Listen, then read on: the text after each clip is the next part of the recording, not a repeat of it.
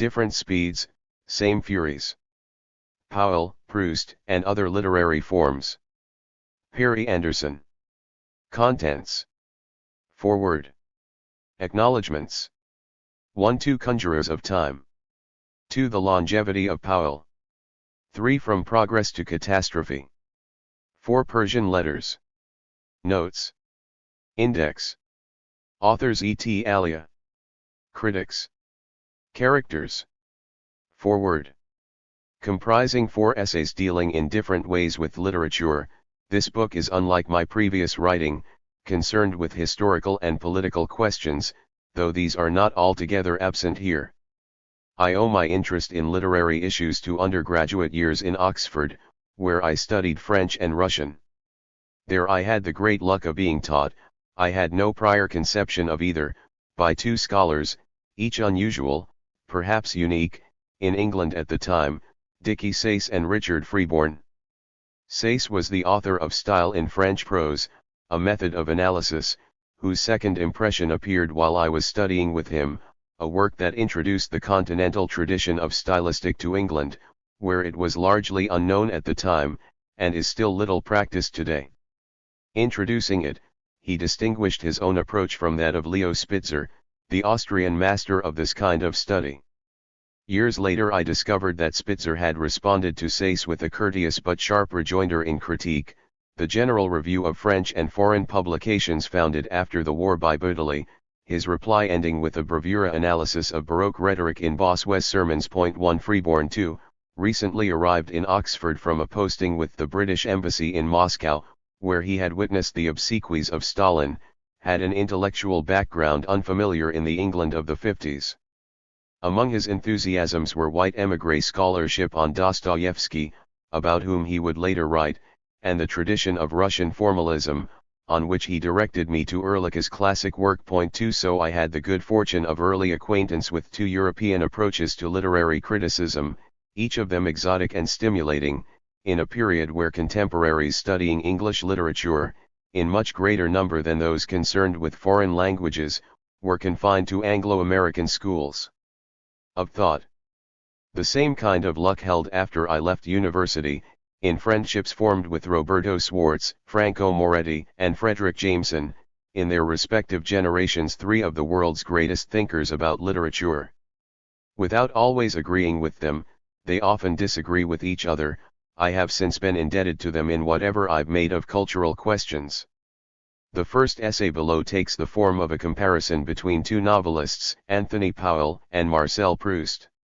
At any sustained length, close comparative criticism in literature is perhaps rarer than it should be, certainly than comparative studies in history or sociology. Soon after leaving Oxford I came upon the work of Peter Stern, which made a lively impression on me, partly by awakening curiosity about German literature, partly by the fluency with which Stern conjoined literary and political interests. The first book of his I read was his succinct tour de force on Ernst Jünger. But I suspect that the assurance of his comparisons, Effie Briest, Emma Bovary and Anna Karenina, for example, brought together in a single frame 3, also exerted an unconscious influence on me. In the particular case of Powell and Proust, similarity, which is not identity, of background and project is so close that comparison seems obvious. It is a closeness that makes the ways they differ from each other the more interesting, and the contrast in their receptions all the more striking. Reaction to what I write of these differences has been strong among Proustians, who have tended to regard my treatment of Proust as a dismissal. It is far from that. Some, more defensively, have observed that its tribute to Proust nevertheless falls short of the homage warranted by the grandeur of À la Recherche. There, context matters. Historically, the ever-increasing mass of writing Proust's novel has produced is put into perspective by the 2 German Romanists who recognized its stature very early on, Curtius, whose consideration of Proust dates from 1922 to 1924, before its final volumes were even published, and Spitzer, who took his inspiration from Curtius some years later. 4 Today, the cult of Proust is its own worst enemy. The volume of adulation surrounding his novel has warped judgment to a point where a rational assessment of it, taking stock, along with its majesty of limitations and defects to which its devotees are blind, is bound to seem unworthy of its object. That said, moderate objections to what I remark of Proust need to bear in mind 2 points. Commissioned to write on Powell, I decided to compare him to Proust. But in the nature of the commission, Powell's writing remained the principal object of consideration, so there is an asymmetry of treatment in my account of the two.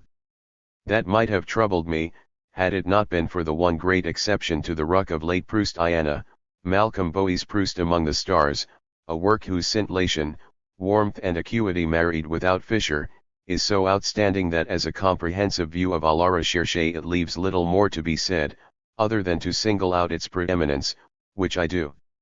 Soon after the appearance of the essay in the London Review, I was asked to give a lecture to the Anthony Powell Society, which forms the second chapter of this book, and considers the 4 volumes of his memoirs, to keep the ball rolling.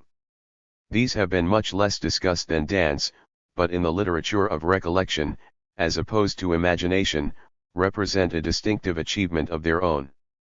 In talking about them, I touch on some of the reasons why Powell meets resistance from readers today, and how I myself too reacted when I first started reading him.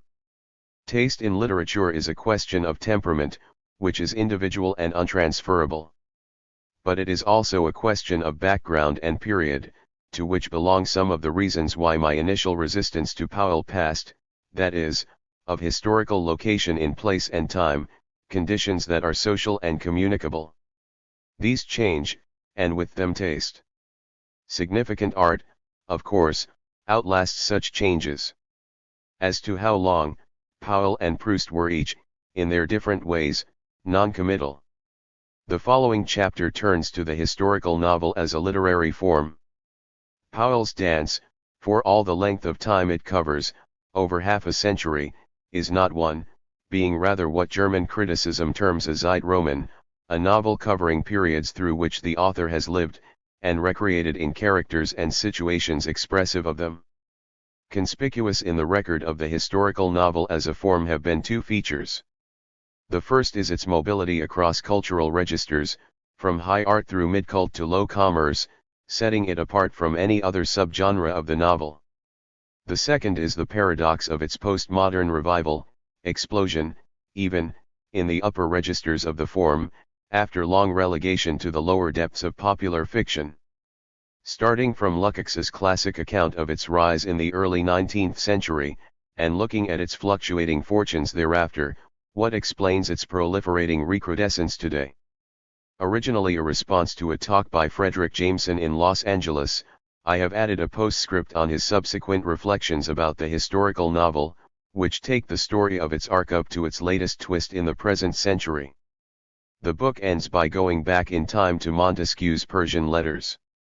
Though not the originator of the epistolary novel as a form, this was its detonator to dominance in the fiction of the 18th century, precursor to the hegemony of realist fiction in the 19th.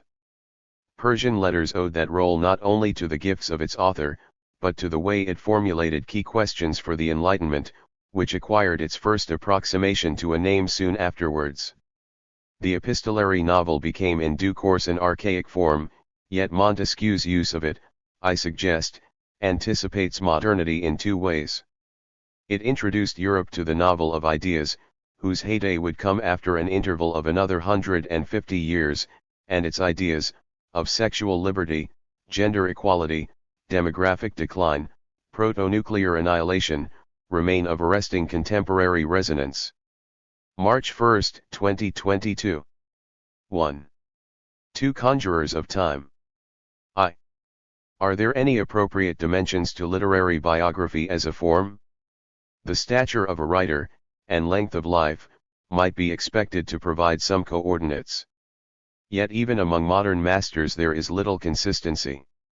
James died in his early 70s, Musil in his early 60s, Leon Edel and Carl Corino awarded them each 2,000 pages. Kafka, who barely reached the age of 40, yielded only 500 less from Reinerstück.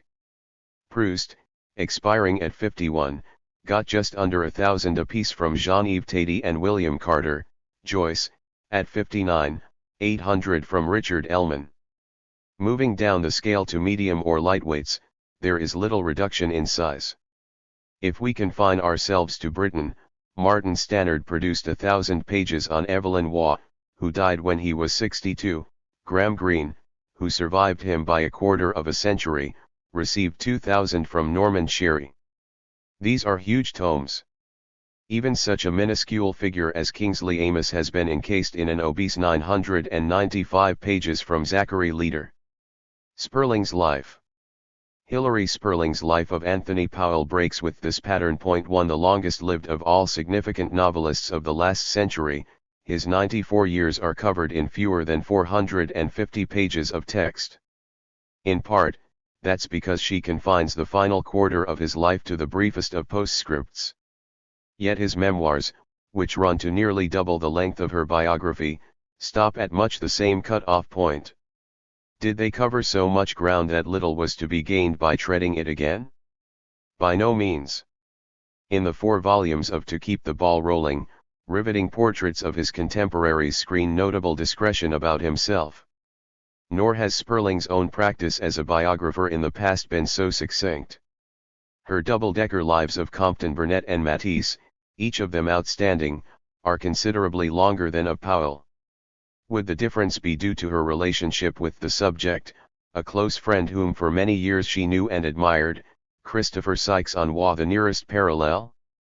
In such cases, affection can shape the compass of a biography, personal knowledge lighting up but also limiting what can be said.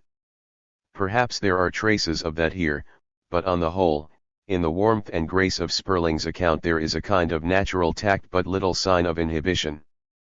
Perhaps simple consideration of sales was a factor. Over a certain length, publishers rarely break even.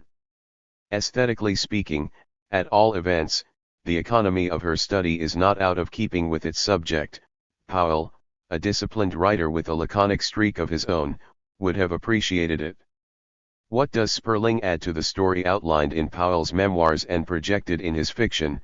Military father, excruciating prep school, happiness at Eton, depression at Oxford, job in publishing, deadpan early novels, marriage into the Pakenhams, war service in Northern Ireland and Allied liaison, post-war triumph with a dance to the music of time. The most striking revelations come where he said least, of his childhood and his loves. The finest thing in Sperling's book is her delicate portrait of the extraordinary union that produced Powell and shaped his infancy. Though both parents came from gentry families, their marriage defied convention, since his mother was 15 years older than his father, who wed at the age of 22, an age gap frowned on enough in civilian life, but virtually unheard of in the army. Breaking a still greater taboo, she even traveled on her own to South Africa to join him during his service in the Boer War before they were yet married. Sadly, however, the price of such daring was thereafter, in Sperling's surmise, her all but complete withdrawal from society out of timidity at being taken as a cradle snatcher, which Powell's father, opposite in temperament in every other respect, did little to offset, given his own volcanic temper with the world at large.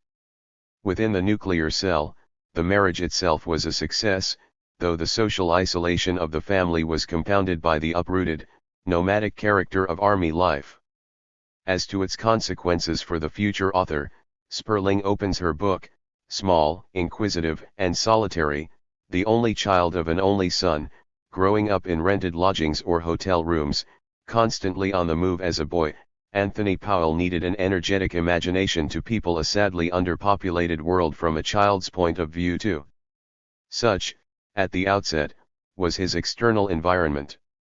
Within the family, the extreme contrast between his parents, his father a champion grudge-bearer, liable to resort at the smallest real or imagined slight in public or private to hysterical rage, his calm and generous mother a born peacemaker, left a twofold mark on him.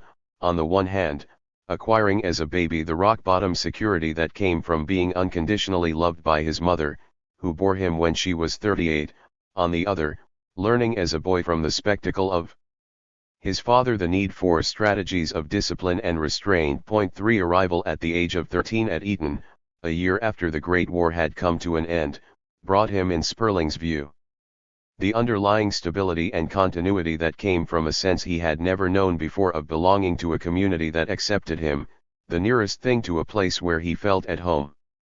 The school became from now on a kind of virtual extended family whose members, however rebarbative, reluctant, or remote, stood in all his life for the actual relatives he hadn't got.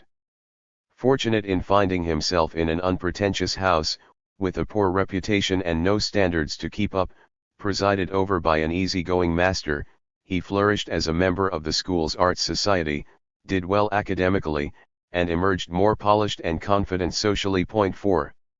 Oxford was an abrupt reversal.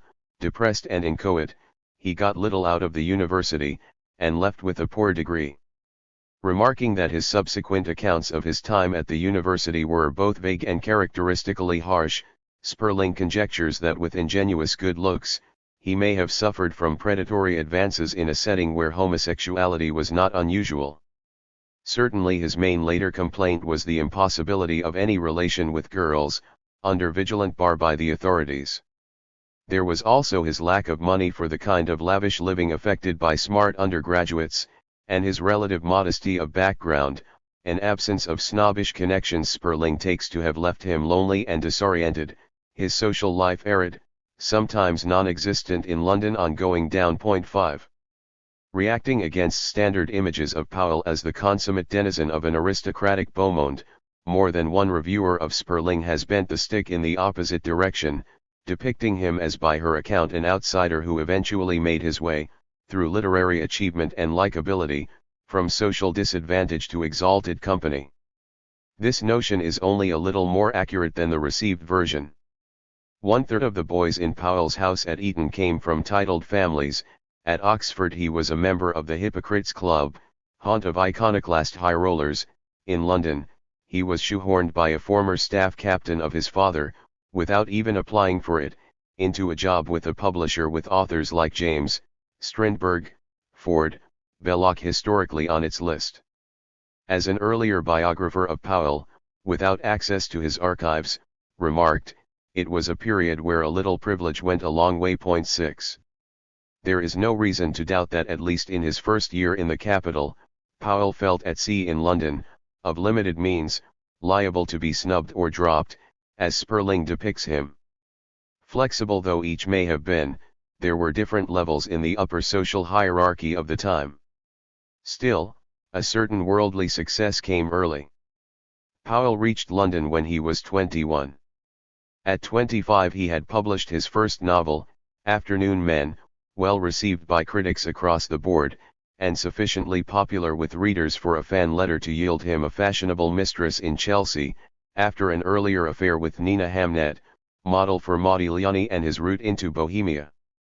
Powell was reticent about these matters in his memoirs, leaving readers to deduce the possible significance or otherwise of the women featuring in them, prior to his marriage in 1934. Sperling offers a sequence of vivid silhouettes, panels in a period fresco, of what he omitted, failures with the debutante Adelaide Biddulph and model Enid Firminger, passages with Nina Hamnet and Dorothy Varda, another model, both self-destructive, a fling with the artist Juliette O'Rourke, wife of a modernist architect, a tumble in the afternoon with the Irish writer Mary Manning, a great passion for Marion Coates, wife of another architect, before his wedding to Violet Pakenham, 6th daughter of a Longford earl. All these set in an interwar landscape where Bohemia and la bonne société, hostesses, adventurers, artists, intellectuals, overlapped in the scenes of the first half of A Dance to the Music of Time. Marriage extended rather than altered this, Powell acquiring many an in-law from an Anglo-Irish background to which itself he was allergic, while his wife slipped effortlessly into a shabby, rootless urban world unlike any she had known before. Sperling's portrait of Violet Powell, another part of his life, as he often said, he could never describe, is the second great virtue of her book. Written with an underlying entre femme warmth and understanding, what today might be called solidarity of gender, its stress falls on her extraordinary openness to experience, her voracious hunger for life and the energy she put into it. High-spirited and quick-witted, becoming in due course a fluent writer herself, She proved a temperamental and intellectual partner rare in that generation, whose impact on Powell's post-war fiction was no small one. In their son Tristram's words, her memory was, as it were, the right arm of my father's imagination. 7. With the onset of the Second World War, the dance becomes more closely autobiographical, his memoirs moving in parallel, and once the novel sequence itself started to be published, at the turn of the 50s, it naturally dominated his life. Across this stretch of time, there is, with one exception, less that is new in Sperling's narrative, which contracts accordingly, 3/4 of it covering the first 45 years of his life, a quarter the subsequent 25. The author of a comprehensive handbook to the dance, published shortly after it was completed, her commentary on it here is always to point, if tilted towards identification of characters with real persons, a regular tendency in critics whose oversimplifications Powell himself often warned against, if occasionally also allowing.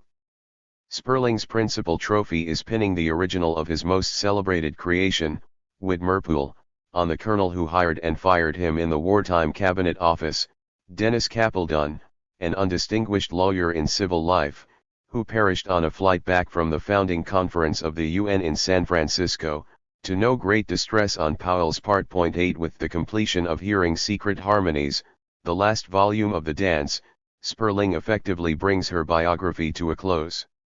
Its brief postscript describes her friendship with him, his subsequent brace of novels, honors and travails of old age, final infirmity. Though tight-lipped, it makes a moving conclusion to the book. Yet there is undeniably an element of paradox in its upshot. What more sense do we gain of Powell himself as a person, once launched on adult life? Sperling observes of the biography he produced after the war, John Aubrey and his friends, that for all its evident respect and affection, its subject never comes to life as Aubrey makes his own subjects do. How far can the same be said of her account of him? Good-natured, amusing, affable, to many he also seemed inscrutable. Nobody could get the wrong impression of you, a woman friend once told him, because you don't give them anything to go on. 9 To interviewers he would deflect questions about himself with the disarming claim, I never feel strongly myself what my own character is like, I have absolutely no picture of myself. Never have had 10. Sperling knew him well, but he was in his 60s by the time she met him, when such defenses were long in place. By the time she came to write his biography, he had outlived every one of his contemporaries who might have had unexpected perceptions or memories of him. The lack of third-party insight or witness in the story is striking. There was nothing to be done about that. Still, signs of considerable inner turbulence beneath the unruffled outward surface Powell presented to the world were there. He suffered from nearly permanent insomnia. In my early days I never slept a wink, later on installing a camp bed by his desk so as not to keep his wife awake too. Prey not only to bouts of paralyzing anxiety, the feeling that nothing's worth doing, but to spells of black depression, after an unsuccessful sortie to Hollywood in 1937, and in still more acute form, on returning to civilian life again after the war, when every morning he wished he were dead. In his memoirs he implied a rather different explanation of why he had nothing to say when asked about his character, observing that not everyone can stand the strain of gazing down too long into the personal crater, with its scene of Hieronymus Bosch activities taking place in the depths. 11 Sperling, tacitly treating his depressions as discrete episodes, without much bearing on what he may have been like at some deeper level, does not recall this graphic image. Reluctance to venture much psychological surmise after Powell landed in London is visible in other ways.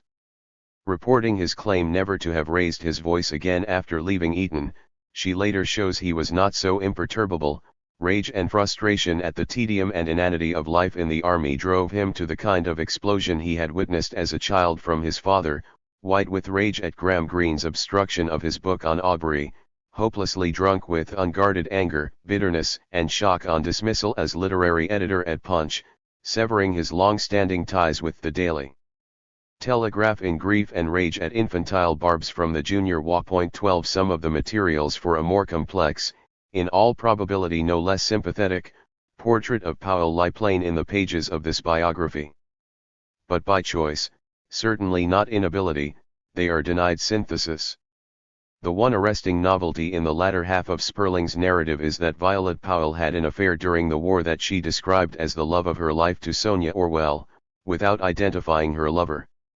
Sperling writes with typical understanding of the conditions making in this case for such an affair, and attributes Powell's post-war depression to his discovery of it.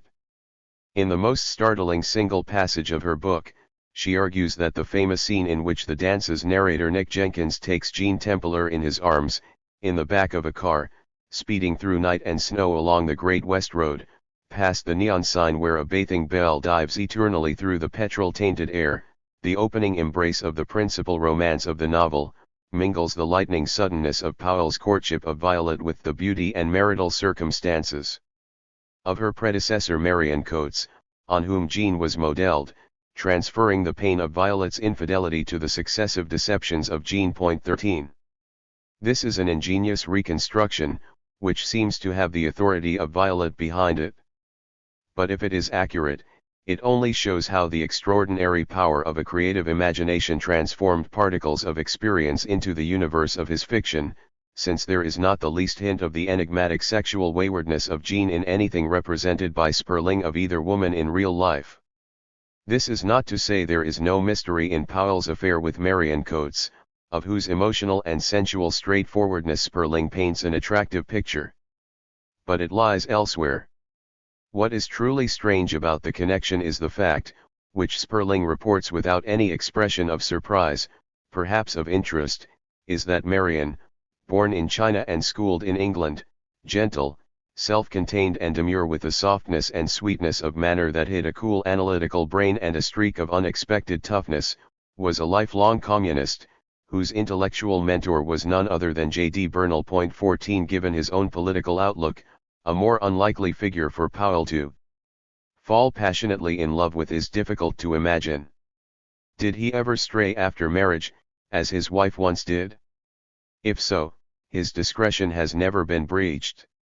Glamorous photographs to be found in this biography and his memoirs, of Miranda Crisson, adventuress installed by Powell in Islington as stenographer for Orwell, or Georgina Ward, actress in a belated stage version of his pre-war novel Afternoon Men, tell no tales. His friend Alan Ross, editor of the London magazine, thought that, surrounded by promiscuous friends, he may have simply found a vicarious pleasure, productive for his fiction, in observing them 15 while conducting his own marital life with the meticulous sexual correctness Jenkins whimsically fancies of the usurper Gyges at one point in Temporary Kings. That is quite possible. Sperling says nothing either way. A protective motive is more or less explicit at the end of her book, but it is directed elsewhere. Though herself not especially distant from them, she has reasons for not wanting to dwell on Powell's politics, which play less of a role in her story than in either his life or his art. Her concern is for his contemporary reputation, in her view diminished by a disobliging myth of them. The precedent of Proust. There is no doubt that, as a French critic has put it, the question of literary status is unusually acute in the case of Powell. It is difficult to think of another writer where opinions diverge so widely. Readers of his work, an American scholar observes, tend to be either addicts or indifferent, to love or to hate it. There is not the dutiful normative respect coupled with limited concrete enthusiasm garnered by so many canonical writers. 16 The reasons for that, however, have in the first instance little to do with its political dimensions, significant though these certainly are. They relate to the nature of his project as a whole. In scale and design, the architecture of the dance is unique in Western literature. Scale, the novel covers a period of over half a century, from 1914 to 1971. Design, it forms a sequence of 12 self-standing, but completely interconnected, works. Why is this combination unique? Balzac's Comédie Humaine, covering the history of society from the Revolution to the last years of the July Monarchy, is comparable in span. But its 91 volumes form no single narrative. They are separate fictions, in which characters may reappear a few times, but the stories are essentially disconnected, at best unified ex post facto by the more or less arbitrary categories of the creator's system. The 20 volumes of Zola's Rugen-Macquart cycle start with a prelude in the Ancien Regime, but as their subtitle The Natural and Social History of a Family Under the Second Empire indicates, 18 of the novels are set in the 2 decades of Louis Napoleon's rule, they too integrated only by a doctrine extraneous to them, ostensibly obeying a biological determinism. In Spain, Galdós produced 46 episodios nacionales, from the Battle of Trafalgar to the fall of the First Republic, but these are historical novels in the strict sense, comprising 5 distinct series, each with a new hero, and each recounting major political conflicts through the adventures of an individual. The more relevant comparison, it is sometimes felt, is between Powell and Proust. 17 There are good reasons for this. In the titles of the 2 novels, À la recherche du temps perdu and A Dance to the Music of Time, the dominant term is the same.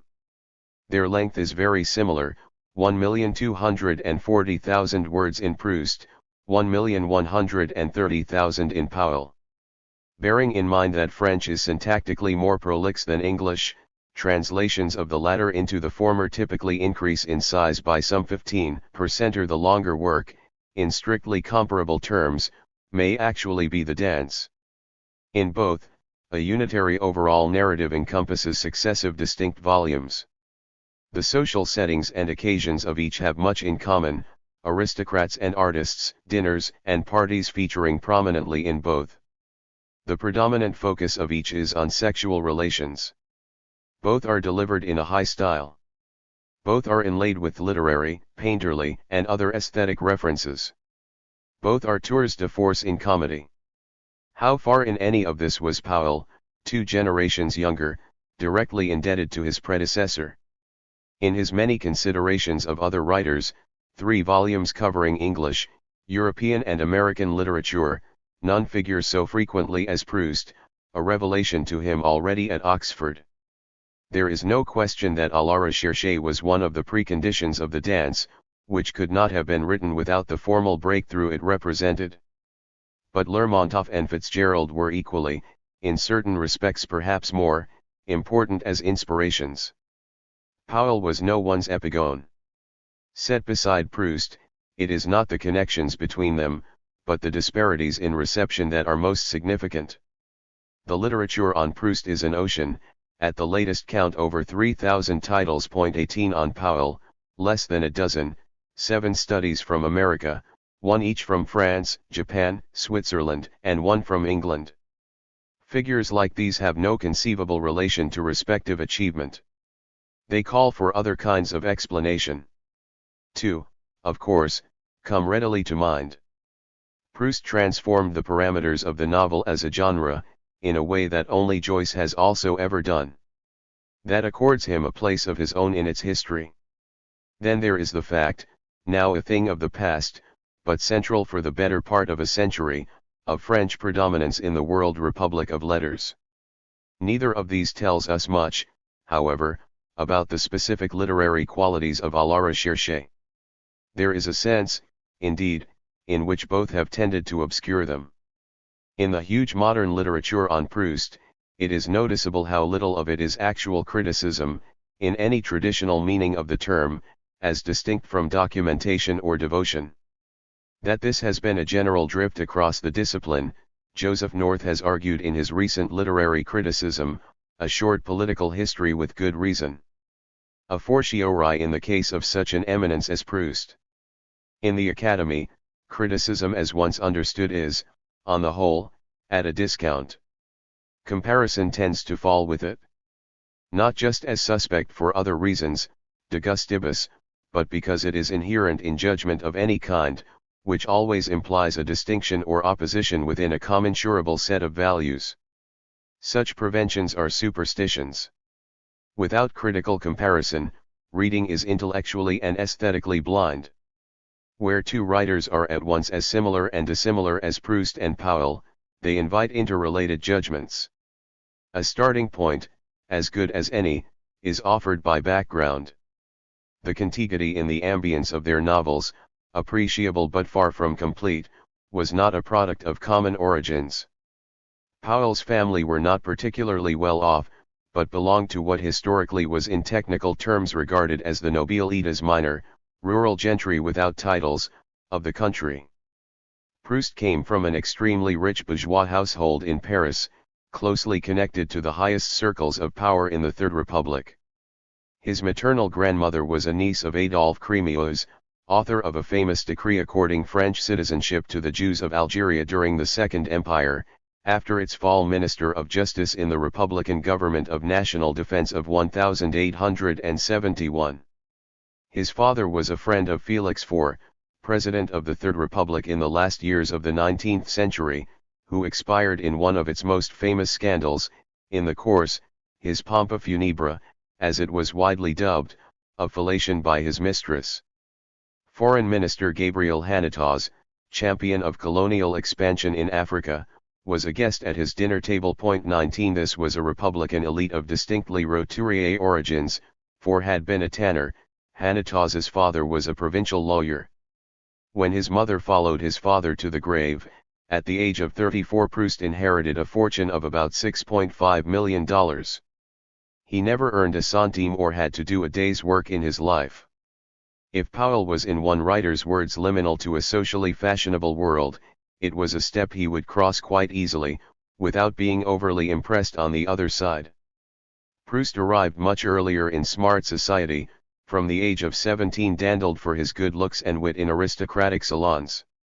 Dazzled by the ci-devant world of a class which, cut off, unlike its counterparts in England, Germany, Austria, or Russia, from power, compensated for political impotence with extravagant social pretensions and mannerisms, Proust settled into a lifelong frequentation of it, if modulated over time by illness and reclusion.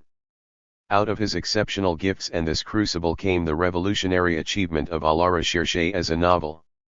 Technically speaking, that lay in its combination of two attributes, each without precedent, monumentality of narrative scale and intensity of elaborate introspection, a fictional universe teeming with characters, steeped in an unremitting interiority, made one in an intricate poetry of complex syntax and imagery. Thematically speaking, too, this was the first sustained representation of same-sex relations in Western literature. Moving fluently across comic and tragic registers, the grandeur of À la Recherche was immediately recognized by contemporaries.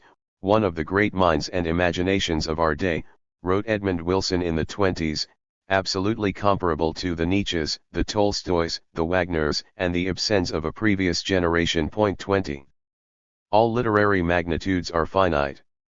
In the case of great writers, it is understandable that their vices should attract so much less attention, not infrequently to vanishing point, than their virtues, but not defensible. For all its gifts, Proust's work is also subject to conspicuous shortcomings, regularly ignored in the cult of it. Time, the grandiloquent leitmotif of the novel, is handled erratically at the episodic level of the narrative, in ways that cannot be explained by the vagaries of the narrator's memory. Proust, who never dated his letters, blurred temporality by avoidance of any specifications of age, and frequent resort to the iterative form of the past imperfect, but lapses of control are obvious enough. Odette's visit as a courtesan to Uncle Adolphe when the narrator is plainly older than when she figures for him as already Swann's wife in earlier childhood, references to historical events impossible at the time of fictional episodes, Edward VII's state visit to Paris, the Russo-Japanese War, the death of the Swedish King Oscar II, all at an early stage of talk about the Dreyfus affair. The external and internal chronologies of the novel do not fit. More significant is the stasis of the society depicted in the arc of the narrative as a whole. Between the 1870s, when the story of Swann hypothetically begins, and the aftermath of the First World War, where the novel ends, virtually the only area of change is technological. Electrical lights replace gas lamps, motor cars replace coaches, telephones and aeroplanes appear, otherwise, all remains essentially as it was. Even the war alters only fashions in dress, and guests in the same receptions. History, for Proust, was romantic imaginings of a medieval or Renaissance past, the distant ghouls of kingly France. It had little or no meaning for him in the present. The passage of time is purely existential, the slide towards decrepitude and death. The mystique of involuntary memory he erected around it was essentially defensive.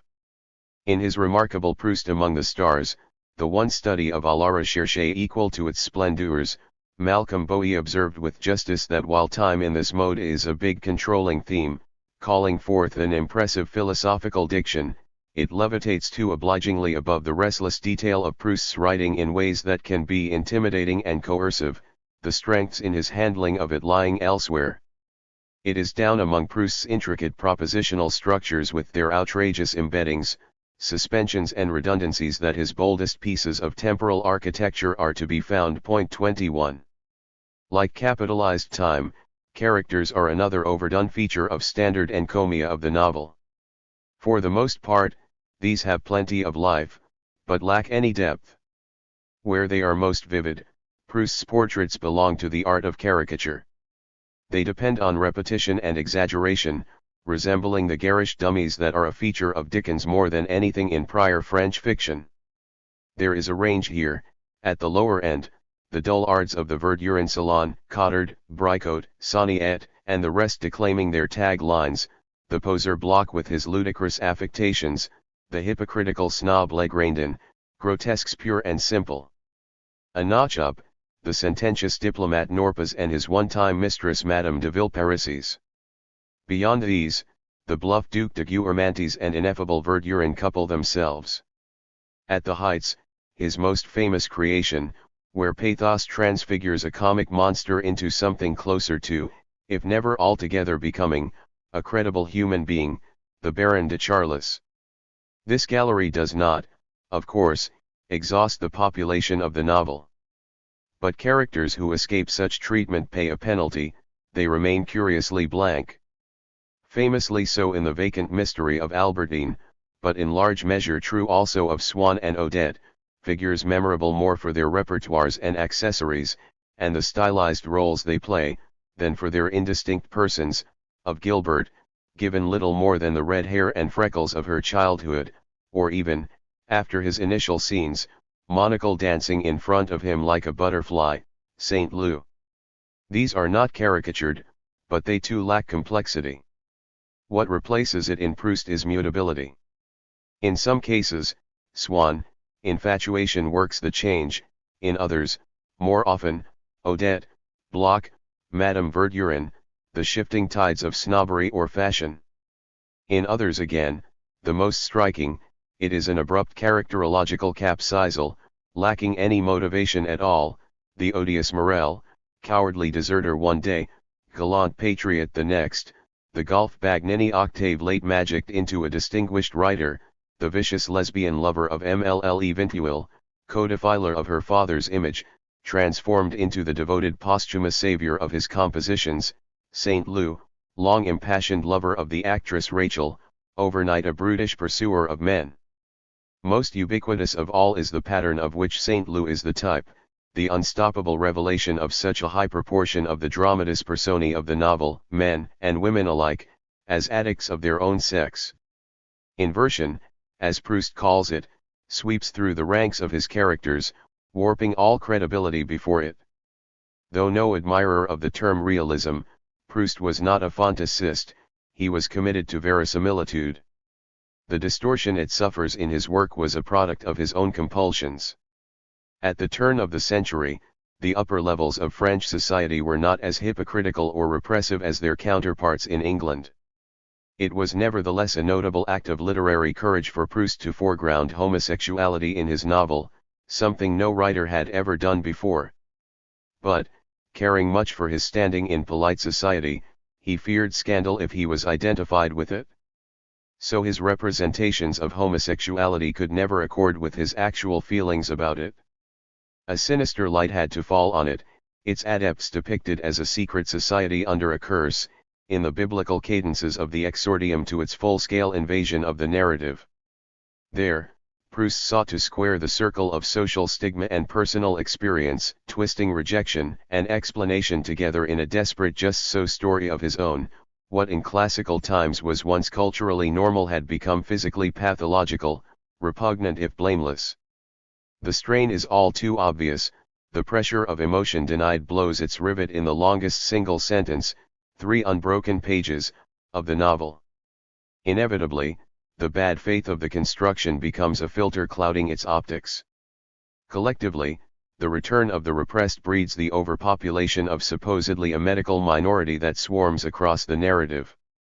Individually, it dictates the indeterminacy of the central altar of the story, Albertine, projection of Proust's love for a young man, obliged to acquire the image of a young woman, can never achieve resolution, remaining a vague blur, its wavering contours drained of substance by the prohibition Proust imposed on his creation. A sexual preference can be lived in any number of ways. Under the social constraints of the time, Proust's version restricted and displaced his range of characterization. But there was a further handicap from which this suffered. He was a homosexual, but so far as is known, and no doubt will be, until the diaries of the companion of his 20s, Reynaldo Hahn, are published 20 years hence, one who may have been forever unconsummated. Shortly before his death, he told Gide he had loved only men, but never enjoyed physical union with anyone. What is certain is that the only direct report he ever left of sexual pleasure was with himself. His French biographer Tadiès' view that onanism was always his principal sexual activity is supported by testimony, grim beyond words, from the male brothel he patronized in his last years. 22 In a novel where, as Bowie puts it, sex in a precariously sublimated form is present throughout, recklessly exceeding the requirements of the plot to a point where it often seems to be the enveloping category of categories, possessing an unlimited range and warrant when it comes to explaining the order of things. 23 Such specialization could scarcely fail to have had consequences for the imaginary of the work. In passing, Bowie remarks that the amatory style of à la recherche is one where couples and coupling do indeed point back to a primordial narcissism, an objectless inward rapture, without pausing to consider what this might imply for those represented in it.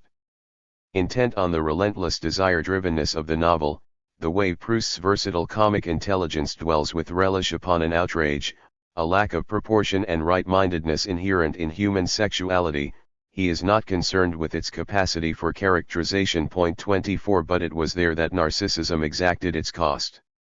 Flooding the narrative, total immersion in the self yielded prodigious riches of interior perception and reverie, delivered with continual energy and subtlety.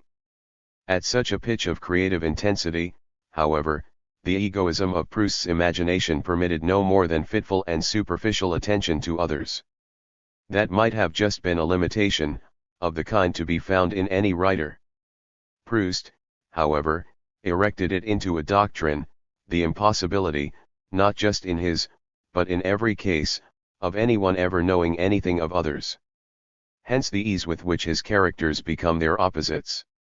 He once wrote, "Something repeated 10 times is the opposite of art," and in the novel has his narrator disdainfully declare, "A work in which there are theories is like an object which still has its price tag on it." 25 Yet, of course, à la recherche is laden with theories, none more tirelessly repeated than a dogmatics of nescience, the natural epistemology of an artless narcissism. Persons are but a shadow which we can never succeed in penetrating, of which there can be no such thing as direct knowledge. Man is a creature that cannot emerge from himself, that knows his fellows only in himself, and if he says the contrary, lies. It is the tragedy of other people that they are to us merely showcases for the perishable collections of our mind, ad libitum. 26. Obnubilating others as individuals, the doctrine does so in the name of universals. The writer should listen to people only when, stupid or absurd as they may have been, they have become, by repeating like parrots what other people of similar character are saying, birds of augury, mouthpieces of a universal law. He remembers only what is general. 27 As for forms of social intercourse, it is superfluous to make a study of manners, since we can deduce them all from psychological laws. 28 Underlying such pronouncements was a pessimism rooted in Proust's disappointments. Aristocracy, love, friendship had all in different ways failed him. The social world he so ardently courted, and never deserted, had become, by the time he was writing à la recherche, the realm of nullity. 29 Sexual desire had never found romantic fulfillment. So passion was not just necessarily unrequited, but founded on a delusion. For since it was a law of nature that we live in perfect ignorance of those we love, in such cases the only emotion the self can actually feel is anxiety at not knowing the activities or whereabouts of the other. Love is what we feel for someone whose actions seem to arouse our jealousy. 30 So how can we have the courage to wish to live, how can we lift a finger to preserve ourselves from death, in a world in which love is provoked by falsehood, and consists merely in our need to see our sufferings appeased by the person who has made us suffer? 31 Friendship fares no better. In the milieu he frequented, Proust had no real interlocutors, intellectual equals capable of contesting him, whom he avoided. He concluded that for a writer, friendship was nothing less than an abdication of the self, that yielded nothing, even conversation, which is the mode of expression of friendship, is a superficial digression which gives us no new acquisition. 32 Yet one more indication of the unreality of others, friendship could only be a simulacrum, our friends being friends only in the agreeable folly that accompanies us through life, and to which we lend ourselves, but which at the deepest level we know well to be the delusion of one who talks to furniture because he believes it is alive. 33 With axioms like these, the final apodictic judgment follows: after failure in every quarter of the domain of life and action, it is a mental incapacity for happiness that nature creates in us. The phenomenon of happiness either fails to appear or gives way to the bitterest of reactions. Virtually its only function is to make the valuable agony called unhappiness possible. 34 Valuable because suffering is the best thing one can encounter in life, since it alone gives that sight of the whole law-governed immensity which is the condition of literature, and true life, life at last laid bare and illuminated, the only life in consequence which can be said to be fully lived, is literature. 35 More, if sorrows are the servants, obscure and detested, against whom one struggles, beneath whose dominion one more and more completely falls, servants implacable and irreplaceable who by subterranean pathways lead us to truth and death, it is only they who permit the final triumph of truth over death. 36 The cruel law of art is that people die and we ourselves die after exhausting every form of suffering, so that over our heads may grow the grass not of oblivion but of eternal life, the vigorous and luxuriant growth of a true work of art, and so that thither, gaily and without a thought for those who are sleeping beneath them, future generations may come to enjoy their déjeuner sur l'herbe. 37 The consolations of the age had never received such magnificent expression. But such they remained. In England, by the time of Arnold, salvation by art was already the conventional intellectual substitute for faith. In France, Thibaudet would observe in 1926, the 19th century began, with Chateaubriand, in the poetry of religion.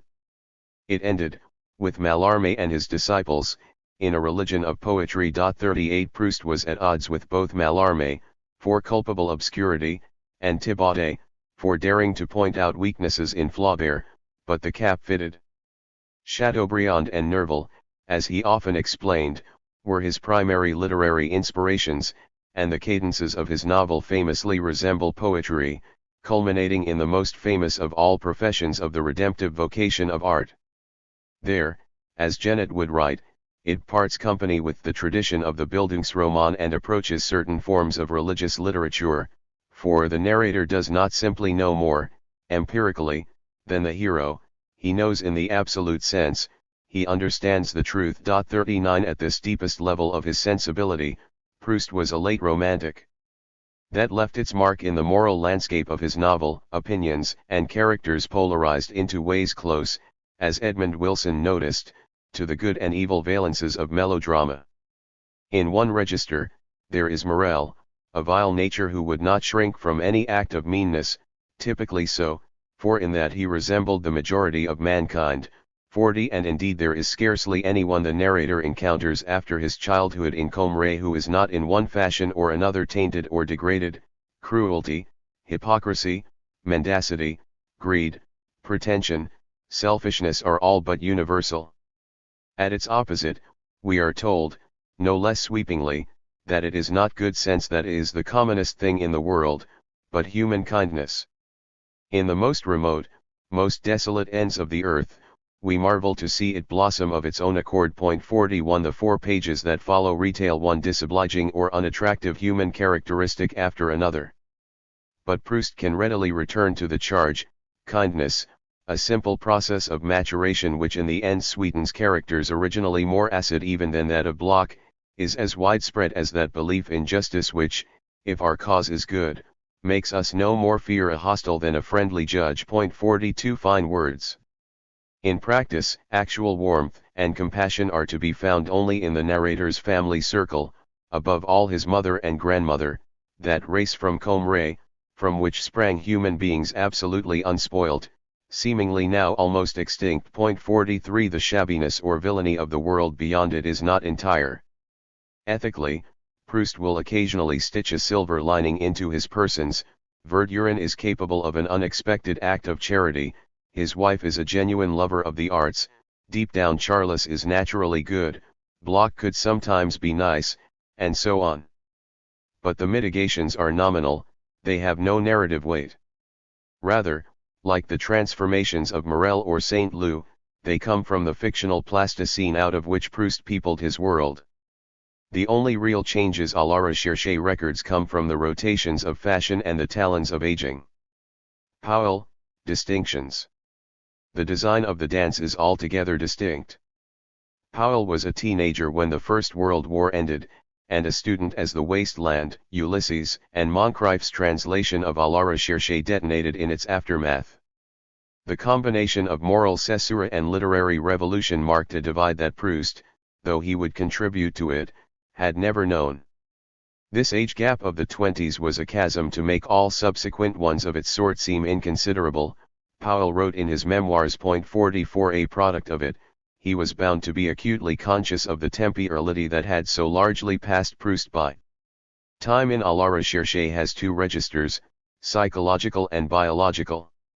There are references to political or cultural events, but they feature only as incidents in the persiflage of the salons without bearing on the action, even the Dreyfus affair simply illustrating the frivolity of the chameleons who frequent them.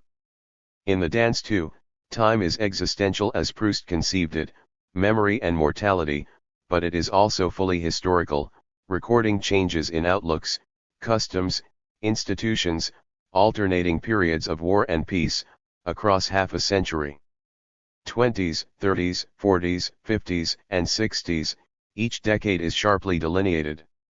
Sarajevo, Versailles, Depression, Abdication, Spanish Civil War, Munich, home, Western and Eastern fronts in the Second World War, austerity, Cold War, counterculture, these don't just supply backdrops or atmospherics. Determining actions, entanglements, destinies, they orchestrate the narrative. Like Proust, in all but the affair of Swann and Odette, Powell chose a first-person form for it. It is a common complaint that in doing so, he went to the opposite extreme, creating a narrator not all-engulfing, but so neutral and self-effacing, spectator rather than participant in the story, that the effect is to lower the emotional voltage of the novel. This is a misconception. The personality of Nicholas Jenkins is inseparable from its power. By no means a Lockwood or Marlowe, or even, perhaps the nearest, if still quite distant, precedent, a Nick Carraway, he is fully present as the actor on whom the story is centered in the first 4 installments of the dance, which form a classic Bildungsroman embedded in the larger architecture of the novel, tracing his path from innocence to adulthood, through discovery of the intermittences of friendship, the pull of money and the tricks of desire, circles of society old, new and offbeat. Demonstrations of the will and misadventures of the heart. Volume 3 is even canonically entitled The Acceptance World, though the classic resolution of the genre does not arrive till marriage in the 4th, before the 5th and 6th undo any generalization of it, amidst the wreckage of the wedded state among friends, and the revelations of death and betrayal. With the 7th, 8th, and 9th volumes, the subjectivity of the narrator returns front stage as a soldier, journeying from regimental through staff to war office experience. Only in the final 3 post-war volumes, which cover the period when Powell was writing the novel, does he withdraw Jenkins to the position of essentially an onlooker. Prior to these, a wide palette of feelings is at work. The narrator is scarcely a cipher. Bemused, elated, ashamed, jealous, embarrassed, lonely, desiring, priggish, maladroit, furious, in despair, in tears, in love, at one point or another he is all of these. Defining the tone of the novel, however, is the reflective cast of his mind, in certain respects recalling that of Proust's narrator, yet also markedly different from it. Powell thought passionate interest in oneself, not self-interest, or mere selfishness, rather rare. 45 It was something Proust possessed, and he lacked. He could have added that comprehensive interest in others, a fully engaged, impartial curiosity, is even rarer. That, like perhaps no other writer on record, he had. Precise calculations differ, but if we take Kilmartin's Guide and Sperling's Invitation as benchmarks, Proust's novel contains over 300, Powell's some 400 characters. 46 The only work to bear artistic comparison with them, Cao Swecken's Great Dream of the Red Chamber, approaches 500. In each case, of course, a distinction has to be made between actors and extras, figurants who appear only once, or rate simply a mention. The ratio of the first to the second is 0.89:1 in Proust, 1.46:1 in Powell, a considerable difference. More extras than actors in À la Recherche, more actors than extras in The Dance. Of the extras in Proust, nearly half are so class-marked: the lift boy, the gardener, the laundry girl, they don't earn so much as a name. In other words, the character space of the two works, to use the term coined by Alex Woloch in his pioneering study of the relationship between major and minor figures in the novel, the one versus the many, is quite distinct. Powell's is demographically much richer. If we reckon that, fictionally speaking, the critical measure is not the number of persons who cross the stage of a novel, but those who can be said to occupy it for any space of time, The Dance contains about twice as many main characters, on either a broad or a narrow definition, as À la Recherche. Quantity is one thing, quality another. There Powell stands alone. Traditionally, masters of characterization, Balzac, Eliot, James, were omniscient, describing their creations both from without and within, representing their thoughts and feelings as freely as their carriage or clothes, if typically according one subject position within the novel, the hero or heroine, the central point of view on the tale, recounted in the third person. Proust took the alternative of a first-person narrative, nearly as canonical since the time of Constant or Charlotte Brontë, to lengths never attempted before, if also without overmuch coherence. The narrator not only reports Swann in the third person, but assumes on occasion an impossible omniscience in the first person. 47 By the time Powell started to write, the interior monologue, Dujardin, Joyce, Woolf, had overtaken authorial omniscience, as superior in depth and less suspect of artifice. While Hemingway was dispensing with both, for pure exteriority of speech and action.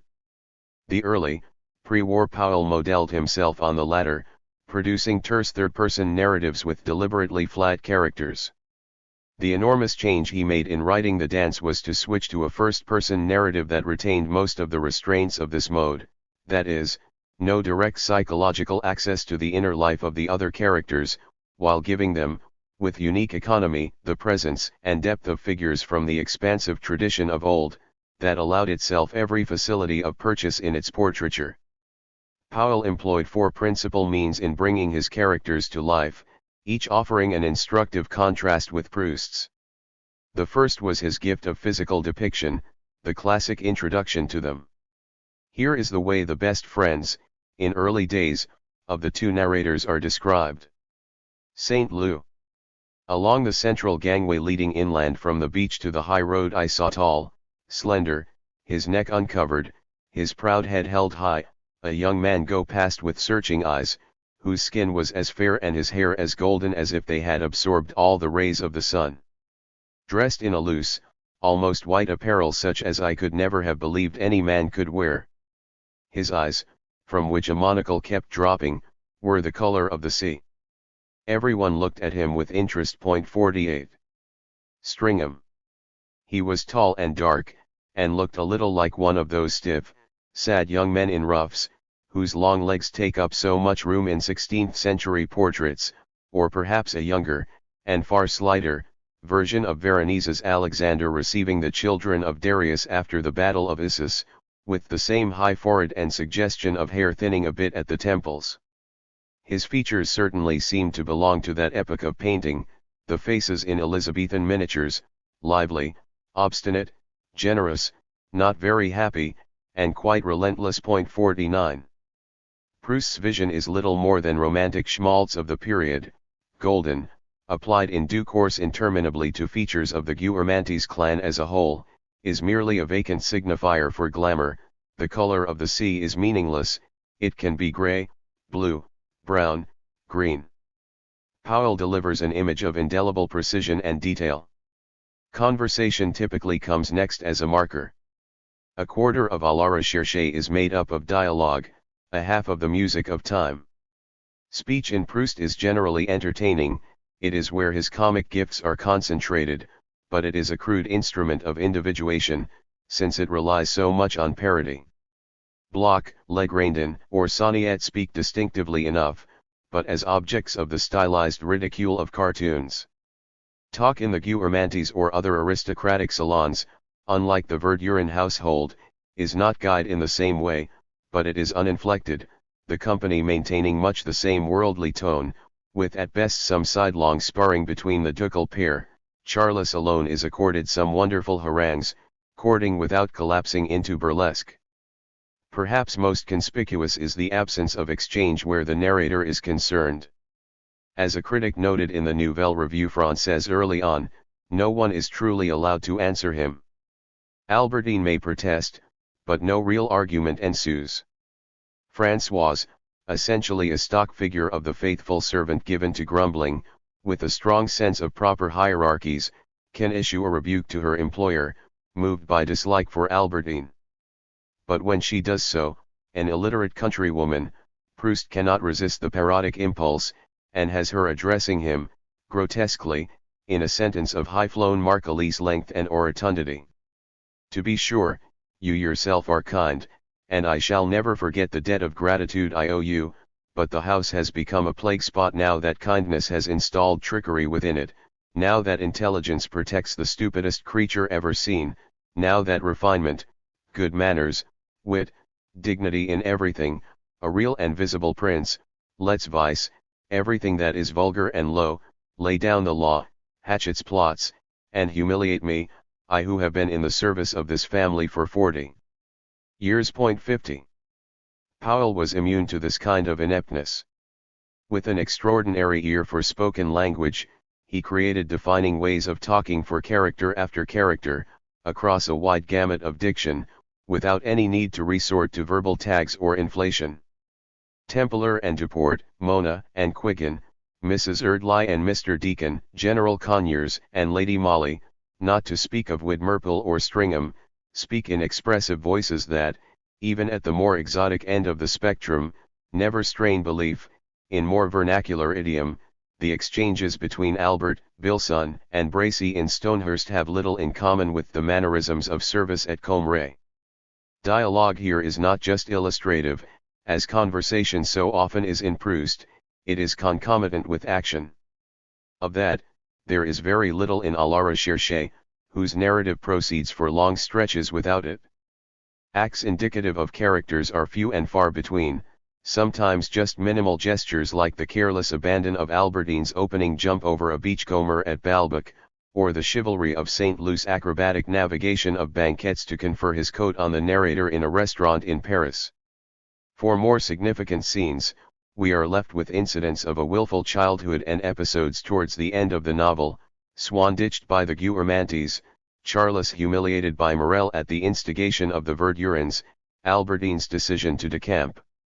There is nothing comparable to Powell's cannonade of symptomatic actions prepared or recollected in dialogue, from the opening shots of Uncle Giles's intrusion at school and Stringham's impersonation of L.E. Bass onwards, Templar showing off his roadster, Donner's displaying his dungeon, Mona summoning Quiggin, Morland's rescue mission to McClintock, Conyers' handling of Billson, Duport's dealings with Jenkins, Bithel's choreographic turning of the tables, Stringham's refusal of pre-war connections, and so on.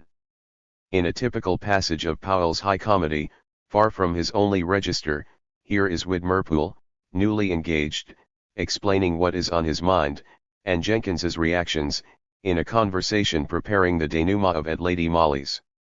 The year is 1935. He began to speak hurriedly again, the words tumbling out as if he wished to finish with the speech as quickly as possible. "I should not wish to appear backward in display of affection," he said, developing an increased speed with every phrase, "and, in addition to that, I don't see why we should delay unduly the state in which we shall have to spend the rest of our life merely because certain legal and religious formalities take time to arrange.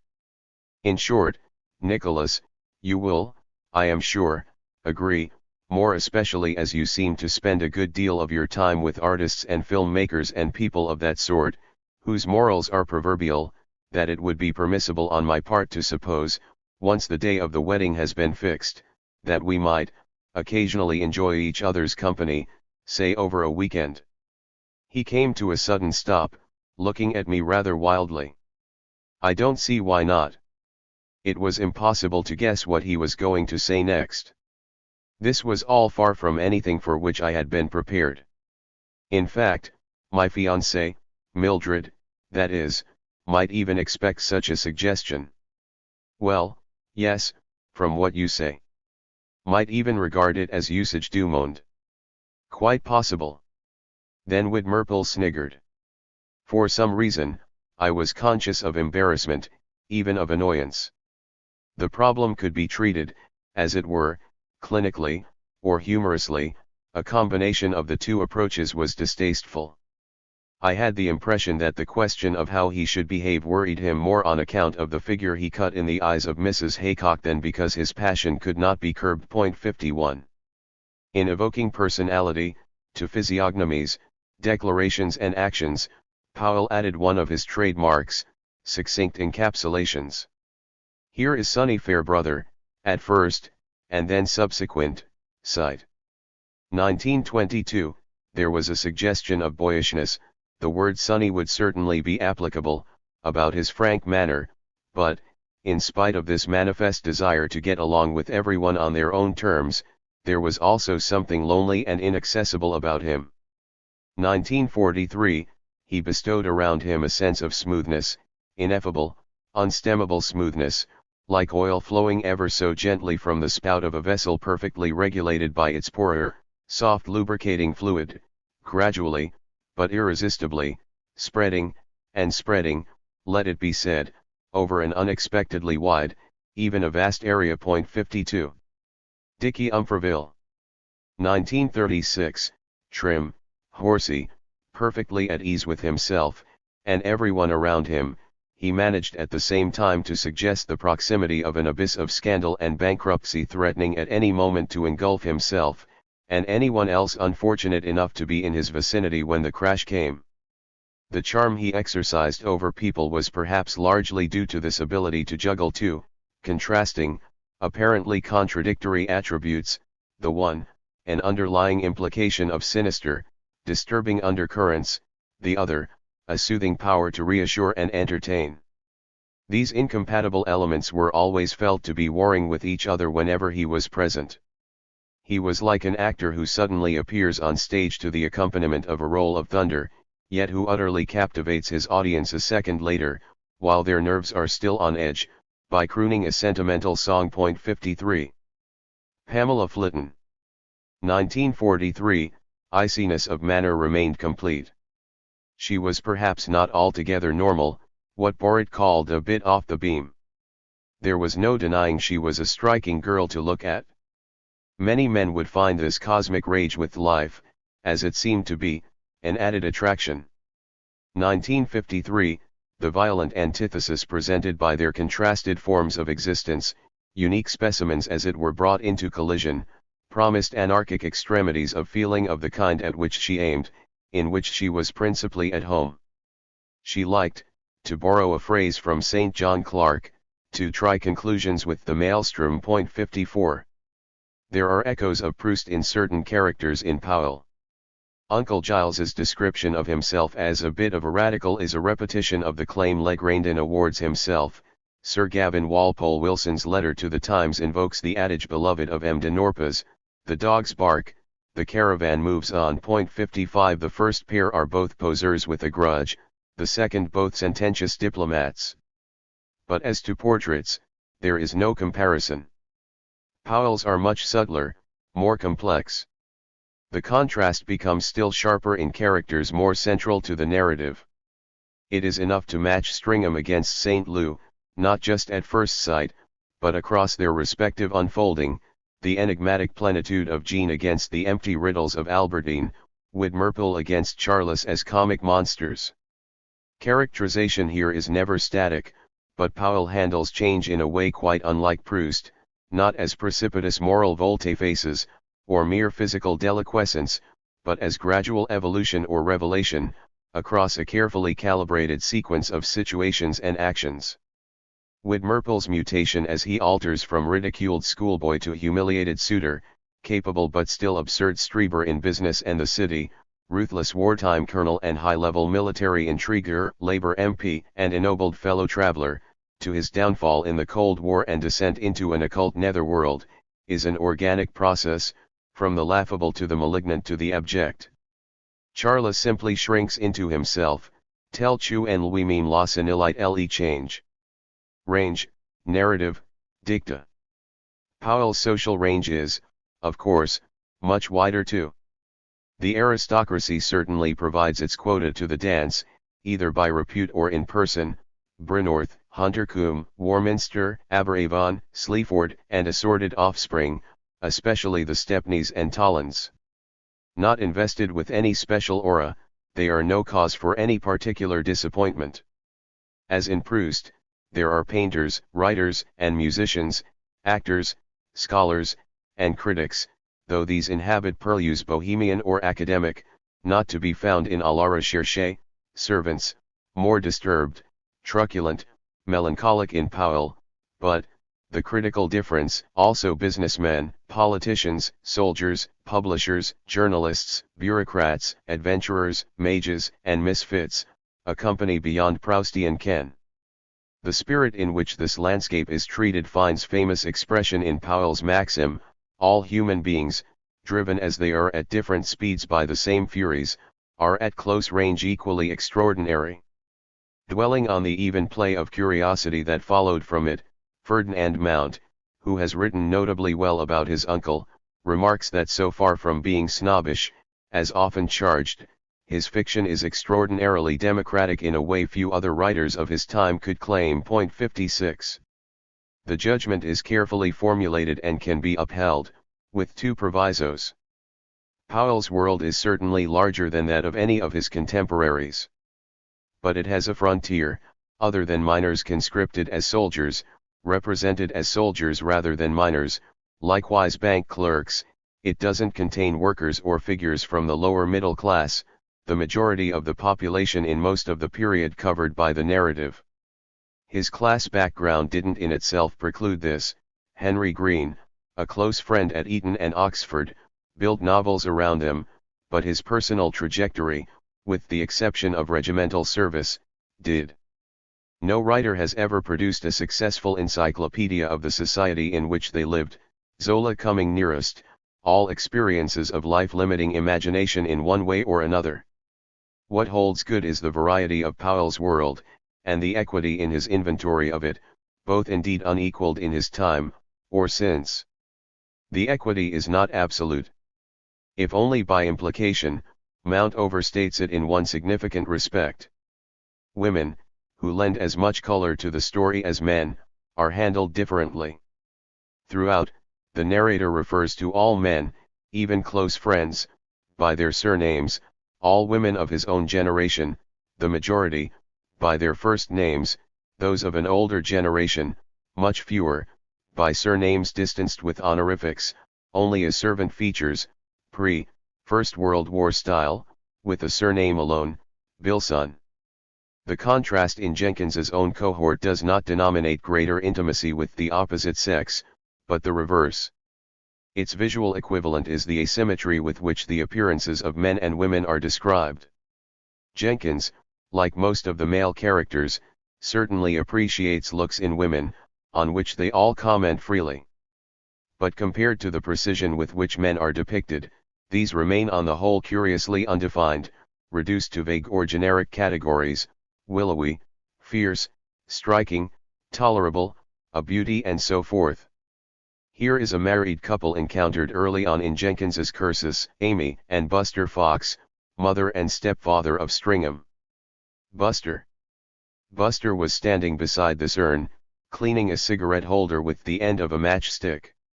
He was tall, and at once struck me as surprisingly young, with the slightly drawn expression that one recognizes in later life as the face of a man who does himself pretty well, while not ceasing to take plenty of exercise.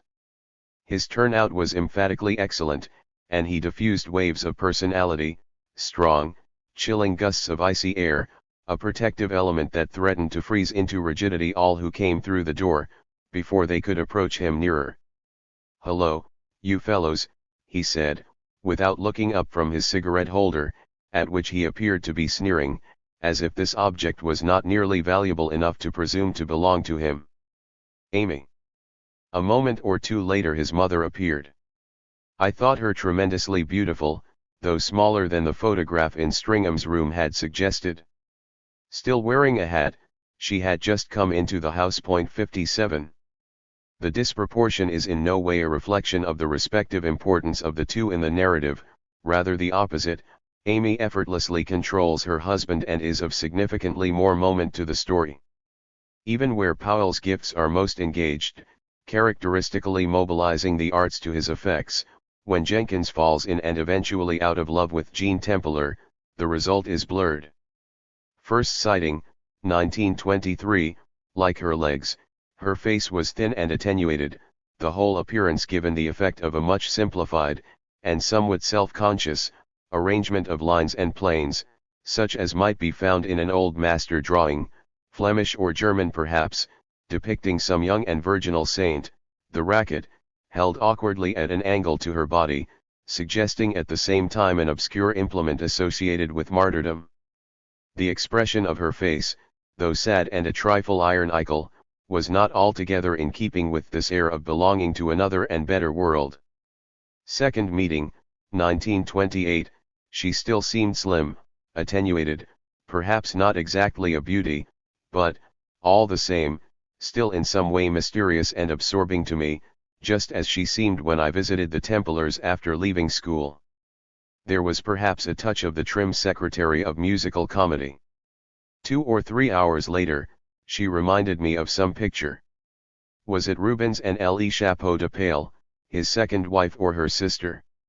There was that same suggestion, though only for an instant, of shyness and submission. 1932, once she had reminded me of Rubens's Chapeau de Pale. Now for some reason, though there was not much physical likeness between them, I thought of the woman smoking the hookah in Delacroix's Femme d'Alger dans leur apparutement. Perhaps there was something of the odalisque about Jean, too. She looked pale and rather tired. 1945, it was as if the mother was someone different, the daughter, the remembered Jean. About 17 or 18, Polly Duport was certainly a very pretty girl, prettier, so far as that went, than her mother at the same age. Jean's attraction in those days had been other than mere prettiness. 1971, she was now transformed into a foreign lady of distinction. The phrase sad Goya Duchess did not at all overstate the case. 58. Each vivid enough in itself, the multiplication yields no cogent physical image. Rogier van der Weyden, Noël Coward, Rubens, Delacroix, Goya cancel each other out. Can the sequence be justified as the impress on the narrator's perceptions of someone essentially elusive, across successive conflicting emotions and the passage of time? Perhaps. But the indeterminacy also speaks to a larger question. In the morning after the night Jean materializes unforeseen at the Ritz and they later become lovers, Jenkins recollects an argument with Barnby about how women are pictured in novels, in the course of which he remarks, "No real tradition of how women behave exists in English writing." 59. In an interview, Powell himself went further, "Females are very hard to do. I don't think any male writer has ever done one right." 60. As such, the notion makes no sense, where would James figure in it? But the view that women are terribly, terribly difficult to depict well confesses a gradient in the portraits in his own novel, where few achieve the full-length treatment accorded leading male protagonists, requiring analytic reflection of a kind the narrator can never bring stably to bear, for example, on Jean.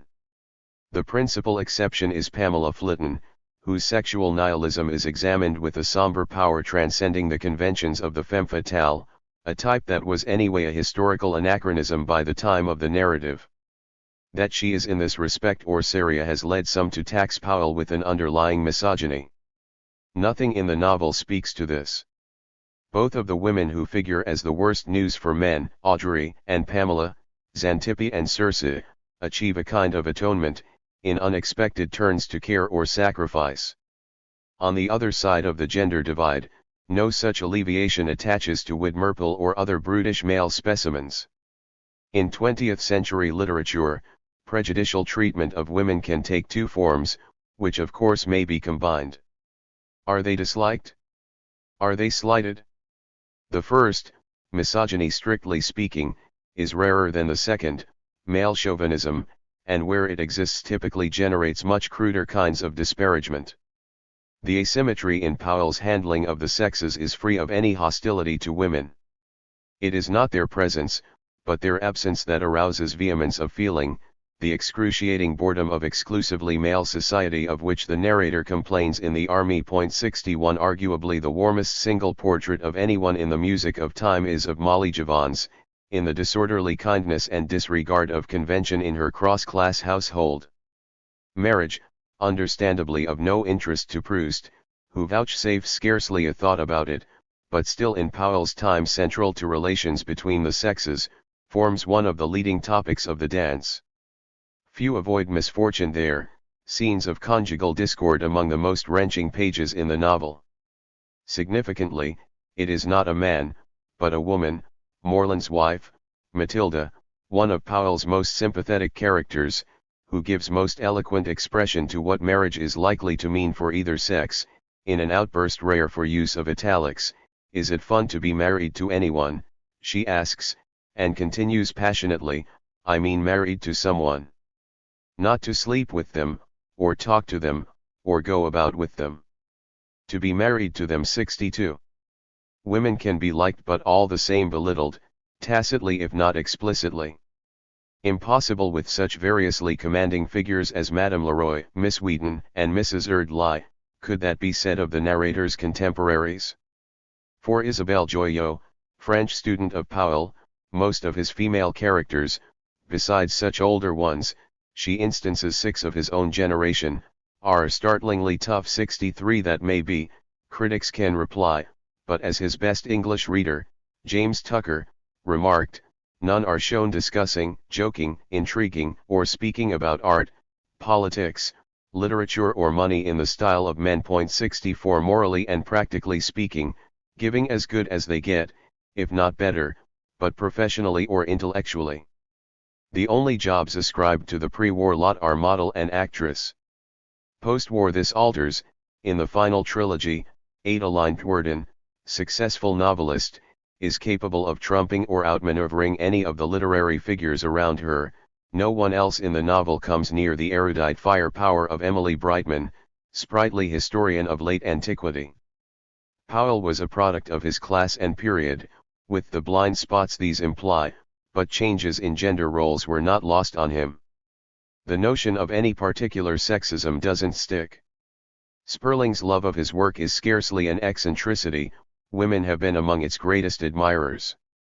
That this should be so is also a natural response to the structure of the work, capable of impartially attracting any reader. Rather bafflingly, Powell disavowed much skill with plots, to all appearance not out of false modesty, saying he was bad at a side of novel construction to which he has owed many fans. How in fact he planned the intricate architecture of the Music of Time, with its huge cast of characters across a dozen volumes, remains something of a mystery. It is not clear if at the beginning he envisaged even more than 3, and certain that he claimed not to have decided on 12 till he had reached 6. Yet in the very first, Stringham says laughingly of Widmerpool, "That boy will be the death of me," 65, which he coldly becomes in the 8th, while in the same opening volume Widmerpool, peering over a hedge at the discomfiture of L.E. Bass engineered by Stringham, is, viewed retrospectively, in petto already the voyeur he turns out to be in the 11th, Sonny Fairbrother, said by Jenkins to disappear from his life for 20 years after impressing him as a teenager, resurfaces punctually 7 volumes later. Pamela Flitton makes her entry in the 2nd volume as a bridesmaid of about 6 or 7 vomiting into a baptismal font at her uncle's wedding, before hitting assorted military careers like a meteorite in the 9th, and repeating her eructations in a large Chinese urn in the 10th. Such precision of long-range balletics is very rare, perhaps unique. It unfolds within a structure in which each of the 12 volumes has its own self-contained plot, built of 5 or so episodes separated by intervals, within the overall narrative. Openings are typically meditative, passages of controlled, often ironic reverie, endings alternating between deadpan or wry deflation of previous intensities of emotion or action, and bleak registration or stoical foreboding of events and the passage of time. In between, the dramas dominating the narrative are formed by social juxtapositions of one kind or another: visits, receptions, parties, meals, weddings, drinks, soirees, exhibitions, a much wider variety than in Proust, where dinners and receptions occupy a third of the novel, but with the same set pieces in large gatherings. Parties in à la recherche roll on for well over 100 pages apiece. More concise, Powell certainly owes something to Proust's example, but are closer to the art of Dostoevsky, whose possessed he regarded as perhaps the greatest of all novels. What Dostoevsky invented were scenes of polite society where antagonistic emotions explode the conventions of the occasion in comic outrage and social scandal, no less potentially tragic for that. Not simply expressive, they are performative, culminating in deeds as well as words. Such too are the set pieces in The Dance, successive exits of Stringham and Mr. Deacon, followed by the disparate volley of her curses, from Millie Andreadis's party in Mayfair, the apotheosis of an alcoholic Stringham, transfixing listeners at his mother's reception for Moreland, and his chilling captivity that ensues, followed by the suicide of one of his audience, the panic-stricken flight of Templar's second wife, soon to descend into an asylum, from a too suggestive tableau vivant after dinner at the Castella residence of Sir Magnus Donners, the climactic nocturnal confrontation between Pamela and Widmerpool, amidst a throng of other interested parties, after a private performance of Il Seraglio in Regent's Park. Scenes, mutatis mutandis, all worthy of the idiot.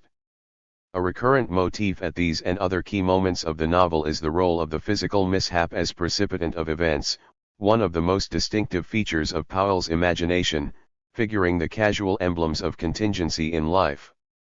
These can function as comic slapstick: the mistimed banana that splatters on Widmerpool's face, the sugar caster that accidentally opens over his head, or more ambiguously, the untied shoelace on a staircase that freezes the narrator into a vision of him as a prisoner behind bars, then as a bureaucrat glaring through his guichet, each time revealing another aspect of him. But equally as dramatic device, triggers of breakup, trailers for downfall, conditions for scandal, the jostling of a girl on a passenger's knee that causes Templar to drive his car into the ditch, severing his friendship with Stringham, the jamming of the door as Mr. Deacon tries to negotiate it with bundled sheets of war never pays. Cascading from under his arm, in ignominious exit from Millie Andreadis's party, prelude to his death from injuries, sustained falling down the stairs of a seedy club not long after, a chauffeur's confusion between a terrace, a place, and a gate of the same name, delaying the limousine whose arrival would have averted the terminal fracas between Pamela and Widmerpool among the guests on the pavement in Regent's Park. It may even have been a bump in the asphalt that throws Jenkins and Jean into each other's arms on the Great West Road. The 12 plots within the plot that comprise the dance each contain a crescendo of complex feeling, typically but not invariably towards the end of the volume. Stringham's signal to the narrator of a parting of the ways in a question of upbringing, the narrator's dream-like intercourse with Gypsy Jones 66 after Mr. Deacon's funeral, in a buyer's market, Widmerpool's assertion of authority over Stringham at his alcoholic collapse after the Old Boy dinner where Lebas is taken ill, in the acceptance world, the narrator's coup de foudre and prevision of his marriage in at Lady Molly's, McClintock's suicide in Casanova's Chinese restaurant, the revelation of Jean's passages with not just one but two of the figures most despised by the narrator, perhaps, I thought, her men are Gothic too, beings carved on the niches and corbels of a medieval cathedral to arouse at once laughter and horror. In any case, I had been one of them. If they were horrifying, I too had been of their order. That had to be admitted. 67 News of the Nazi, Soviet Pact the next morning announcing that war was at hand. In the kindly ones, Kwotkin's loss of his command in the Valley of Bones, the awkward chassez-croise at the Café Royal during the Blitz and the deaths that follow it, the punishment of Bithell and Stringham's posting to what will be his end in Singapore in The Soldier's Art. 68 Pamela's public accusation of Widmerpool as murderer of Templar in the Military Philosophers, Trannell's discovery of her abandonment of him and destruction of his novel in books do furnish a room, her gift of her death to Gwinnett in Temporary Kings, Widmerpool's demise in Hearing Secret Harmonies. The issues in such episodes, when the emotional register is suddenly heightened, are humiliation, betrayal, friendship, love and death. However pointed, pathos is always kept tightly under control. Typically, Powell will put a gap between the event and the narrator, employing third-party accounts rather than direct report to describe them. These can be quite circumstantial: Jean's shuttle between lovers in South America, Trannell's final night of inebriated glory in a pub, Widmerpool's crazed chanting to his woodland end, and in a few cases the narrator is on the spot either shortly before or just after the event, McClintock's turning on the gas, the bomb that hits Lady Molly's, lending it peculiar immediacy.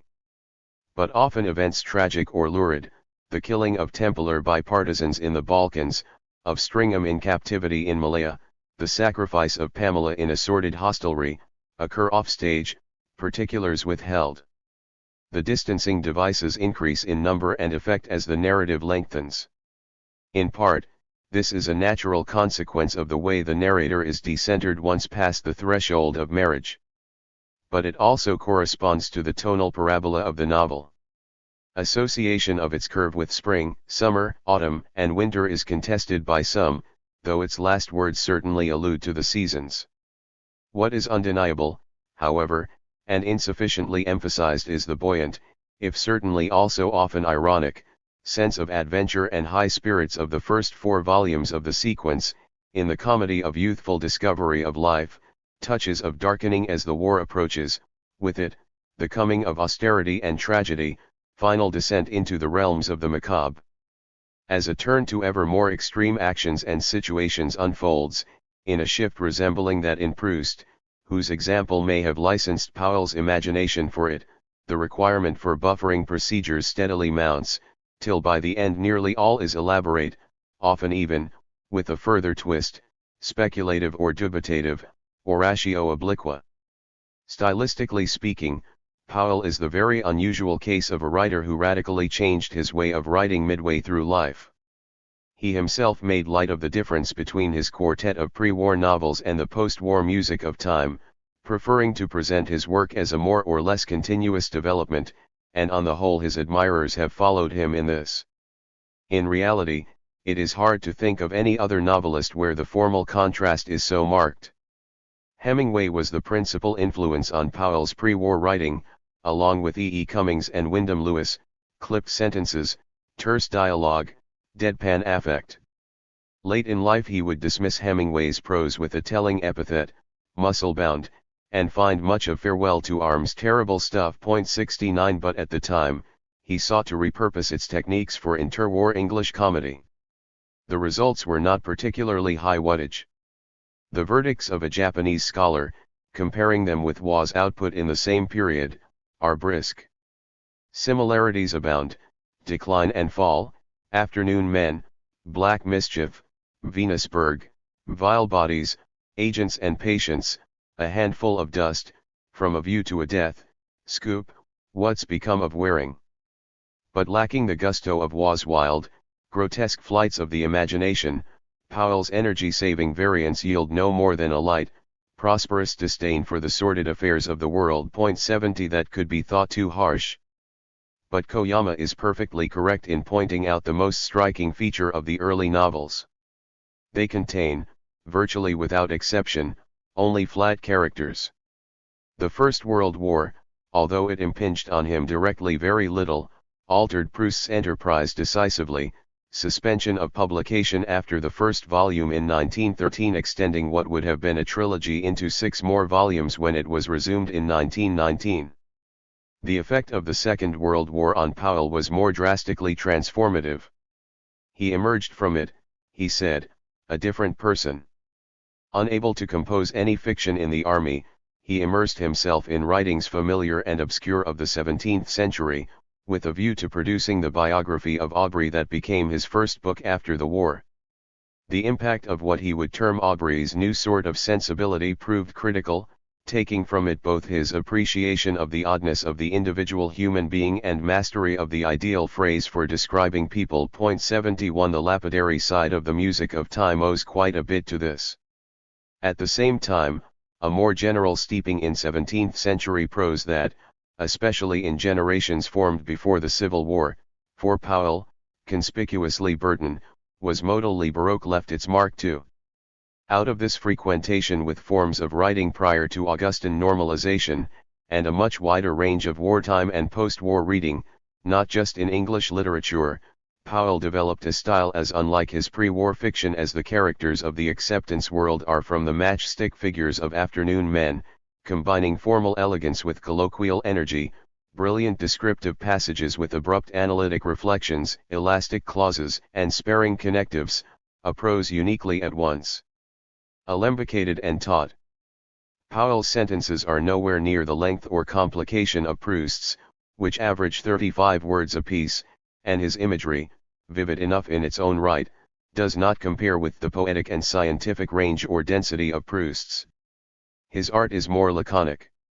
Counterintuitively, English has a more latinate syntax than French, a single verb able to control a sequence of clauses where French requires cumbersome repetitions. It also allows participial constructions barred or reproved in French. Powell made extensive use of both possibilities, especially the latter, making an English equivalent of the Latin ablative absolute one of the trademarks of his style, with sovereign indifference to schoolroom objections to the pendant participle. English also, of course, has twice the vocabulary of French, because of its double Latin and Teutonic roots. Powell made use of that too. Contrary to expectation, words that would normally be regarded as recondite, mostly of Latin origin, are more frequent in the dance than in à la recherche. What Powell took most importantly from Proust was the reflective generalization as an integral thread in the narrative of each. In his use of this, Proust was drawing on his own 17th-century literary resources, the maxims of the French moralists. À la recherche would be unimaginable without it, the title of the novel itself a promise of research to a generalizable end. But as noted above, intellectually speaking, Proust's obiter dicta are too often weakened by monomania and inflation. They lack the ironic precision and control of La Rochefoucauld or La Bruyere. Far more observant about others, Powell was his superior in handling fictional generalizations about them. Flowing seamlessly through the plot, and delivered by the narrator, defining his personality, they are consistently finer-grained, and typically more striking. They also cover a much wider span of objects. Modes, fashions of one generation, moral or physical, are scarcely at all accessible in terms of another. They cannot properly be equated. Setbacks, a law that requires most people to minimize to a superior a misfortune which, to an inferior, they would magnify. Appearances, persons at odds with their surroundings will not infrequently suggest an earlier historical epoch. Rebels, nothing dates people more than the standards from which they have chosen to react. Digs, that streak of social cruelty few lack. Nuptials, weddings are notoriously depressing affairs. Sexual success, seduction is to do and say, the banal thing in the banal way. 72 Some of these are no more than high-spirited quips, others apothegms that go deeper. None touch on matters much, if at all, considered in a la recherche. Bearing directly on its themes, and moving at a level well above them, are longer reflections. Extracted from the narrative contexts that give each its particular analytic force, they inevitably lose something of their flavor, but are indicative enough. Alterity, it is not easy, perhaps not even desirable, to judge other people by a constant standard. Conduct obnoxious, even unbearable in one person, may be readily tolerated in another. Apparently indispensable principles of behavior are in practice relaxed, not always with impunity, in the interests of those whose nature seems to demand an exceptional measure. The second parenthesis, qualifying without cancelling the conclusion, is characteristic. Unpredictability, human relationships flourish and decay, quickly and silently, so that those concerned scarcely know how brittle, or how inflexible, the ties that bind them have become. Egoism, self-interest, equally unattractive in outer guise and inner essence, is, all the same, a necessity for individual survival. It should not perhaps be too much despised, if only for that reason. Despised or not, its activities are rarely far from the surface. Now at Widmerpel's words about leaving, I was unwelcomely aware of self-interested anxieties throbbing hurriedly into operation. Love, although not always simultaneous in taking effect, nor necessarily at all equal in voltage, the process of love is rarely unilateral. When the moment comes, a secret attachment is often returned with interest. Some know this by instinct, others learn in a hard school. 73 Generalizations eschewing absolutes, each with its reservation or proviso, most, perhaps, not infrequently, few, rarely, at all, not always, scarcely, all the same, not without impunity. Overturned, one Proustian sententia after another. 2.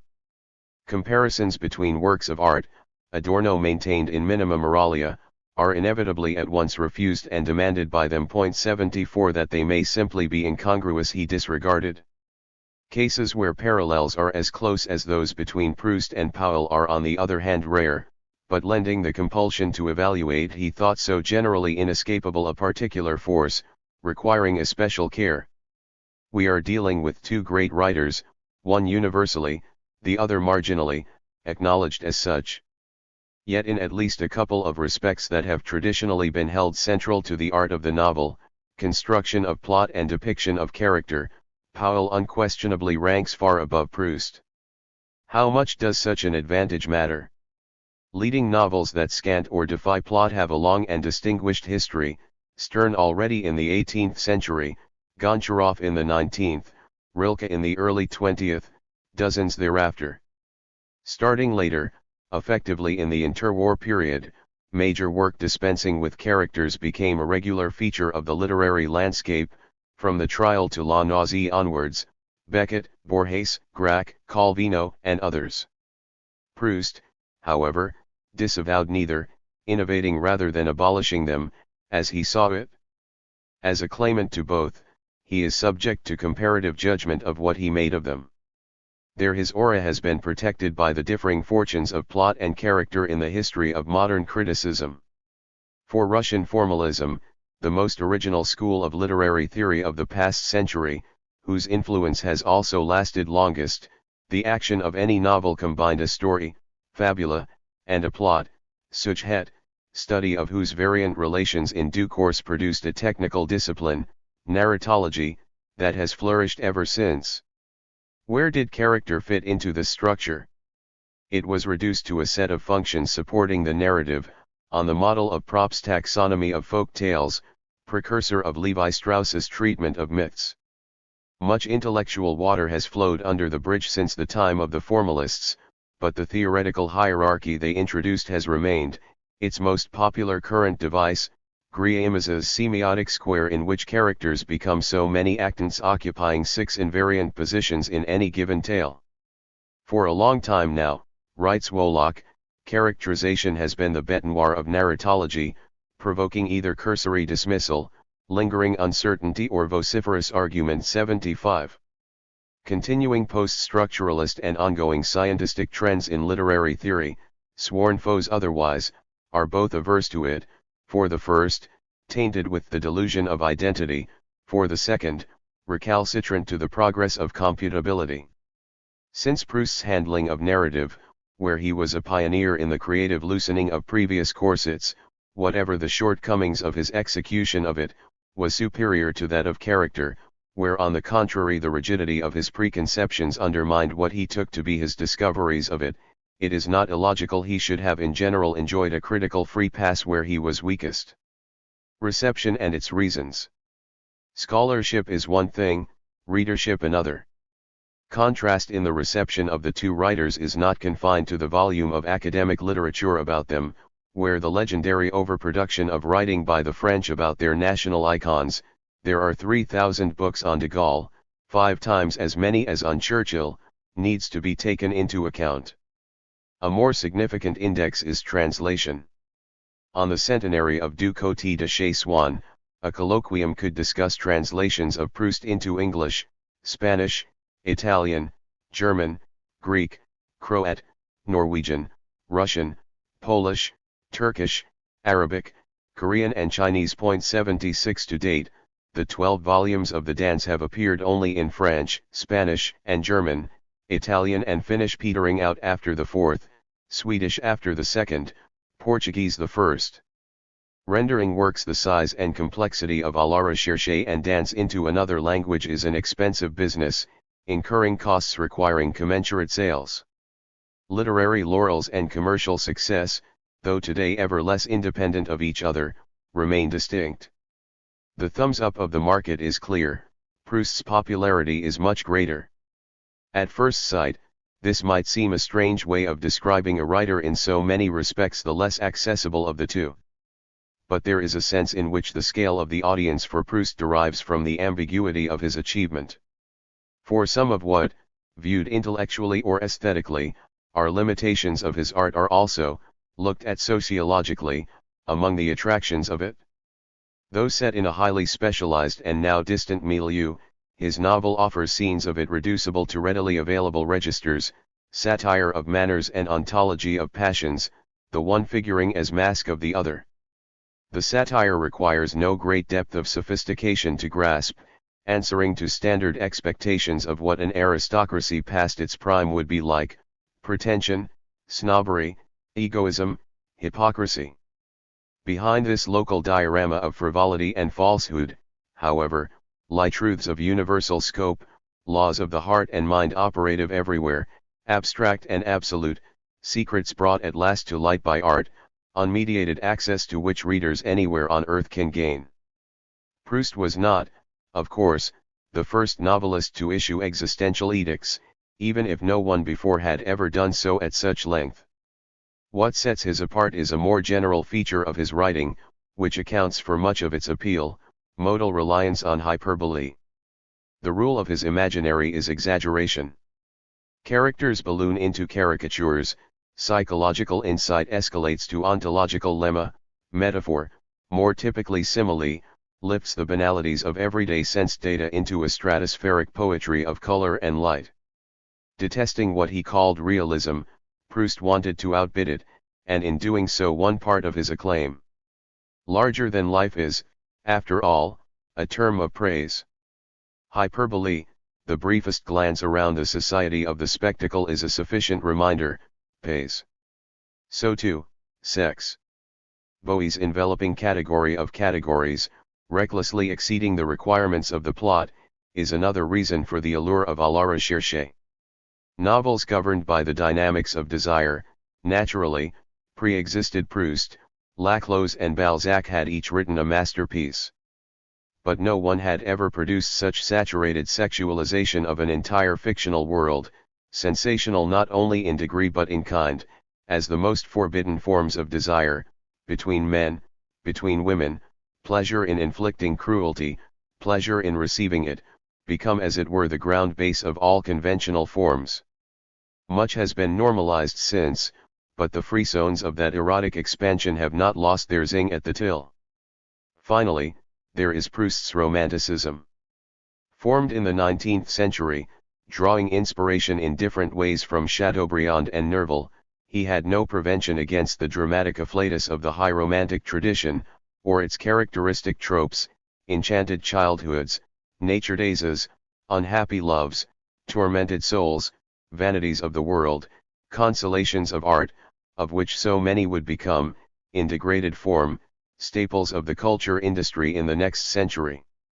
Fond memory belonging to the repertoire, Proust gave his touch of magic to it, the Madeleine, in due course convertible into an item for comestible tourism, along with the rebaptism of Ilias in the spirit of Disney, How to Kitsch and the rest of the postmodern paraphernalia around his name, to which Proustian scholars delight to allude with a complacent wink. 77 So too in moral sensibility, the inseparable couplet of the cynical and sentimental, perhaps the most common of all legacies of Romanticism, from Bohemian garrets to Hollywood studios. In reproducing so many of these, they would enter into his posthumous reception. But, of course, the heights of his art transcended them. The weaknesses of à la recherche that have supplied so many of its popular attractions were also among the prices of its greatness. Had Proust been less indifferent in his fiction to the existence of others, the scruples of the intellect, the flux of history, he could not have created the vaulting interior universe of sensuous perception and emotion, a subjectivity unbound and hitherto unimaginable, of his novel. Nor the language in which he created that universe, soaring above the restrictions of what it contained and, resisting all impatient access, leaving the intractable mark of genius on it, in more, and more unforgettable, images than any other novel ever written. Proust aimed at the sublime. His addiction to hyperbole could become a lame, on occasion even absurd striving for it. Few passages in Western literature court ridicule with such success as the anthropomorphic apostrophe to hawthorn blossom in the second volume of À la Recherche.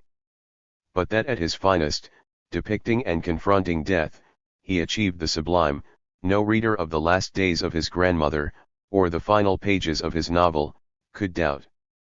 Art could redeem death, was its formal conclusion. Yet he could also concede that art was not itself immortal.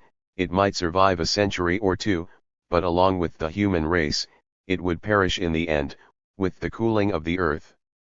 The ability to contemplate both ideas in a single encompassing gaze, as Bowie rightly observed, was the mark of a disinterested vision that only great artists can achieve. 78. In all these respects, Powell offers a counterpoint.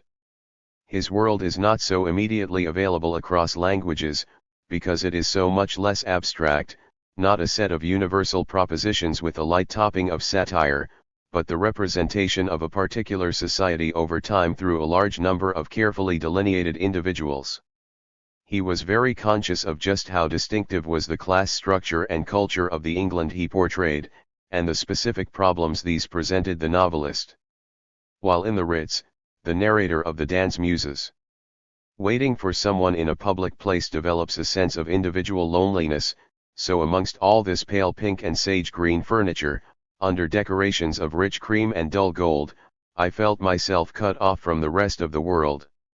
I began to brood on the complexity of writing a novel about English life, a subject difficult enough to handle with authenticity even of a crudely naturalistic sort, even more to convey the inner truth of the things observed. 79. Remarking in an interview that he felt Russians and Americans, and to a certain extent the French could, as it were, simply throw somebody onto the canvas, and everybody would they know what they were talking about, Powell spelled out the problem, as he saw it, in England, people have to be described much more, you do get these extraordinary variations. Point 80 The variations, a point underlined by the difference between the narrator and the acquaintance he is failing to meet, of the same age, university, and profession as himself, which sets him thinking, are products not just of temperament, but of institutions, some understanding of which is essential for a sense of Powell's achievement. The opening pages of A la Recherche and of the dance illustrate the questions of access. Each pose a first-time reader neither French nor English. Both start with a famous paragraph of notable beauty, depicting insomnia in Proust, snow descending on fire in Powell. The first person singular occurs 15 times in Proust, in Powell, not once. All readers, anywhere, possess an eye and have experienced sleep or lack of it. No language besides English possesses a one-word equivalent of the kippers, cast on flames, that billow smoke into the wind as the grey, undecided snowflakes drift down on them. In Proust the novel proceeds for the next 40 pages to describe a scene from the narrator's childhood, peopled by his family. Every reader was once a child. In Powell, it moves to scenes in a boarding school, an institution few anywhere have ever attended, and of a kind that exists in no other country. In Proust, it is the syntax that tests the reader's curiosity and intelligence. In Powell, the society. A glance just at what translators have made of his titles suggests how difficult that can be, a buyer's market reduced in French to the slop of les mouvements du coeur, the kindly ones to the bathos of les braves gens. That last word in a question of upbringing? The renditions in Italian, Spanish, French, class, formation, education, the connotation escapes them all. A further hurdle to reception at large is a question of style. Where Proust employs hyperbole, Powell characteristically chooses lightides, which has no comparable continuum of use across different cultural registers. No blockbuster can afford understatement. In the same passage of The Acceptance World, the narrator connects the two impediments, of a complicated class structure and a preference for low-decibel forms of expression, directly.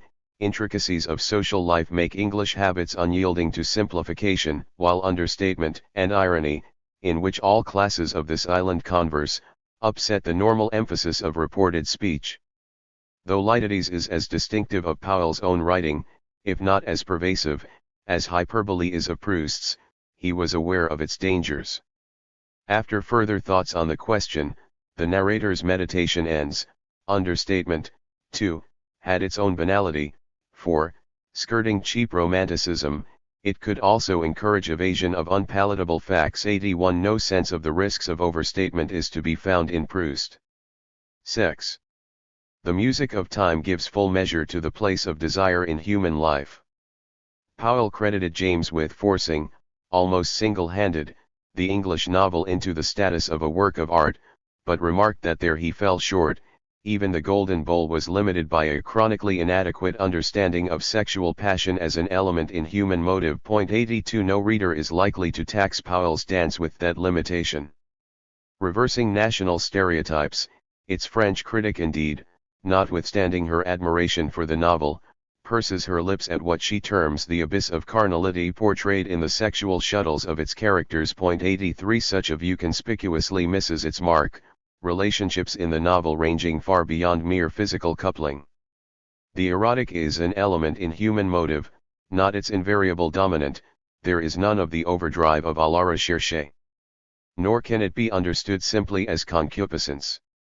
Based as it was on a lifelong fascination with others, Powell's grasp of the attachments between them was incomparably wider and deeper than Proust's fixation on the mechanisms and manias of jealousy. Few subjects are more fascinating than other people's sexual habits from the outside, the tangled threads of appetite, tenderness, convenience, or some hope of gain. 84 The apposition defines the sentimental world of the music of time. It withholds the crowd appeal of the Cattleya. Then, too, there is Powell's consistent critique of romanticism. In a TLS editorial of 1951, at the time, naturally unsigned, on the occasion of a re-edition of Mario Praz's Romantic Agony, after remarking that the antithesis of the classical and the romantic, however inexact and often expelled from critical vocabulary, always tended to return, he offered his own provisional descriptions of the terms. A certain directness of approach to life and tradition, whatever the immediate technique, surely suggests classicism, while romanticism could perhaps be described as dealing in terms of what life might be. Tiresome and misleading as the couplet became when employed to excess, it remained of use. If it had been largely abandoned by literary criticism, he observed some years later, that was because we have all become so hopelessly steeped in romanticism that it is hard for anyone to imagine any other point of view. Newspapers, films, posters, feuilletons had made its pervasive and protean appeal part of our daily lives. 85 Formed at the moment of an intransigent modernism for which romanticism was anathema, never altogether losing his admiration for the luminous brutal prose. Blocked in with a painter's eye of tar, Powell identified self-pity and sentimentality as besetting weaknesses of romanticism, traits he detected in many a well-regarded writer, Wilde, Ford, Green, West, even Joyce. 86. How did he square this dislike with his admiration for Proust? He often remarked, it was one of his most characteristic sayings, that with any writer of significance, even the greatest, you always had to put up with something. In the case of Proust, he wrote later, alongside brilliant set pieces you had passages of an overpowering artificiality, dreadful longueurs in Albertine Despereaux, generalizations that often didn't make sense, virtually no difference in social scenes of 1900 and 1920. But the dazzling side of the novel makes up for a certain amount of dullish, even silly stuff. 87 There was nothing unusual in that. But how was his work to be classified? It had to be granted there were strong romantic elements in Proust, his attitudes to love and friendship, art and history, not to speak of duchesses, spoke of that. But in the ruthless consistency of its philosophy, structure and development in handling these ingredients, à la recherche as a whole was essential classical. 88 It might be asked whether here limits of a dichotomy to which Powell, with all due qualifications, typically held weren't reached. That he himself could always not sustain it can be seen in his debt to Fitzgerald, no Chateaubriand, but who all the same approached everything in a spirit of pure romanticism. 89. In his own work, here is how he finesses the purest romantic epiphany. Would it be too explicit, too exaggerated, to say that when I set eyes on Isabel Tallant, I knew at once I should marry her? Something like that is the truth, certainly nearer the truth than merely to record those vague, inchoate sentiments of interest of which I was so immediately conscious. It was as if I had known her for many years already, enjoyed happiness with her and suffered sadness. I was conscious of that, as of another life, nostalgically remembered. Then, at that moment, to be compelled to go through all the paraphernalia of introduction, of getting to know one another by means of the normal formalities of social life, seemed hardly worthwhile. We knew one another already, the future was determinate. The lyrical high ends like this. But what, it may reasonably be asked, what about the fact that only a short time before I had been desperately in love with Jean Duport, was still, indeed, not sure I had been wholly cured? Were the delights and agonies of all that to be tied up with a ribbon, and thrown into a drawer to be forgotten? What about the girls with whom I seemed to stand nightly in cinema queues? What, indeed? Aren't we going to be told who everyone is, said Susan, looking around the room and smiling. 90. Effects like these have little in common with the ways of Swann or the beaches of Balbec, let alone celluloid derivatives. Lastly, and in many ways most significantly for reception at large, there is a difference of generic weighting. In the fictional worlds of À la Recherche and the Dance, as in that of The Dream of the Red Chamber, there is much that is comic. But the place of laughter in them is not the same. Many of Proust's social scenes, when not overdone, are famously entertaining, taking up close to a third of the novel. They are integral to its greatness, which without them would necessarily be a lesser, more monotone affair. The form of the comic thread that runs through it, however, is satire, which is always an attack, derision of a particular target, in this case snobbery, hypocrisy, pretension. In the enclosed world of the Jiazhen compound in Cao's novel, delightful comic elements abound, but more delicate in dialogue and situation, these take the form of wit. In Powell's novel, by contrast, though there is both mockery and wit, it is comedy in a larger sense, neither instrumental nor incidental, of characters and careers, actions and emotions, that prevails. Here, certainly, lies a good part of the reason for the restricted circulation of the dance. It is a rule of cultural geography, Franco Moretti has written, that relatively speaking, comedies do not travel well. He was concerned with the cinema, but the two explanations he gave apply a fortiori to literature.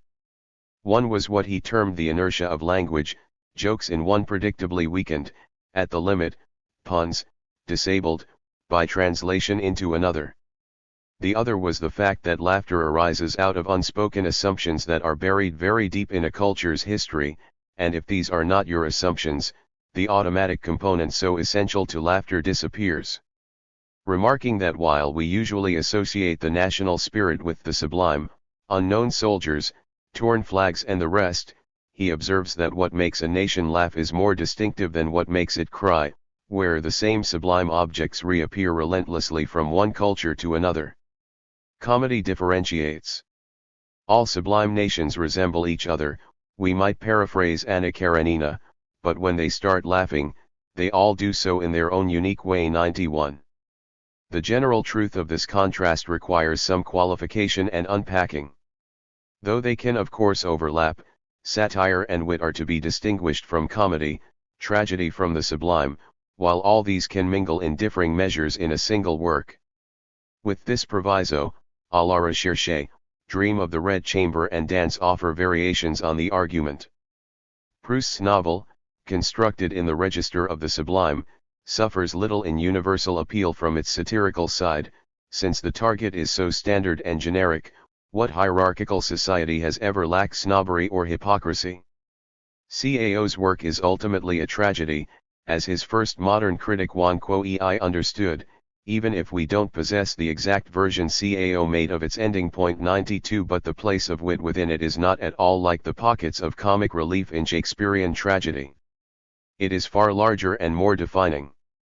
In David Hawkes's translation of the novel, an achievement surpassing Scott Moncrief's or later English versions of Proust in the art of delivering one cultural world, a much stranger one, into another, not only is the wit no barrier to any Anglophone reader, it is inseparable from the character space of the novel, and its captivation.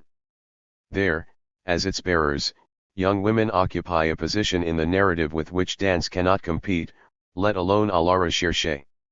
Like Proust, Cao was much seized of flowers, scarcely fewer varieties than his 270 appearing in Dream, and the title of Proust's second volume could all but perfectly fit the first 62 chapters of this novel. But to move from the band at Balbec to the verse cappers of the de Guignouen is to cast aside Le Causade for wine, so enormously superior are Cao's powers of female characterization to the vapid surrogates of Proust's imaginary. In Dream, where flowers have a more pregnant metaphorical force, comedy and tragedy are of equal access. What doesn't travel, at least beyond East Asia, is the escape hatch of religion at the end, redemption through ascesis rather than art, as in Proust, but beyond adepts of the cult of either, to no more effect. Powell's novel fits Moretti's fork best. Consistently the funniest English narrative of the last century, the proportion of comedy in it is far larger, and far more entangled in a specific society with an unusually complex stratification in forms of class, and a specific language with an exceptionally wide range in styles of speech. Here customs form barriers higher than any tariff. But the dance is not, of course, simply or as such a comic novel. Years ago Hilary Sperling perhaps described it best, in terms Cao would have grasped immediately. The whole sequence unfolds in both real and fictional time like a Chinese scroll painting, a vast canvas streaked with violence and perturbation, suffused with humor, at once passionate and dispassionate, lyrical and absurd, almost disintegrating at points into gloom and chaos, rising at others to fierce, complex, brilliantly colored climaxes. 93 The novel is not tragic, and does not aim at the sublime, though in it what is comic brushes both. Powell once described the torrential quotation from Burton with which it ends, encompassing all three, as a wonderful epitome of what life is like. 94 Such inclusiveness is not the least reason for the anomalous status of the dance, viewed comparatively. Horizons. The international reception, or lack of it, of any work of fiction is one thing, its native standing another. By definition, traits that risk seeming intractably English should present little difficulty in England. At home, however, opinion divides quite sharply, admiration and aversion often appearing in equal supply. There are reasons for resistance to Powell's writing that are themselves specifically English. An introduction to them is offered by the critic who in his own day could be accounted his leading champion. In a front-page spread in the Times Literary Supplement, John Bailey hailed him under the banner of a family and its fictions. There was a conflict in Powell, he explained, between the Gothic and Gallic sides of his imagination, which lent much of their richness to his work, provided the former, with its better indigenous pedigree, had the last word. A figure like Widmerpool might have something in common with denizens of Balzac or Gide, but was reassuringly overlaid with the homely watermarks of Billy Bunter and Colonel von Stumm. Mr. Powell has contrived to capture the powers of infantilism which underlie the most mesmerizing feats of fictional creation, at risk where French influences intruded on the more natural climate of Gothic and Dickensian fantasy in which the author's best self flourished. Indeed, Bailey maintained, the very technique and tone of dance was determined by a family framework, in which other people exist, and become people, because they have joined the family circle in some capacity, for the possibilities of character are based on the family alone. Family orthodoxy was the secret of Powell's narrative success, Bedtime's tales nestling snugly within it. Alas, however, its final volume raised the dark question of how much the family can absorb, and is absorbing, to survive, how different it will be if the counter-family takes over, how ready to replace authority with tyranny and substitute gross caprice for the freedoms and flexibilities of custom. Still, newcomers to the series could be counted on to long for revelations of what might next befall its characters with the same eagerness with which transatlantic readers waited at the pierhead to get news of Little Nell. 95. Dickensian fantasy indeed, at full bore. Family life plays scarcely any role in the dance, outside the Tolland clan and glimpses of the Fox household. Aside from the infant Pamela's moment at the font, children are completely absent. Powell never showed any particular liking for Dickens, finding much of our mutual friend, he admired the beginning, unremitting rubbish. 96 While acknowledging Dickens's gifts and position in folk memory, he wrote more warmly and less cursorily about Surtees. Abhorring sentimentality, any figure further from his sensibility than the byword for it out of the old curiosity shop could hardly be imagined. His literary preferences were the virtual antithesis of Bailey's. Tolstoy, Bailey's prime object of worship, produced two of the world's greatest novels, yet in their basic lack of subtlety these resembled magazine stories of genius, unfolding like the movies into which they were so successfully made, his characters always to be easily understood in popular terms. 97. Bailey loved dance. He once said, "I could read whatever Powell writes from here to eternity." 98 But what, a contrario, his attempt to domesticate him for native consumption shows is one of the reasons why Powell is not comfort food for British palates. He despised what Bailey prized, and in which his compatriots wallowed. English writers could rarely stick to the point, he wrote, or look straight at what was in front of them, one eye always swiveling in the direction of fantasy. 99 What he valued was what, choosing his last word with care, Bailey tacitly deprecated as, the polite cough is audible, Gallic psychological attribution. Nothing so forbidding as analysis. Formed in the hard, cold-blooded, almost mathematical pleasure I take in writing, to which his narrator confesses 100. Powell's generalizing, analytical turn of mind was foreign to the traditions of the English novel. Empirically grounded it remained, but alien to local habits all the same. The imagination at work in the dance has an unsettling intellectual etch. It is no accident that Powell's first critical project, when he was in his 20s, at a time when no Anglophone study of him yet existed, was a book on Stendhal. There was a further side to this distance from any standard Englishry. Powell's literary culture was unusually wide. In this country, it is difficult to think of any contemporary novelist who matched it. Proust wrote with feeling about the predecessors he valued, principally Chateaubriand, Nerval, Baudelaire, and in a coruscating polemic against Sainte-Beuve, incapable of perceiving the outstanding writers of his period, left a lasting manifesto of critical method. He was no provincial, admiring Goethe and George Eliot along with Tolstoy and Dostoevsky. But most of what he wrote on literary matters he left unpublished, and his range was essentially French.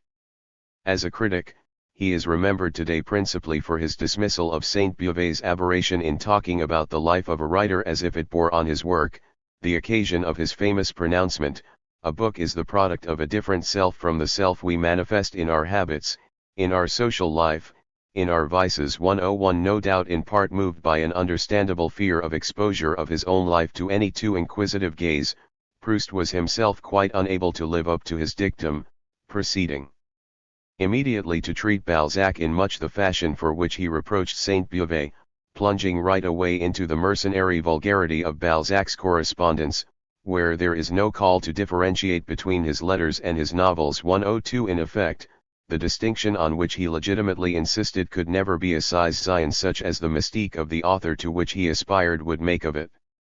Coming later, Powell had access to a landscape of fiction which, for those willing to scan it, widened considerably after the First World War, and after the Second depended on reviewing books for a living, a job he enjoyed so much he continued doing long after it was an economic necessity. Contributions to The Spectator, Punch, TLS and Daily Telegraph, his successive standbys, were journalism. They paid little heed to Proust's broadside against Sainte-Beuve. For Powell, biographical information about a writer was usually of pertinent interest. Most of his pieces were short, and often their subjects a matter of chance. But the 3 books he collected out of 40 years of this kind of writing make over 1,000 pages, not counting extensive entries on related matters in his journals. From them emerges a mind of notable learning, and decided outlook, that helps explain Powell's off-track position in English letters. Strikingly, his retrospect of these, extensive enough, bypasses the Georgian and Victorian novel all but completely. No Austen, no Brontes, Dickens given the merest nod, no Eliot, no Thackeray, no Meredith, no Gissing. The Edwardians fare no better, Bloomsbury pointedly absent.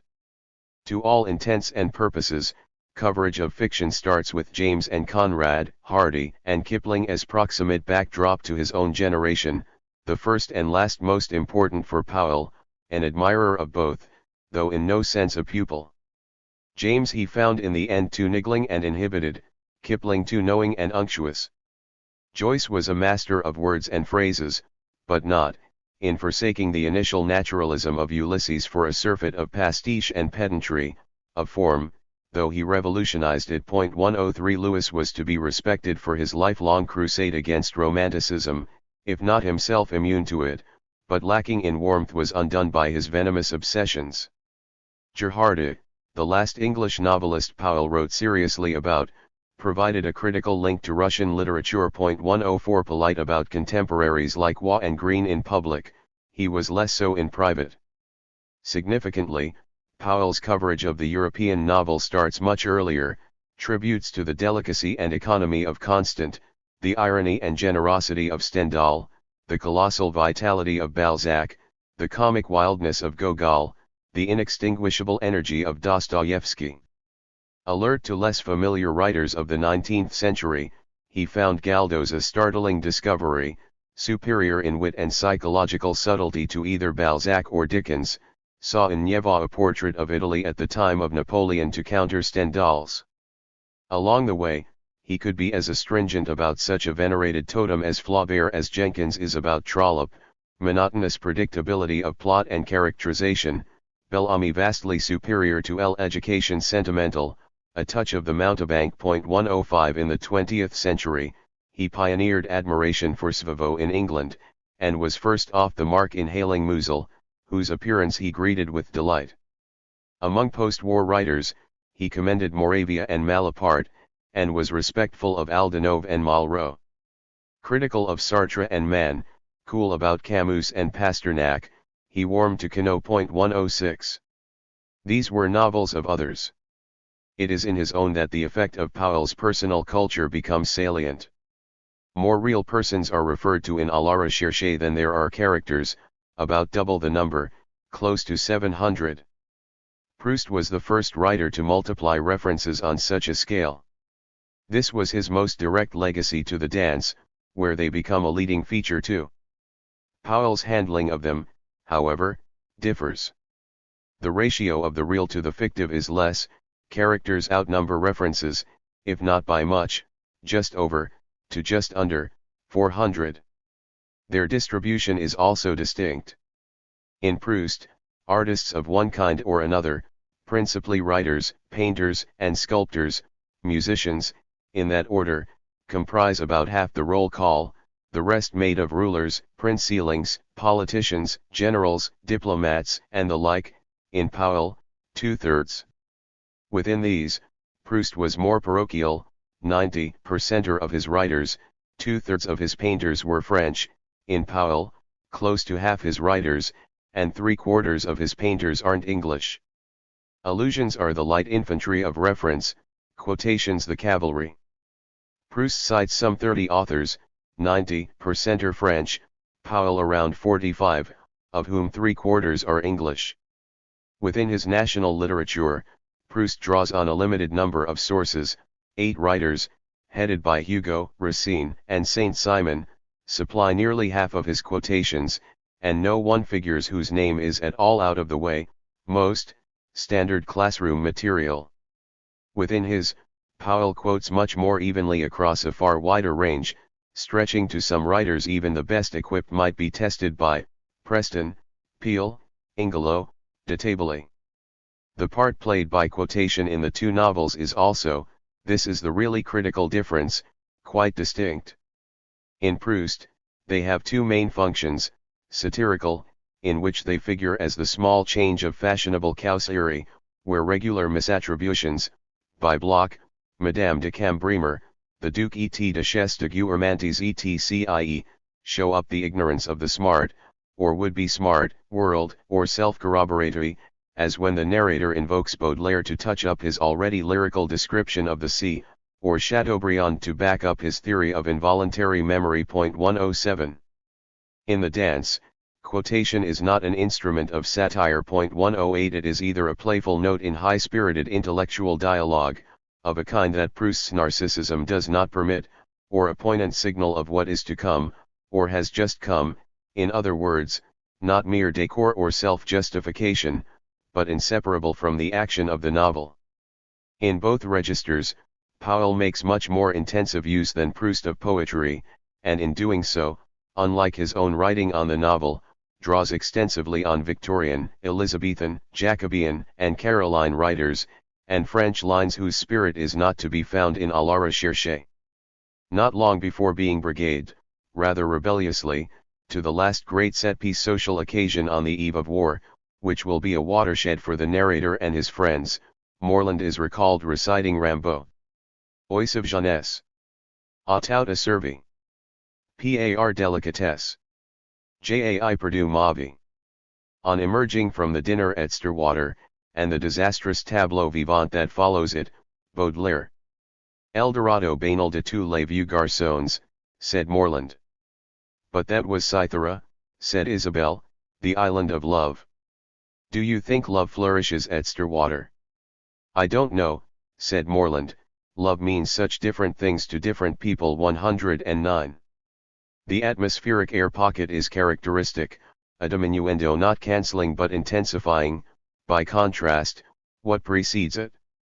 In the same way, when Stringham bids farewell to the narrator, en route to his end in Malaya, after quoting with approval a passage from what in context is an ominous Childe Roland to the Dark Tower came, he casually remarks that Browning always gives the impression of writing about people who are wearing very expensive fancy dress. 110 3 years later, as British tanks roll towards Zutphen, it is Spencer on Sydney, Rochester, and his lubricious drinking cup, that drift across the map room.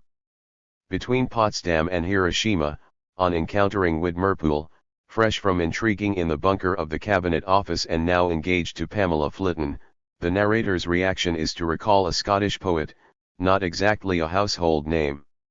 Some lines of John Davidson suddenly came into my head. And so they wait, while empires sprung. Of hatred thunder passed above. Deep in the earth forever young. Tannhauser and the Queen of Love. On reflection, the situation was not a very close parallel, because it was most unlikely Pamela had ever visited Widmerpool's underground office. On the other hand, she herself could easily be envisaged as one of the myriad incarnations of Venus, even if Widmerpool was not much of a Tannhauser. At least he seemed in a similar way to have stumbled on the secret entrance to the court of the Paphian goddess in the hollow hill where his own duties were diurnally enacted. That was some qualification. At the Victory service in St. Paul soon afterwards, one of the pivots of the novel, the narrator's mixed feelings at a ceremony he finds in many ways more lowering than elevating find expression, as among the hymns and monuments his thoughts wander from war to death to sex to politics, in a free association of floating quotations, the Ingoldsby Legends, Canon Twells, and Captain Newton, Blake, Cowley, Pope, Edgar Allan Poe succeeding each other, without any straining for effect. 111 At the funeral of a brother-in-law some months later, Herbert and Raleigh in opposite registers, disinflationary and grandiloquent, come to mind with equally natural ease. 112 The erudition informs, but never clutters the action, distinct from the intellectuality of the dance, but related to it. Here is another stumbling block to English habits of reading. Powell himself was well aware of this, reflecting on the ingrained Philistinism, illiteracy, humorlessness, fear, and hatred of literary references of most reviewers. 113 In this national culture, there was a time when any unfamiliar word, let alone allusion, could arouse resentment, as if intrinsically affectation or display of superiority. Today, an instant's tap or click can unfold any term or quotation. Whether the habits these form encourage a more carefree curiosity, elation rather than indignation at encountering something new, remains to be seen. Politics. Concluding her biography, Sperling laments that by the time I reached London in the early 60s, it was already becoming almost a badge of political correctness in literary circles to disparage the dance, while since then the popular myth of Powell as an arch-Tory and snob has been a miasma virtually impossible to dislodge. 114 Avoiding the subject of his politics, the one major weakness of her book, is not going to dispel it. No one could doubt Powell was conservative. The relevant questions, which bear on his reception in England, are, how important were politics to him, and what kind of conservative was he? Here too, comparison is illuminating. Claiming he got on as easily with a dustman as a duke, in practice Proust was a social climber absorbed by the world of titles, whose contact with those in overalls was little more than sexual. He could muse that it was an important social question whether the hungry poor watching the wealthy dine behind the great glass windows of the hotel in Balbec might not one day break in and make an end of them. 115 But social hierarchy was not to be tampered with lightly, democracy would not abolish but probably in secret accentuate it. The innate respect of the nobility for those who were clever but not well born, made revolutions so unjust. Indeed, the revolutionary spirit itself sprang from an embittered love of the nobility. 116. A Dreyfusard at the turn of the century, after initially joining with Daniel Halévy to secure Anatole France's support of Zola's protest, Proust never published a line of his own in support of Dreyfus, and later deplored the vote of the chamber affirming Dreyfus's innocence as unnecessarily divisive. 117 On the other hand, he sprang into print to attack measures against the Church, and when the Bloc de Gauche won the elections of 1906, fulminated against the infamy of the Communist horde and its immoral and absurd triumph at the polls. 118 These were passing moods. In general, his interest in politics was tepid.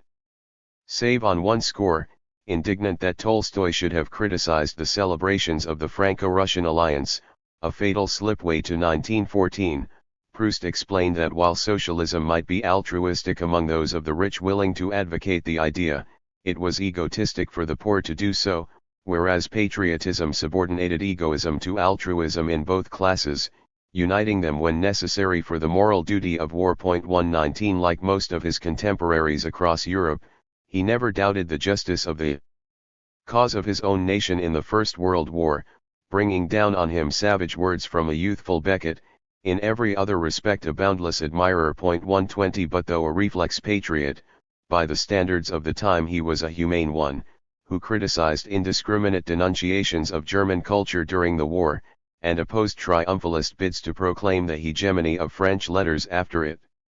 His outlook was, as Tatey accurately describes it, a liberal conservatism of a largely unpolitical stamp. La politique au fond ms de Gali. 121. Powell's conservatism was much more political, and more radical. It took some time to crystallize, early attitudes not to be collapsed into later views. His first published pieces of writing date from 1924, his second year in Oxford.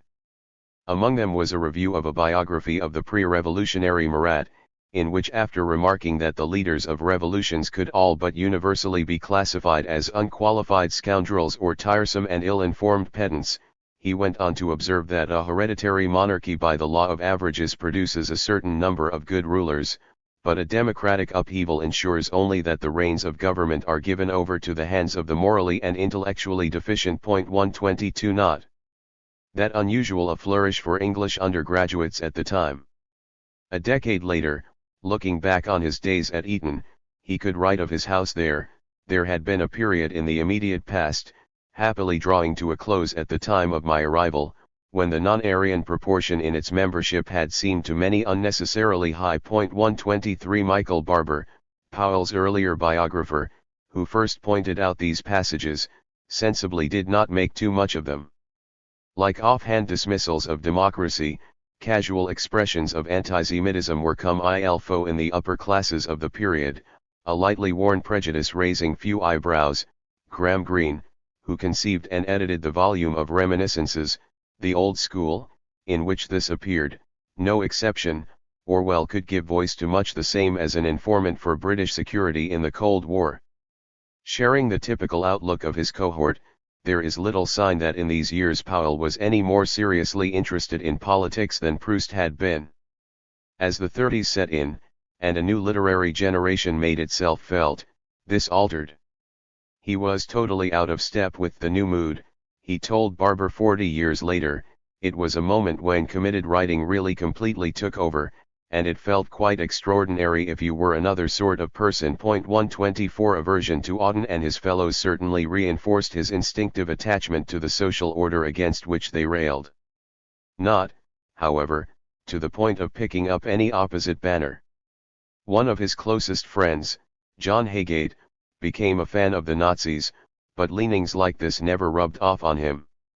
Communism was no barrier to love. His passionate affair with Marion Coates dates from 1934. 2 years later, he and Violet were setting off for a summer's holiday in Russia.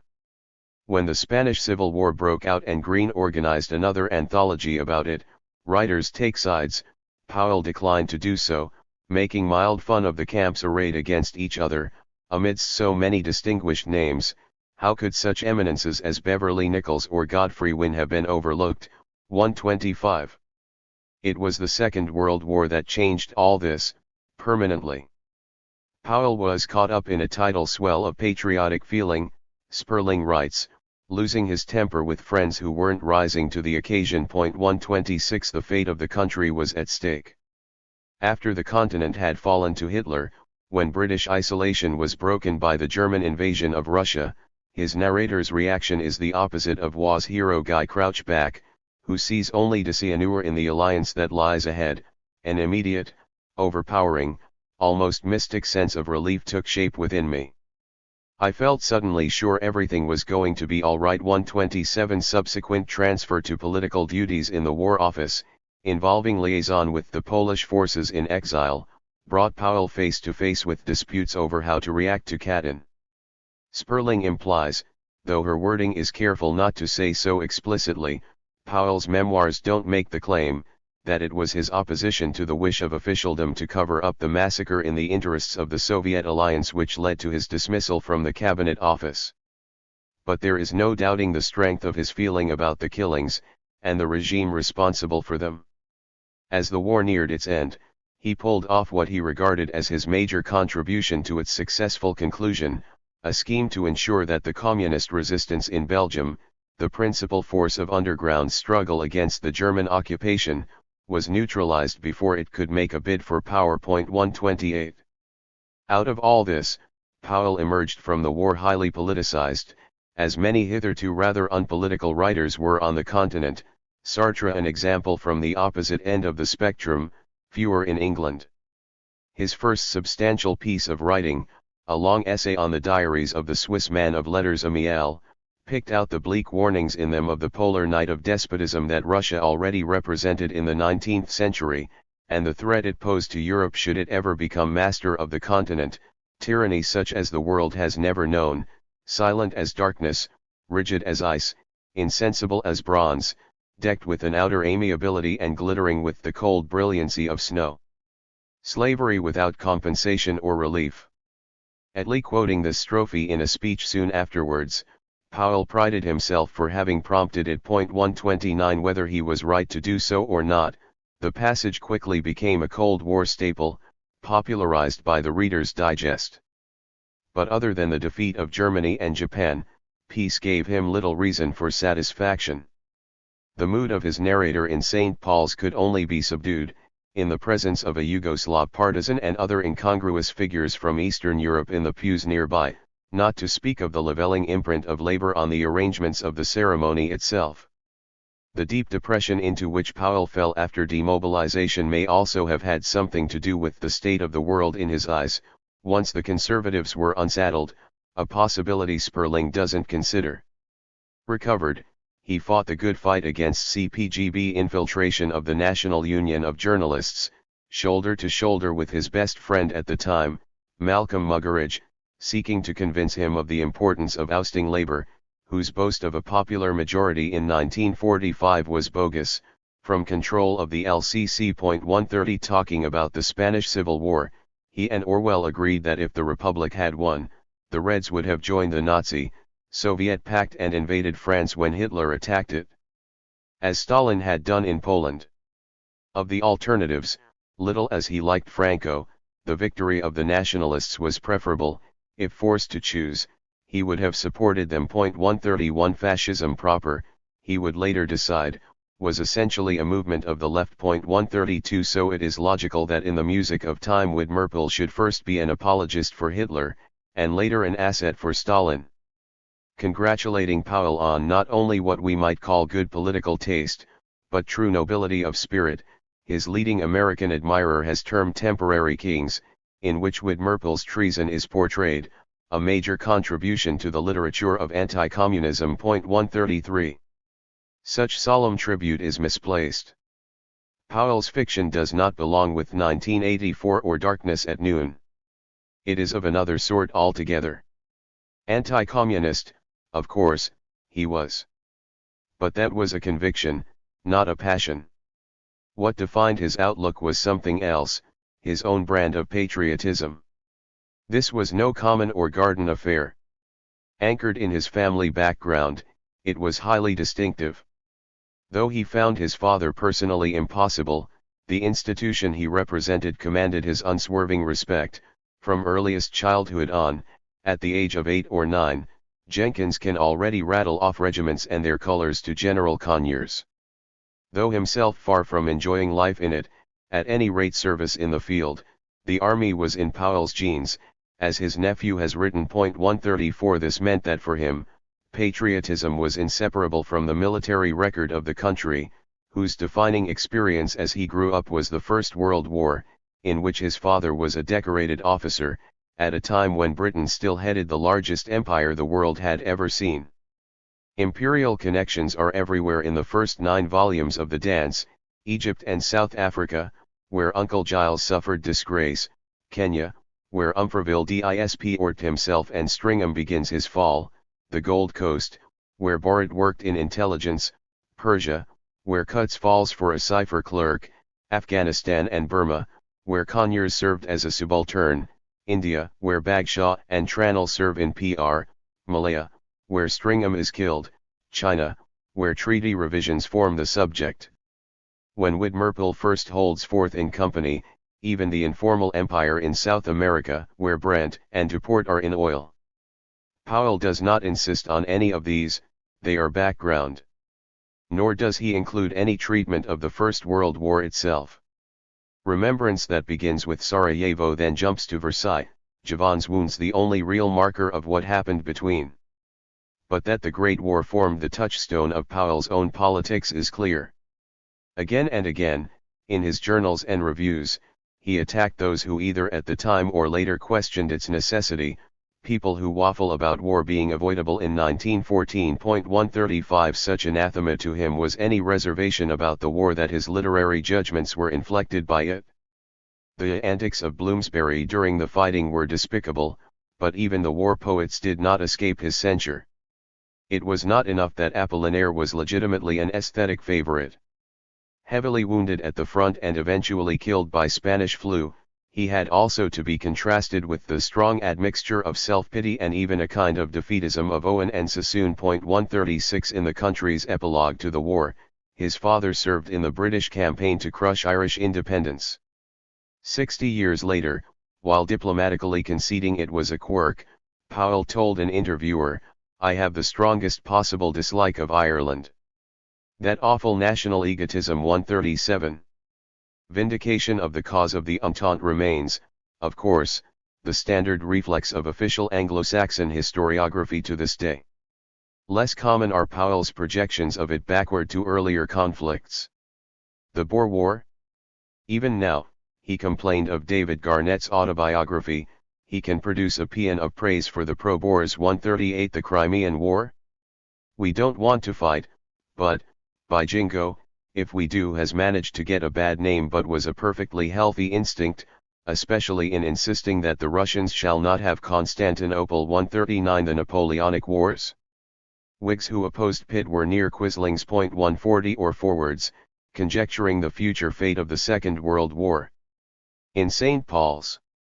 We rose again for another hymn, Now Thank We All Our God, which was, I felt pretty sure, of German origin. Whoever was responsible for choosing it had either forgotten that, or judged it peculiarly apposite for this reason. We had just prayed for the United Nations and our enemies in defeat. In the same mood, deliberate selection of a German hymn might be intended to indicate public forgiveness and reconciliation.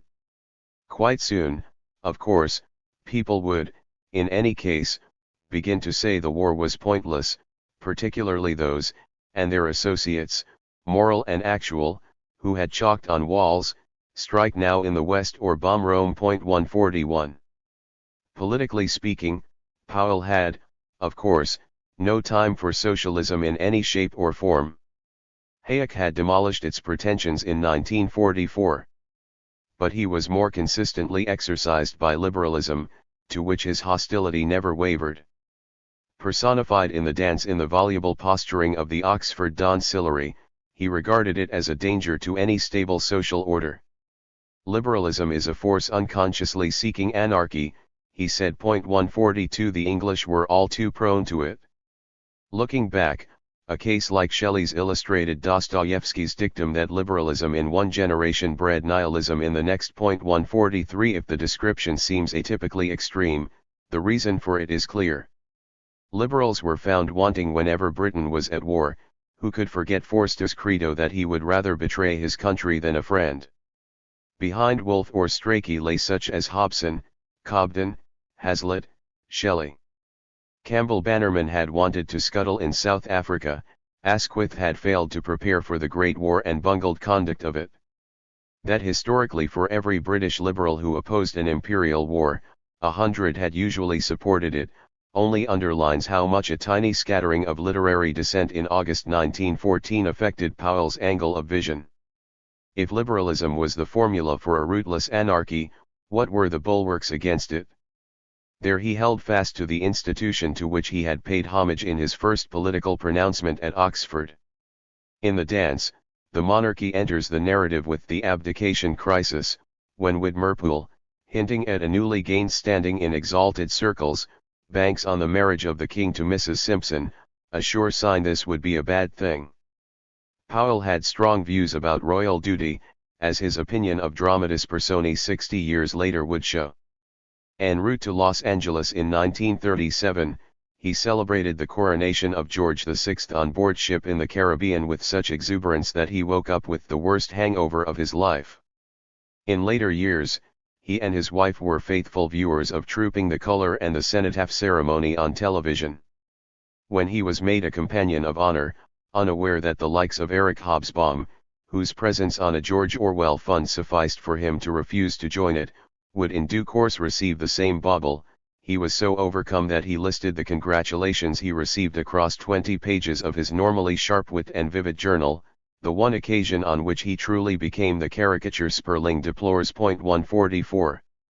The monarchy, of course, was not in itself enough to stay the forces of disorder. By the turn of the 60s, as the Macmillan government came under satirical bombardment, he was on the alert against talk of the establishment, a silly phrase, those who regarded themselves as anti-establishment often displaying amusing pomposities that far outstrip anything against which they are themselves up in arms. On the appearance of the counterculture, he observed that beats and hippies would have made an admirable subject for the brush of George Grosh. 145. These were asides, while he was composing the music of time. By the time he completed the novel, in the mid-70s, far worse had been let loose, liberalism incubating precisely the anarchy he had foreseen, with its climax in Labour's winter of discontent. By then, as he subsequently told her, Powell had decided that Thatcher was the answer. Aside from her personal attractions, she reminded him of Io in her rapture with Zeus in Correggio's painting, her voice too casting a certain spell, her political firmness won his unconditional admiration, even if all she could speak of at supper was public affairs. 146. In 1990 his dismay at her fall knew no bounds. Owing to the insane antics of the Tory party, Mrs. Thatcher has resigned, impossible not to comment. Quem Deus perdere vult, prius dementat, he noted in his diary. 3 days later, I wrote to Mrs. Thatcher expressing regret at her resignation, saying that at one of the dinner parties where I met her she had spoken of Dostoevsky's The Possessed, i.e. those that entered into the swine, which then rushed over the cliff. This seemed a perfect example of what had happened to her, the swine being her betrayers in the Tory party. 147. Powell had no hesitation in describing himself as a traditional Tory. He detested, he said, wet variants like Heath. Asked if he did not think Ferdinand wrote very well, I replied that some of his political stuff was not sufficiently high Tory for me. One surmises family differences over Europe.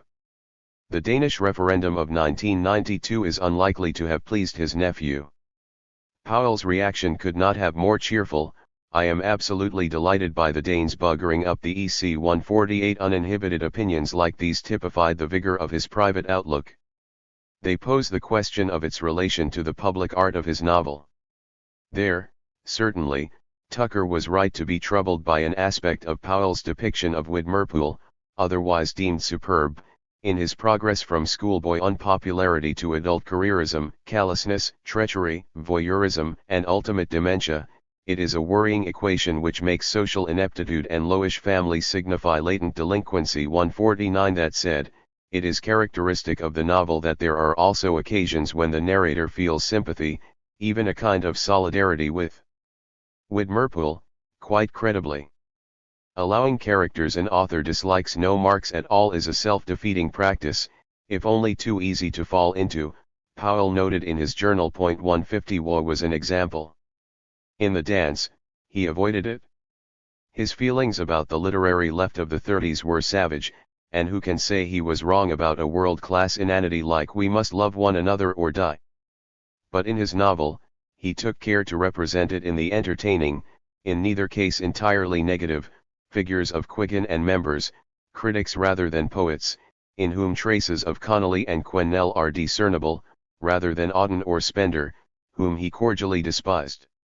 The nearest the narrator ever gets to a direct political statement expresses the core belief of Powell's conservatism.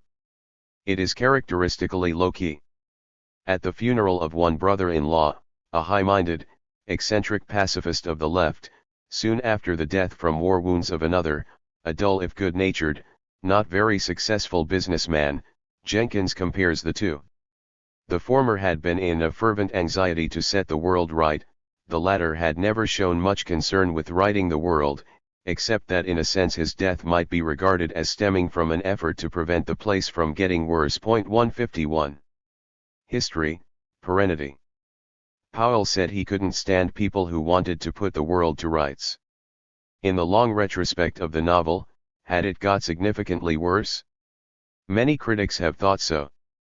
For Pritchett, the dance depicted a society in the process of disintegration, Bergenze, a shabby and dispirited society, Mount, the shabby, uncertain, apprehensive character of British life, a background of decay and exhaustion, the worn-out quality, inescapable shabbiness of nearly all the places where the action is set. 152. This is surely overdone.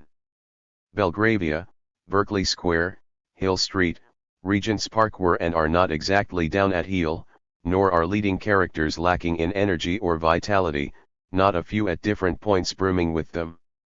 Certainly, the traditional world in which Powell grew up and chronologically the opening episodes of the narrative are set, when the social system of the Belle Époque was still largely intact and the expanse of the British Empire had never been so vast, has crumbled away by the end of the novel. It is also true, though less remarked, that the great ferment of the first quarter of the century in the arts, much of it coming from Europe, which lent a cultural excitement to the period Powell would never forget, had passed by the 30s, and would never be repeated. By the time he came to write The Dance, there was much for him to regret. But there is scarcely any trace of nostalgia in it. That absence, given the social landscape that had already emerged when he started composing The Dance, let alone which surrounded him when he completed it, and his political outlook in this period, is impressive, even uncanny. What explains it? Two passages from his writing, one from the Military Philosophers and the other from the last volume of his memoirs, The Strangers All Are Gone, suggest the answer. The first is the way the Victory Service of 1945 ends. The congregation rises to sing God Save the King, whose 3 verses are given in full. Within a year, the second would be altered at royal command for the First General Assembly of the UN, held in London in 1946, to bring it more into the spirit of the Brotherhood of Nations. The narrator reflects. There must have been advantages, moral and otherwise, in living at an outwardly less squeamish period, when high thinking had not yet cloaked such petitions as those put forward in the second verse, incidentally much the best, when, in certain respects at least, hypocrisy had less of stranglehold on the public mind. Such a mental picture of the past was no doubt largely unhistorical, indeed totally illusory, freedom from one sort of humbug merely implying, with human beings of any epoch, thraldom to another.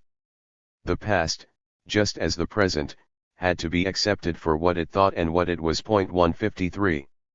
The second passage will have been composed in 1981, the year before the publication of Strangers, at a low point in Thatcher's rule, when she recoiled at the threat of a miners' strike, before triumph in the Falklands and stockpiling of coal to crush the number. Powell is on tour in India, watching a temple monkey in Benares appear to read a tattered newspaper, then as if in uncontrollable exasperation, cast it away and leap to the topmost ledge of the temple, to rest and regain composure. In that parade of utter dissatisfaction with things I became at once aware of a strong fellow feeling. How often do the papers report something that seems to demand just such energetic and immediate form of self-release, had one the monkey's agility, as the only practical means of discharging inward discontents, rage, contempt, despair, at what one reads in the papers. This is the only time, in all his writing, that Powell ever yielded to an o tempora. O mores. It is a very strong one. The passage continues.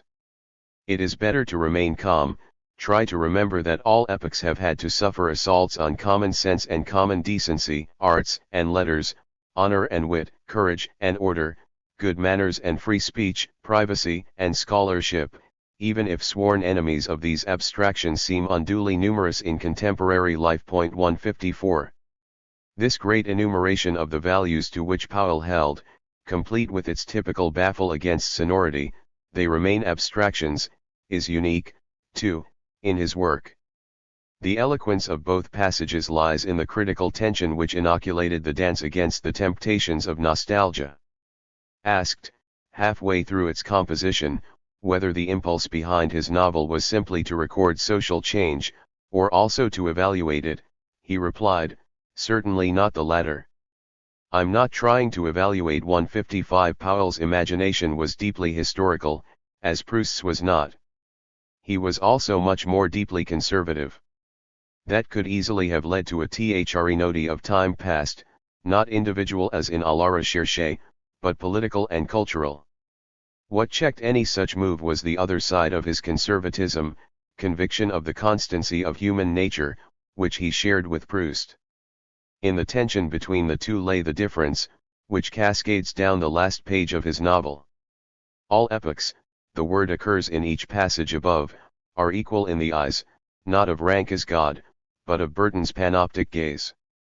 That encompasses the fate at once of individuals and of states, the private and the public worlds of human life.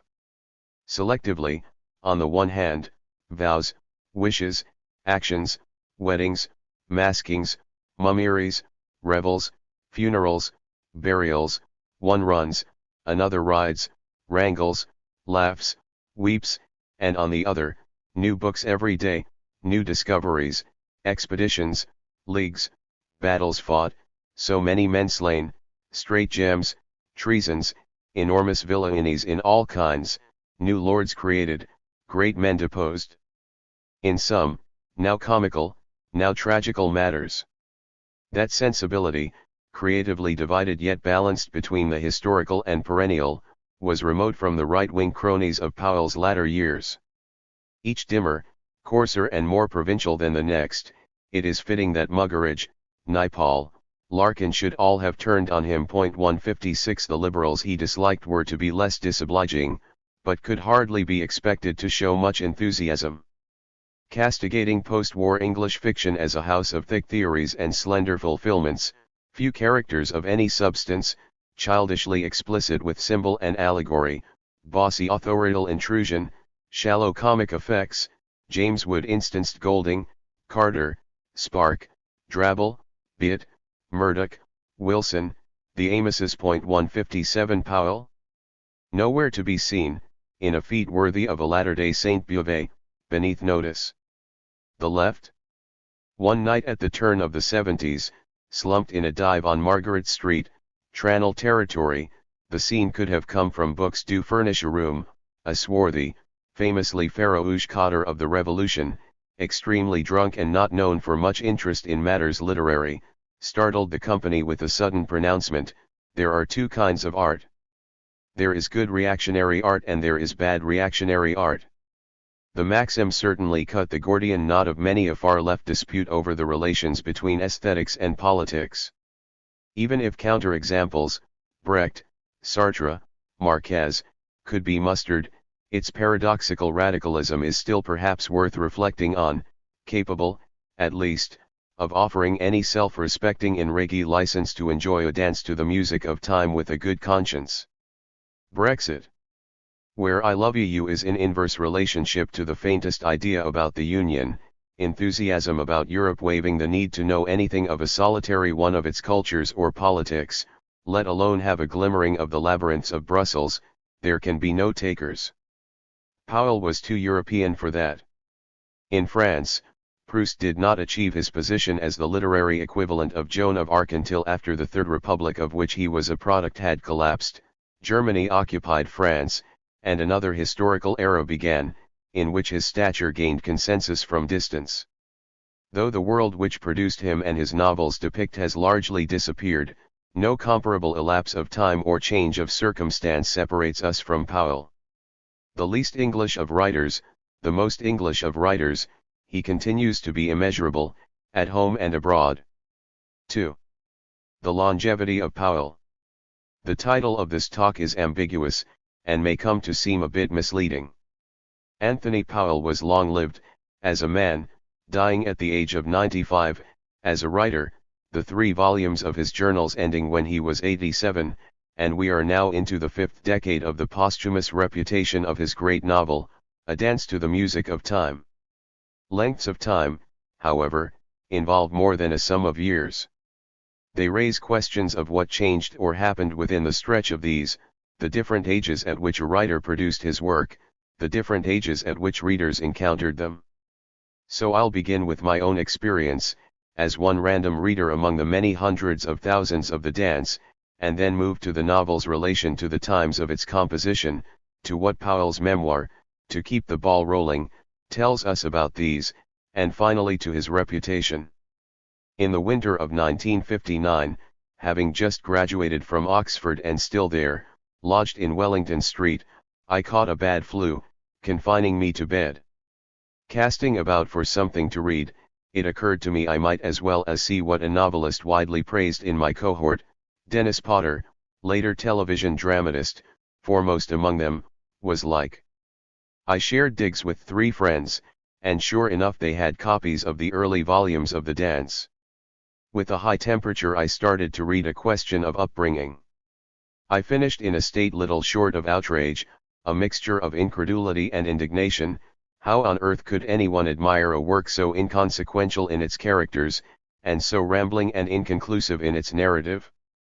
Mentally, I prepared the tirade I would deliver on the subject to its credulous fans. But I was still pretty sick, and not yet in a position to do that. After another day or so of shivering and sweating, I decided that since I was still trapped in bed, I might as well stockpile more ammunition for my assault by plowing grimly on through the sequel. About a fifth of the way through A Buyer's Market, I was a captive, as I've remained ever since. It was one of those emotional switches as abrupt and violent as falling in love with someone after a tense initial aversion to them, lurking hostility suddenly capsizing into lasting passion. Such emotions are dated. I don't mean in the sense of becoming passé, but of springing from a relation to a specific temporal context. I was just 21 when I read A Buyer's Market, within a year of the age of Nicholas Jenkins and his contemporaries, as they find their way for the first time in London, to which I was myself about to move. So discovery of The Dance coincided with discovery of the world. Thereafter, I would read successive volumes in something, existentially speaking, not unlike syncopation with the development of its first characters, not identifying with any of them, the 60s anyway offering a very different scene from the 20s, but memories of that period graphically punctuated by my reaction to the sequels, one read in Russia, another in Latin America, and so on, up to the kindly ones. With the war, of course, that kind of parallelism ceased. But it resumed again, now quite circumstantially, with books do furnish a room, since I was then working, as to some extent I still am, in what might well be regarded as the closest equivalents, a quarter of a century later, of Fission magazine and its disreputable Quiggin and Cragg's publishing house, while with Temporary Kings and Hearing Secret Harmonies, the novel moved into the time of its reader. I report this reminiscence, not as of any significance in itself, but as in my case prompting reflections on Powell's own relation to the world he created in the unique literary architecture of A Dance to the Music of Time, with its astonishing range of striking or subtle characters and emotional registers, from the comic to the ironic to the tragic. Biographically, Powell was 46 when the first volume of the dance appeared, and 70 when the last was published. The distance between the author and the time he was depicting was close to 30 years in A Question of Upbringing, finished in 1950 and set in 1921-24. Across the next 9 volumes, it held steady at around 20 years between composition and plot. Then, in the final 2 volumes, it dropped precipitously, having to 10 years in Temporary Kings, then no gap at all in Hearing Secret Harmonies, when the age of the writer and the period he was writing about, the edge of the 1970s, had become one. What did that curve mean, subjectively, for Powell? He may have had mixed feelings. For, on the one hand, he was the author of 5 pre-war novels, From Afternoon Men to What's Become of Waring, written between his mid-20s and mid-30s, to which he remained extremely attached throughout his life, indeed looking back on them with a certain nostalgia. Recalling what he called the unchanged annelid forces bubbling up in youth, he wrote in his memoirs. In those days there were plenty of people to recommend abstention from writing, especially novel writing, until you were 30, 40, 50. Something can be said for deferment, something against. The chief objection to delay is loss of a kind of lyricism, and energy, that disappears with increased age. Deeper qualities no doubt take the place of that lyrical element, they never quite match at point one. What separated him from these when he embarked on the very different enterprise of the dance was not just the passage of years, but the decisive experience of his adult life, the war. While it lasted, that cut off any further attempt at fiction, and when it was over, altered quite fundamentally the kind he wrote thereafter. The Second War, he recorded, drew a hard line across the story of one's days after which nothing was ever quite the same again. Those 6 years not only concentrated into a short span of time contacts and experiences that could not otherwise have come my way, but by drastically altering normal routines penetrated almost every area of existence.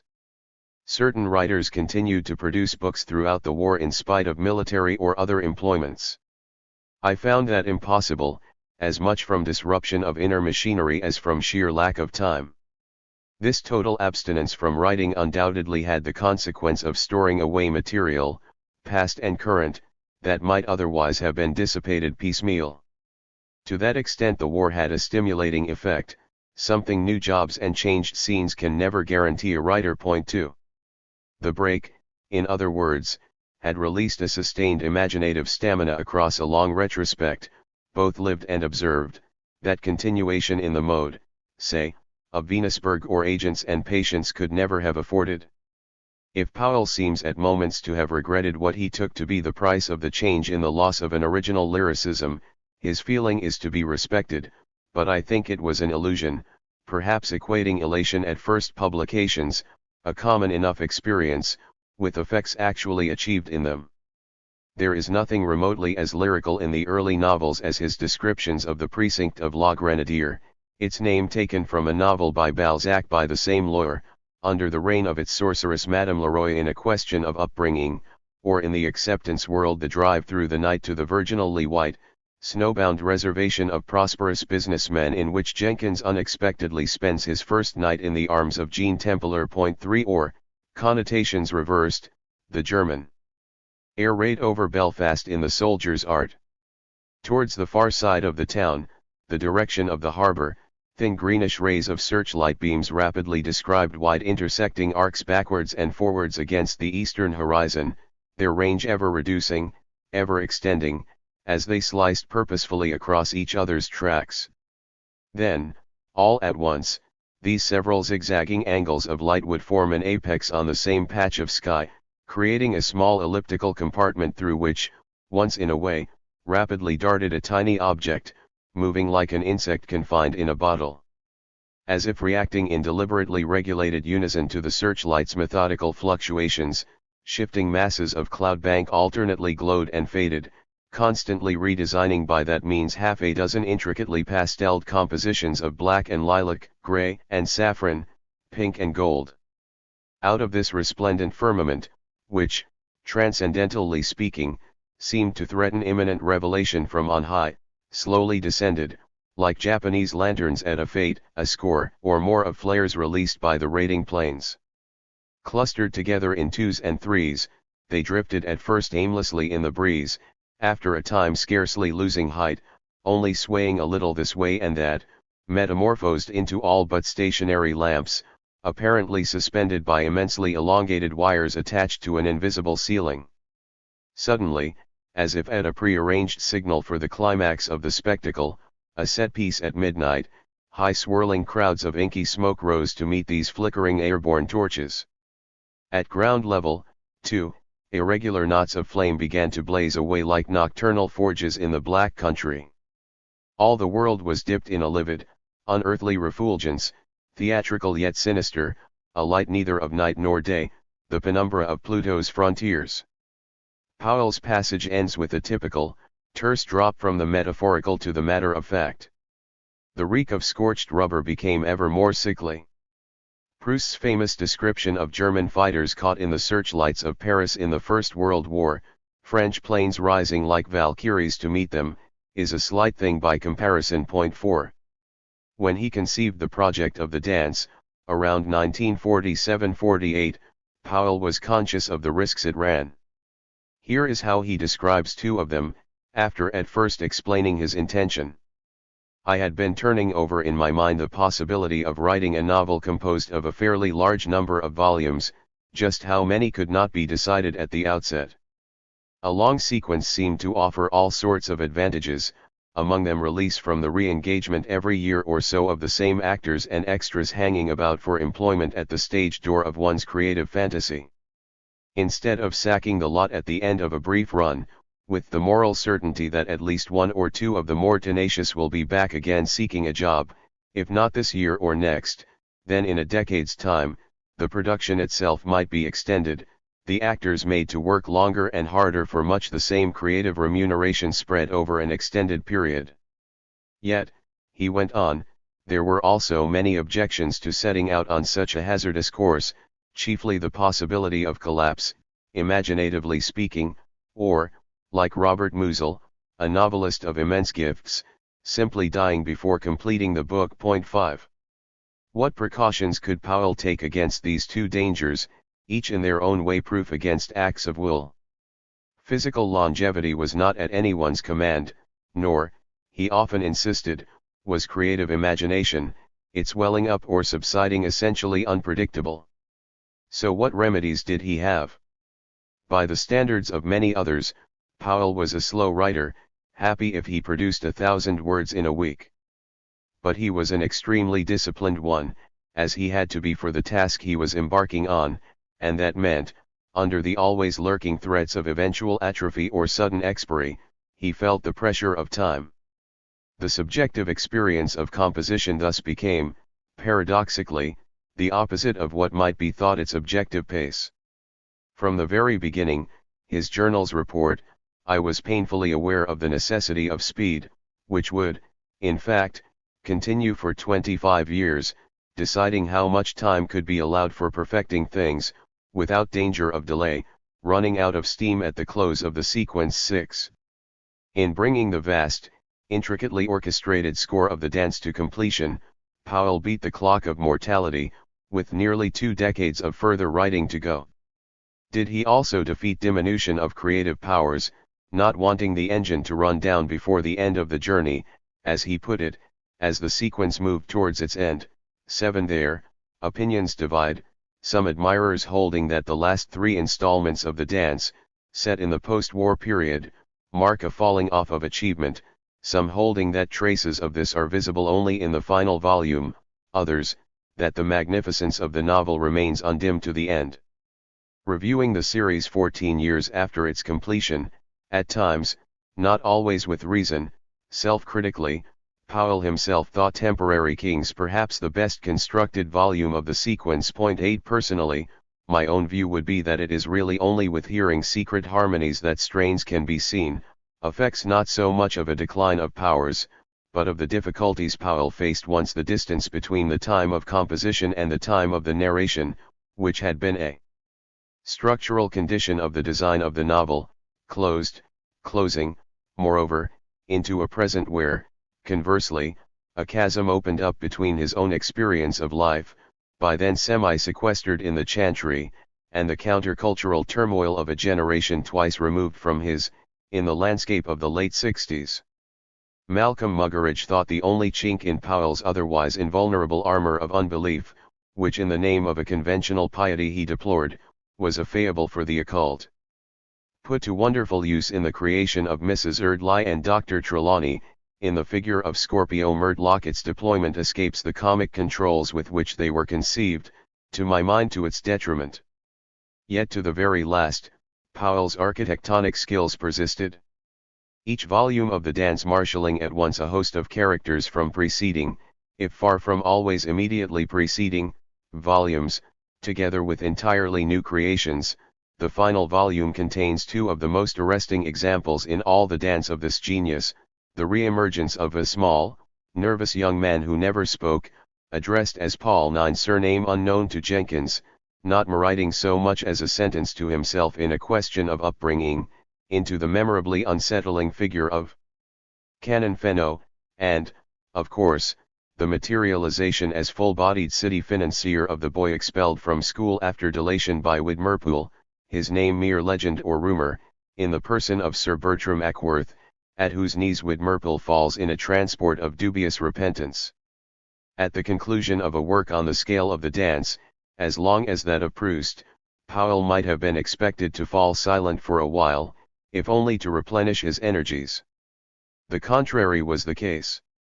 Within a year of the publication of Hearing Secret Harmonies there appeared the first volume of his memoirs, its very title, To Keep the Ball Rolling, urbane defiance of any such notion, succeeding installments coming out with the same regularity, at 2-year intervals, as the novel. The resulting 4 volumes have understandably attracted less attention than his fiction, but they are as singular in the genre of the memoir as the dance is in that of the novel, composing a carefully constructed work of art at times more ciphered than the dance. What, to begin with, explains the astonishing speed with which Infants of the Spring followed on the heels of Hearing Secret Harmonies? In her fine biography of him, Hilary Sperling offers a glimpse of a Powell the world never saw, which might account for it, observing at one point, for Tony writing had always held at bay the intolerable pressures of unreason and black despair. 10 Logically, these would have no place in a work acting to repel them, one solitary hint perhaps aside. Reviewers have often complained of the memoir's lack of autobiographical revelation, or self-portraiture of any sort. Powell took his title from a passage in Chance, Conrad's most commercially successful novel, though not one held in high critical regard, whose structure is more convoluted than any other, interweaving 3 narrators, of whom one is called Powell, a young sailor licensed at the docks as second mate by a senior namesake, the Powell, not exactly remarkable, of the memoir's overall epigraph, who resembles Socrates, but only physically. The hidden joke of the epigraph, one might surmise, is that duplication and illusion. In substance, beneath a relaxed surface of anecdote and wit, the 4 volumes of the memoirs cover matters of the deepest concern to Powell. I will mention just 3 of them. The first, which supplies many set pieces, was Friendship, whose importance for Powell can be judged from the number of exceptional portraits in them, testimony to his lifelong fascination with others. Looking back, there was always something asymmetrical about it. Striking in Hilary's Sperling biography is the absence of reciprocal testimony about Powell from his contemporaries, who, if I'm not wrong, on the evidence, at least, seem never to have mustered a tenth of the imaginative interest in him that he took in them. To our loss, we lack any life study of him from the period of the dance. Another object of continual reflection in the memoirs is obviously writing itself. Messengers of Day, the 2nd volume, ends. Inability to produce is, of course, the haunting fear of the writer, especially the novelist, a spectre exorcised at the risk of raising the almost equally gruesome one of overproduction. Scrutinizing the work of novelists past and present, one ponders this matter. Have novelists simply got a certain amount in them, which is in due course exhausted, or does some manner of existence stimulate or dry up these powers? Do certain ways of life build up reserves? If so, what are these ways of life, how should they be practiced? Is there no rule? Words echoing the pregnant line in Temporary Kings, each recriminative decade poses new riddles: how best to live, how best to write, the rare adjective conferring its gravity to these problems. Point 11. Lastly, of course, there was death, eluded by the dance, closer, though in the event still at a distance, as he completed to keep the ball rolling.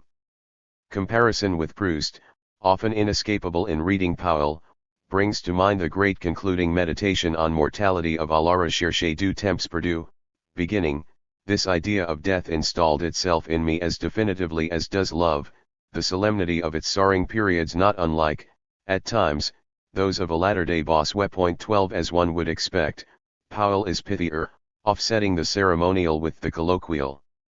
The passage reads: as the eighth decade gradually consumes itself, shadows lengthen, a masked and muffled figure loiters persistently at the back of every room as if waiting for a word at the most tactful moment, a presence more easily discernible than heretofore that exhales undoubted menace yet also extends persuasive charm of an enigmatic kind. Death is the mother of beauty, hence from her, alone, shall come fulfillment of our dreams and our desires. Anyway, that was what Wallace Stevens thought, others too. Again, as with loudly decrying the world and its ways, a tranquil approach is probably to be preferred, rather than accept too readily either death's attractions or repulsions. Better that the dual countenances of the ubiquitous visitant should not cause too prolonged musings on either the potential relief or potential afflictions of departure. Better, certainly, not to bore other people with the subject. Point 13. Each writer shared the national temperaments of their period. In the kicker at the end, English reserve versus French diapason. What, finally, of Powell's reputation after his death? That it is far from uncontested is clear, so any sounding of it has to take account of typical objections to the dance, his masterwork. The first, and most familiar, is, putting it crudely, that this is a tale of toffs, an elitist, class-ridden novel written by a snob, in standard phrases quoted by Hilary Sperling, which it would be easy to multiply, and supply in more vehement versions. I detest Powell, an eminent historian told me the other evening, in a tone brooking no reply, an opinion often heard. Powell was, of course, aware of this reaction, and left us an indirect comment on it. The current fashion, he wrote in Messengers of Day, is to condemn novels or plays about small aristocratic societies on grounds that what happens there is without bearing on the doings of the rest of the world. Yet after all, when it comes to general implications of behavior, Oedipus was king of Thebes, Hamlet, prince of Denmark, Petronius clearly not at all inhibited from knowing about everyday things, on account of his position as arbiter of elegance at Nero's court. 14. The copy of Messengers of Day that I recently borrowed from the London Library, a favourite haunt of Powell's, most of whose members certainly still belong to the various worlds he inhabited, has an elegantly penciled note in the margin: not fashion, legitimate and accurate comment, no bearing on common reality at all. That objections of this sort are questions of taste rather than of class was clear to me as early as Oxford, since Dennis Potter, Powell's greatest public fan there at the time, came from a working-class family in the Forest of Dean, origins of which he was proud and made much of in his writing, as a man of the left. He and Kenneth Trod, another friend of the time, also of resolutely plebeian stock, were the first to try and make a TV serial out of the dance, even if Powell complained that they bungled the venture with the BBC. 15. In any case, of course, the dance is far from confined to a small aristocratic milieu. But that it depicts the complexities of a classically stratified society is occasion enough for some to reject it out of hand. To an art historian friend declaring he refused to read Powell, I pointed out, but you have no difficulty reading and admiring Proust, whose world is much more socially exclusive, to which he replied, yes, but Proust is over there, his world is not my affair. Powell's world is here, and I can't abide it. Mutatis mutandis, Something like this might explain the paradox that critical works about Powell by Americans, all admiring, are 7 times the number of the single book by an Englishman. Questions of gender form another, less frequently expressed, but not inaudible complaint about Powell, that his perspective on the world, and gallery of leading characters, is so male. That there is something to this would have been conceded by Powell, who confessed he found it more difficult to represent women than men, though he certainly left vivid enough portraits of the opposite sex. What is true, however, is that until the concluding trilogy of the dance, female characters of the interwar period rarely have professions of their own. Curiously, the one semi-exception predates it, in the person of the young Mildred Bledys in her VAD uniform during the First World War, striding in like a grenadier, to the 10-year-old Jenkins a figure of dashing emancipation. Women of working independence there were, of course, in the 20s and 30s, though universities were still largely closed to them.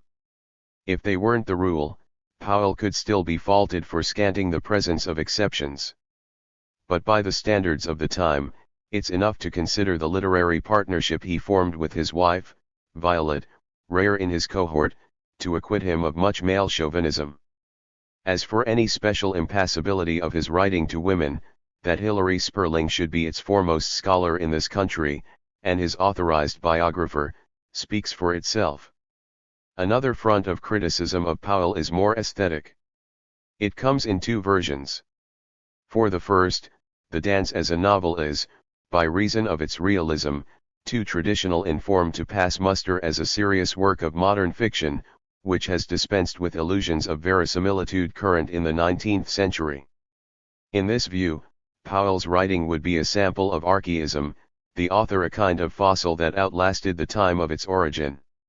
In the words of a leading contemporary theorist of literature, his name synonymous with innovation in methods for studying it, such realism is not what literature does, or does best.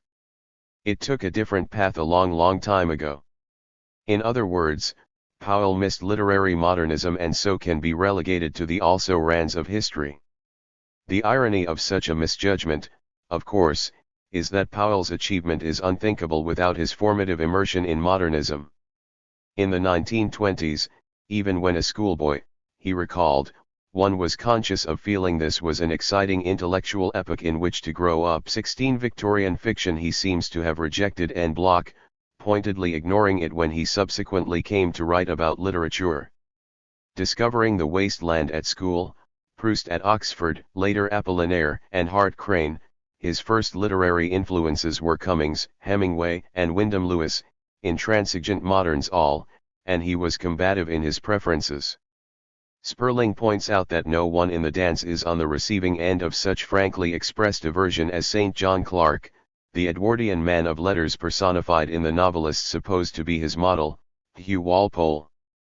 Agreeing that one of the least supportable things about later life was the fact you began to see almost everyone else's point of view, Powell could allow himself the irony that tolerance becomes an increasing burden with age, and regret a slowing up of former antagonisms inseparable from the energies of youth. 17 Were literature really, which it is not, a line of march as that long ago so confidently implies, his place was never in the rear. 18 A somewhat different if related complaint would fail Powell not on modern but current postmodern grounds, as autofiction, staging the self without limitation or inhibition, has become the favored form of the internet age, nos giard, hitty or cusk, the titans and titanias of the Facebook world, and language sheds all compunction in the foul-mouthed chic of the best literary periodicals, not to speak of tabloids like The Guardian or The Times.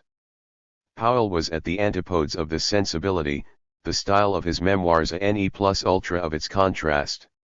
In the course of these, he noted, before their full arrival, that the informalities of current diction were not only more self-conscious than the formalities they replaced, but presuming oversimplification of another sort tended to end in a debauchement of words sabotaging phrases previously regarded as universally admissible for definition of emotional life. 19 He would have expected, and been happy, to be beyond the pale of such norms.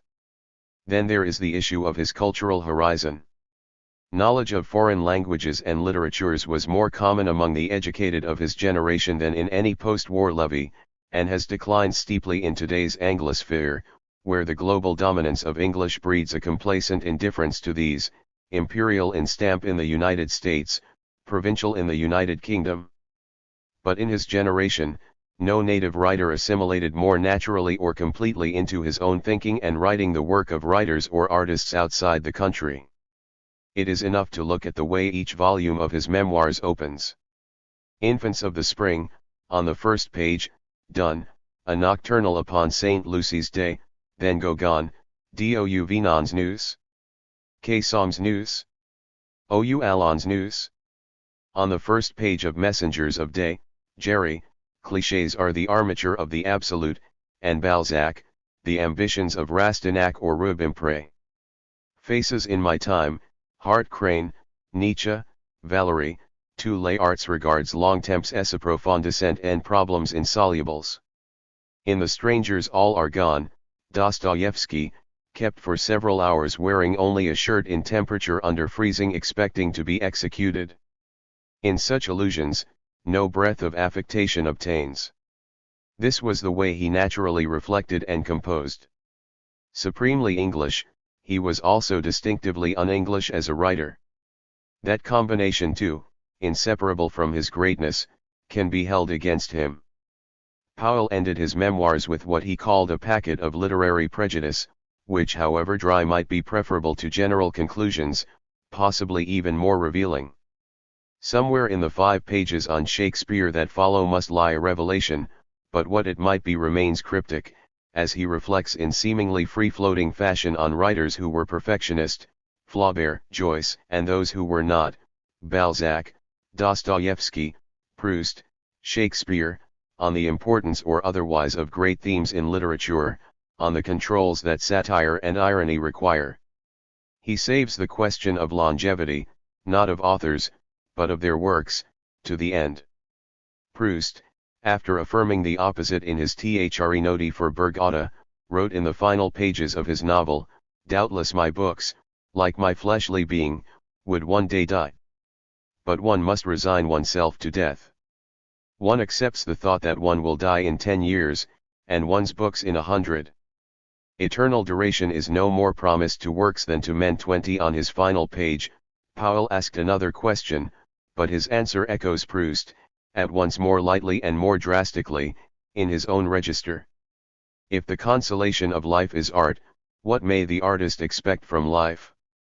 An incident mentioned in Vasari's lives of the most excellent Italian architects, painters, and sculptors always seems to me worth recalling. On a winter day in Florence, when snow was deep on the ground, one of the Medici sent for Michelangelo to build a snowman in the courtyard of the Medici Palace. One can scarcely doubt that the finest snowman on record took shape. The lesson?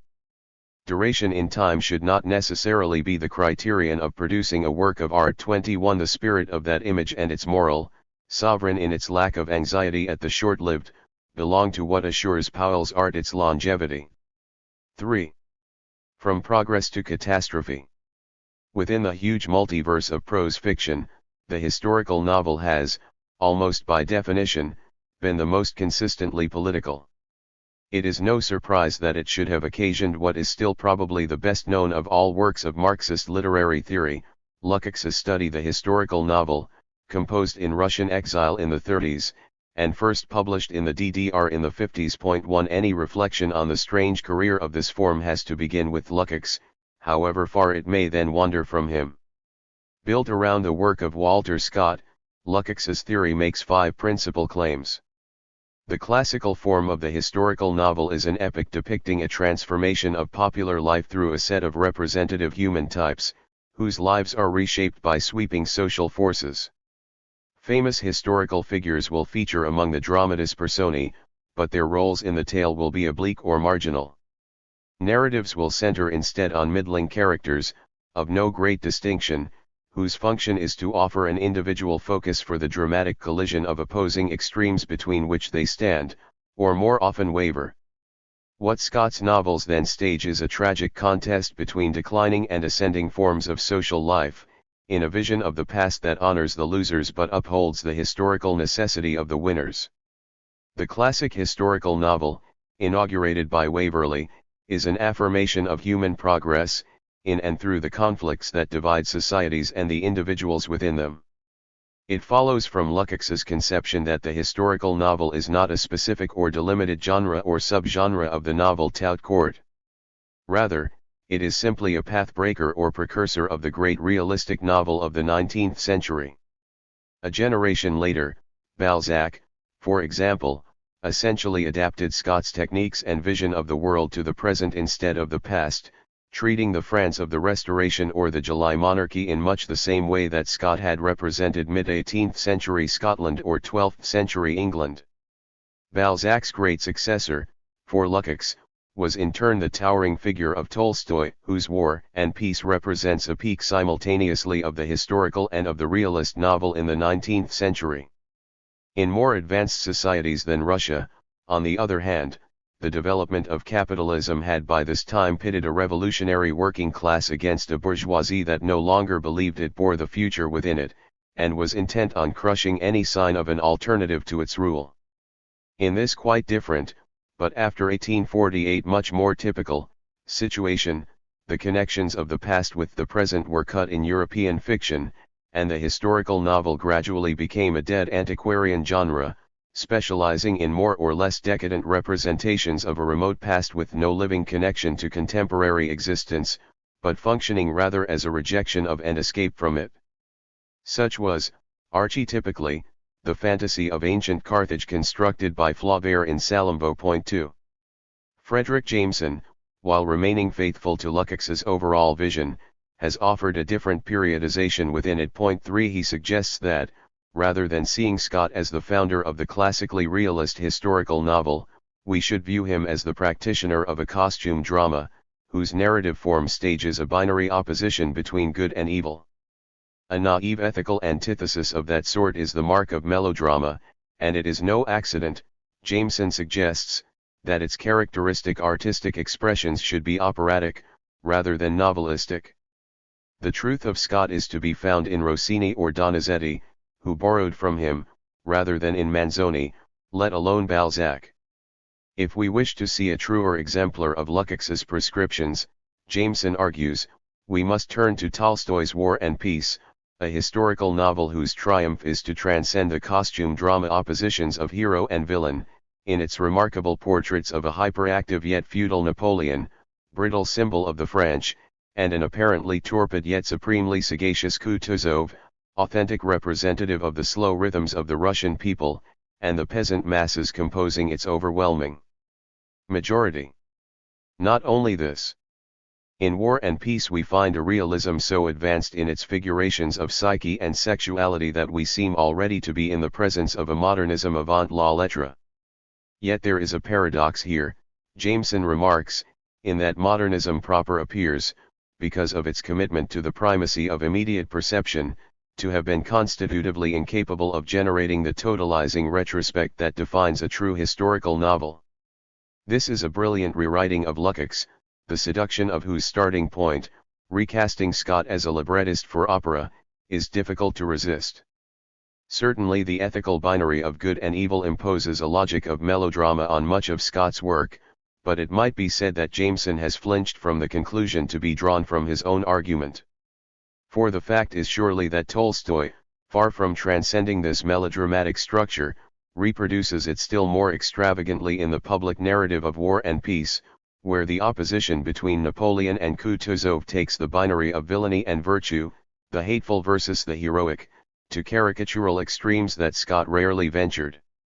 Tolstoy's portrait of Napoleon, Jameson concedes, is perhaps rather petty, unduly diminishing the emperor. But he implies that Tolstoy can thereby be acquitted of demonizing him. An answer to this, however, can be found in Sartre's notable deconstruction of the concept of evil in Saint Genet, where he shows that the pure notion of evil is always caught in the same aporia, what he calls a tourniquet.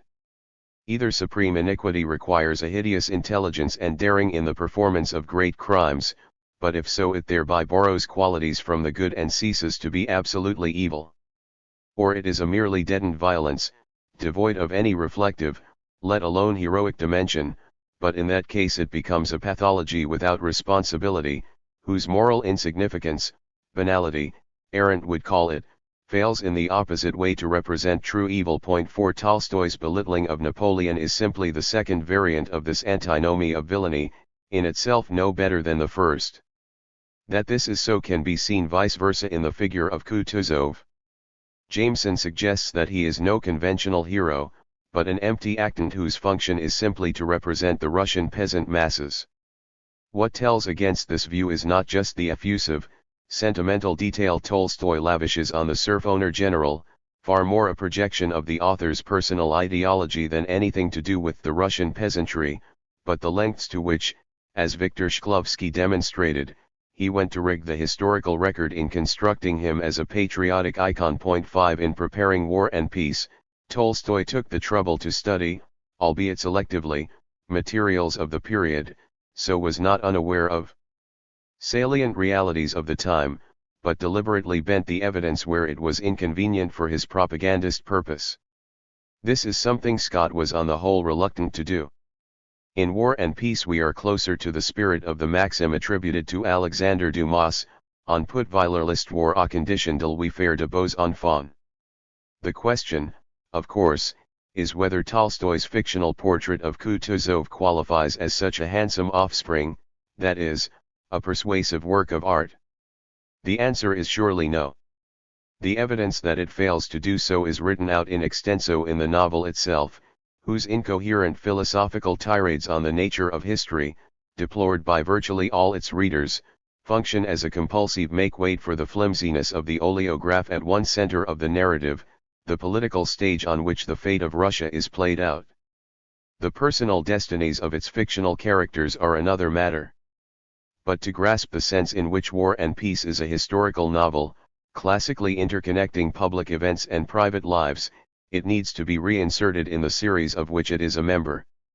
This is something Lukács's account of the form touches on, but then skirts. The historical novel, if we accept its one great precursor, Kleist's Michael Kohlhaas, is a product of romantic nationalism. This is as true of Tolstoy as it is of Scott, Cooper, Manzoni, Galdós, Jokai, Sienkiewicz, or so many others. The original matrix of this nationalism was the European reaction against Napoleonic expansion. Although this had popular roots, above all in the Tyrol, Spain, and Germany, it was everywhere also driven by the need of the continent's different ancient regimes to mobilize local enthusiasm for the defense of crown and altar. Viewed as a whole, its dominance was always a counter-revolutionary response to the French Revolution. But each particular national situation generated its own distinct forms of imagination and retrospect. Scott was writing in the one bastion of the old order that went unscathed through the Napoleonic Wars, scarcely a French footprint on Anglo-Scottish soil. The focus of his nation-building narrative is thus quite distinct from its continental sequels, and corresponds to the duality of the composite British kingdom itself. On the one hand, there is the heroic story of the emergence of English national identity, as it first took shape in the struggle of democratic Saxons against aristocratic Normans in the early Middle Ages, Ivanhoe, and then deepened and developed through the early modern Tudor and Stuart periods. Here romantic medievalism was given full rein, in fictions rife with melodramatic contrasts and moralizing stereotypes of the kind that rightly draw Jameson's strictures. In European terms, this was probably the most influential side of Scott's work. On the other hand, Scott was also the chronicler of the peculiar trajectory of his native Scotland, a quite distinct society, within this larger story. Here a completely different vision was at work, formed not so much by romantic Schwärmerei, as by the Scottish Enlightenment, whose theories of historical development as a universal succession of stages, passing from hunter-gatherer to agricultural to commercial forms of society, Scott absorbed from Ferguson and Dugald Stewart and mapped into his recreation of the conflicts between Highland and Lowland, clan and capital, in Waverley and its sequels.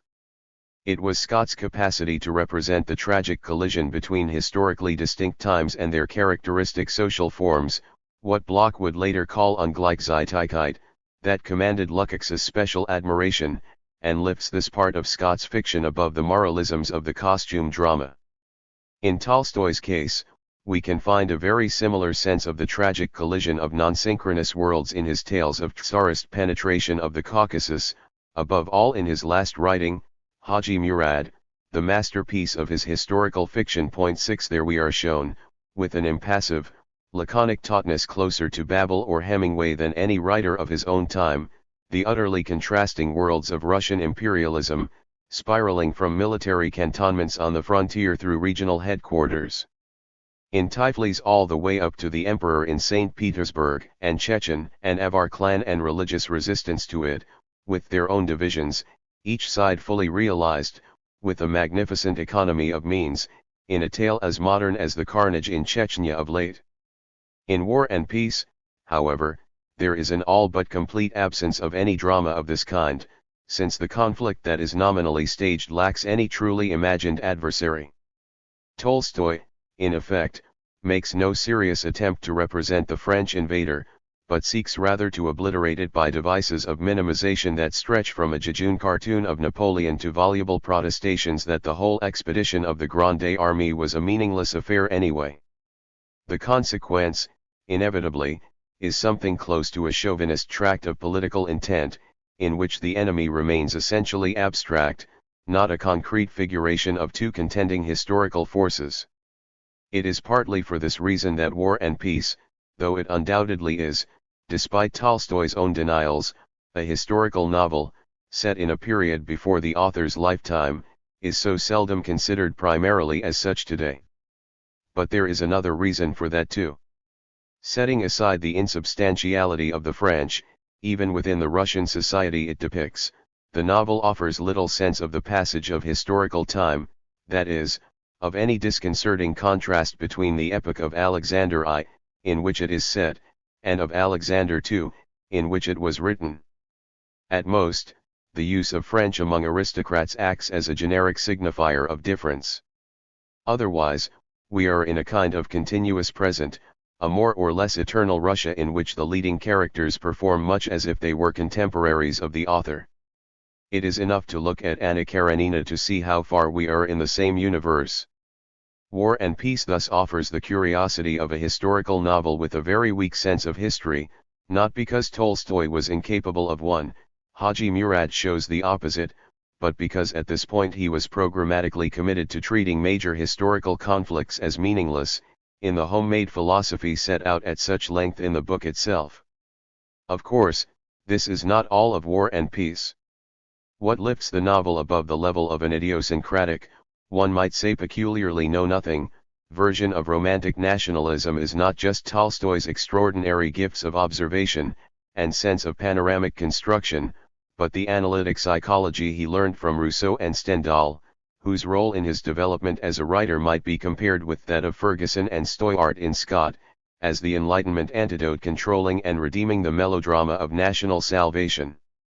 The greatness of War and Peace lies here, not in the images d'Epinal of Kutuzov and Napoleon, but in the side of Tolstoy, closer to Laclos and Stendhal, that was relentlessly rationalist in his dissection of motive and feeling.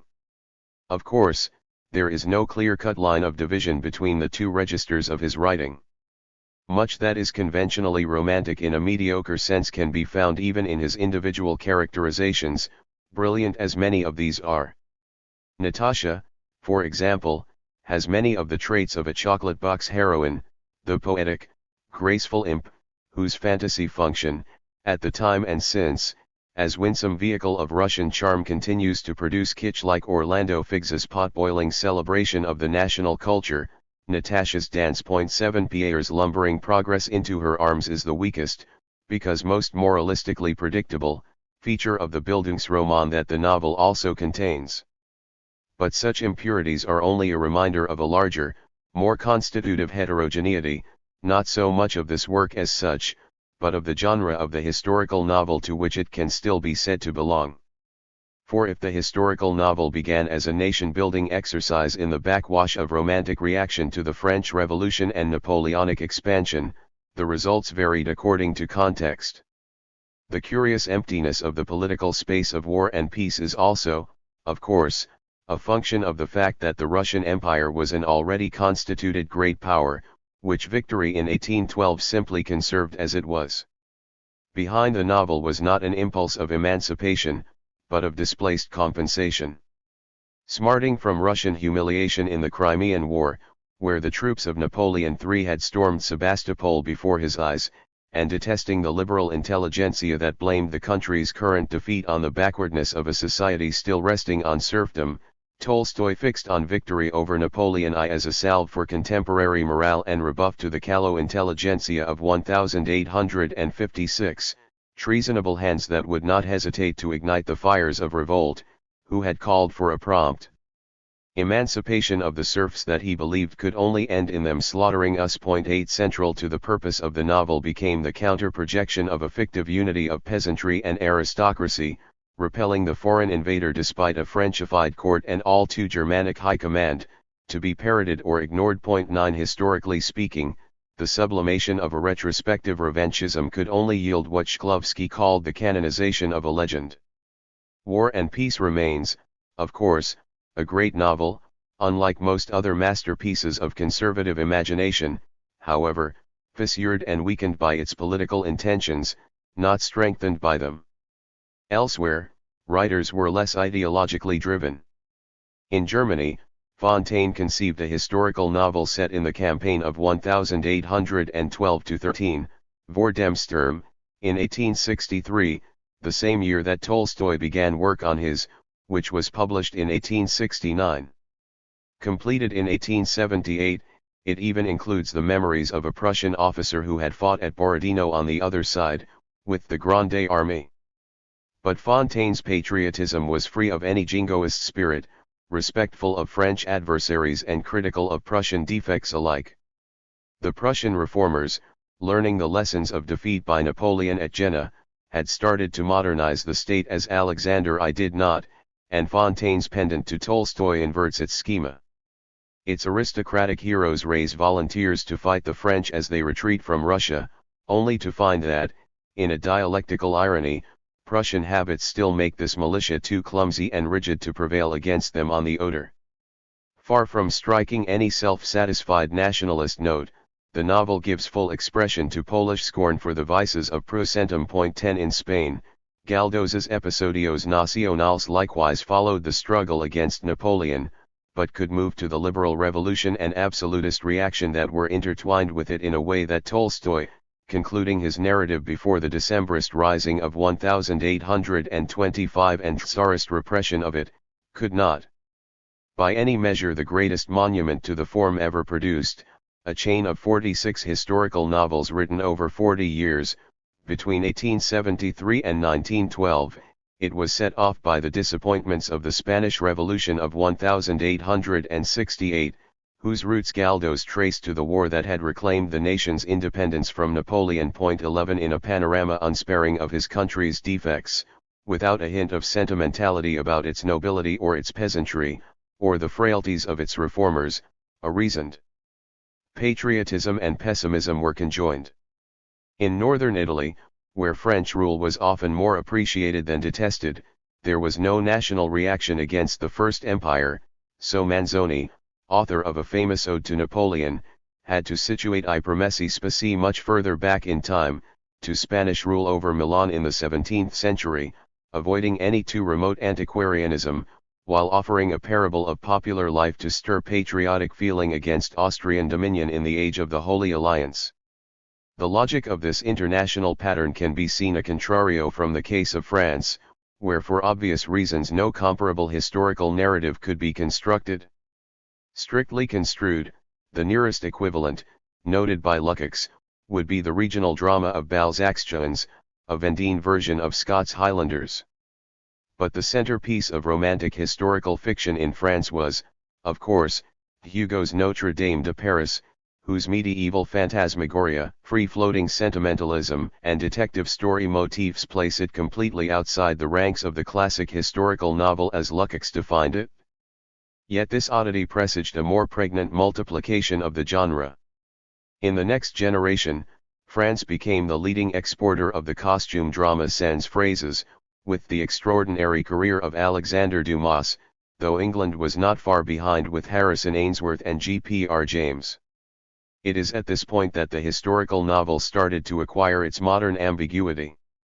Most literary genres have included a variety of registers, and as the Russian formalists always emphasized, their vitality has typically depended on interactions between high and low, elite and popular forms, either in a circuit within the genre, or via diagonal connections across them.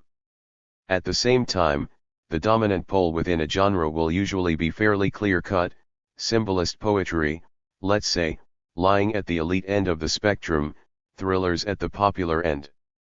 The peculiarity of the historical novel, however, has been to elude any stable stratification of high and low. Its evolution exhibits instead an oscillating continuum of registers, including, to use for a moment anachronistic terms, not just highbrow and lowbrow but also importantly middlebrow ranges of work. It is the extent of this continuum that arguably sets it apart from other narrative forms. The reason this may be so appears to lie in the nature of its subject matter. For Lukács, the historical novel was essentially epic in form. It was an extensive representation, in Hegelian terms, of the totality of objects, as opposed to the more concentrated totality of movement proper to drama. But if this is a plausible description of the origins of the form, it cannot account for its diffusion. There, it was not an aspiration to the representation of history that would ensure the enormous popularity of fictions about the past, but rather the pre-constituted repertoire of scenes or stories of that history, still overwhelmingly written from the standpoint of battles, conspiracies, intrigues, treacheries, seductions, infamies, heroic deeds and deathless sacrifices, offered to the imagination, everything that was not prosaic daily life in the 19th century. Here was the road, so to speak, from Jeannie Deans to Milady. The historical novel that conquered European reading publics in the second half of the 19th century would not offend patriotic sentiment, but no longer had a nation-building vocation. The Three Musketeers and its innumerable imitations were entertainment literature. Side by side with it persisted high forms of the genre. Now, however, the typical development was for leading authors to try their hand at the historical novel, composing one or two such works in a corpus otherwise devoted to realistic representations of contemporary life. Barnaby Rudge and Tale of Two Cities, Henry Esmond, Romola and Salammbô illustrate this pattern. Lower down, but still above the stratum of Dumas or Ainsworth, figured writers like Stevenson and Bulwer-Lytton.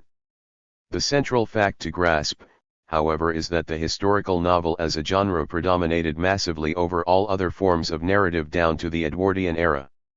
It combined enormous market success with continuing aesthetic prestige.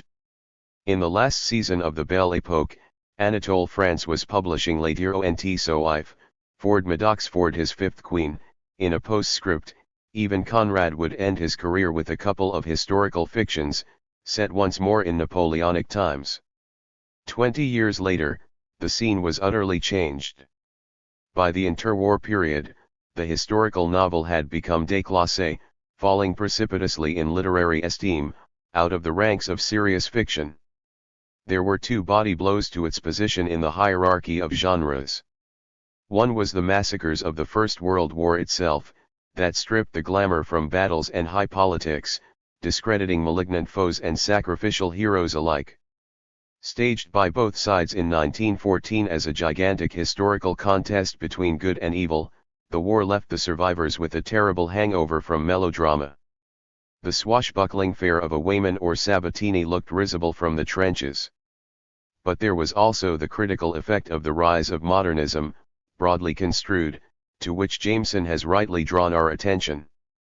He points to its primacy of perception as incompatible with totalizing retrospect, rendering impossible a modernist version of the kind of historical novel theorized by Lukács. 12 To this could be added its hostility to the corrupting effects of aesthetic facility, to all that was too readily or immediately available, which struck down the popular and middlebrow versions of the historical novel still more stringently. Thus, if we look at the interwar scene, the historical novel becomes a recessive form, at virtually all levels, in Europe. In the United States, on the other hand, shielded from the shock of the First World War, Faulkner could produce a Gothic variant, flinching before no melodramatic license, in Absalom, while at a less ambitious level its middle range flourished as never before, Thornton Wilder, for example, enjoying a reputation that would have seemed odd in Europe. More spectacularly, Gone with the Wind, a tale of civil war and reconstruction with a lightweight resemblance to the romantic nation-building fiction of the previous century, became the most successful historical novel of all time. Significantly, what Europe produced in this middle market mode was principally Robert Graves' I, Claudius, the mental escape of a First World War veteran into antiquity, later fodder for a slack television serial. At a higher level, similar reflexes generated a cluster of historical novels by German exiles, The Elder Man, Brecht, in which fascism was allegized into the past, as The Rise of Julius Caesar, Mobs Howling for Augustus, or The Killers of the Catholic League, in a deliberately modernizing spirit completely at variance with the classical conception of the historical novel. 13. If this was an enclave with few consequences, two works of the interwar period appear by contrast as signposts to the future. One is perhaps the only work that defies Jameson's judgment that a modernist historical novel would be impossible, although it is certainly true that it makes no attempt at that sense of a historian's interpretive commentary on events whose absence, he argues, debars Doblin's Wallenstein, its ferocious canvas of absurdity designed after the senseless slaughter of the First World War, from such a title. This jeu d'esprit was Orlando, whose metamorphoses of time and gender, breaking with every realist norm, occupy a niche in the development of the genre comparable, in its proleptic isolation, to Michael Kohlhaas on the eve of its classical form. Woolf was a modernist par excellence.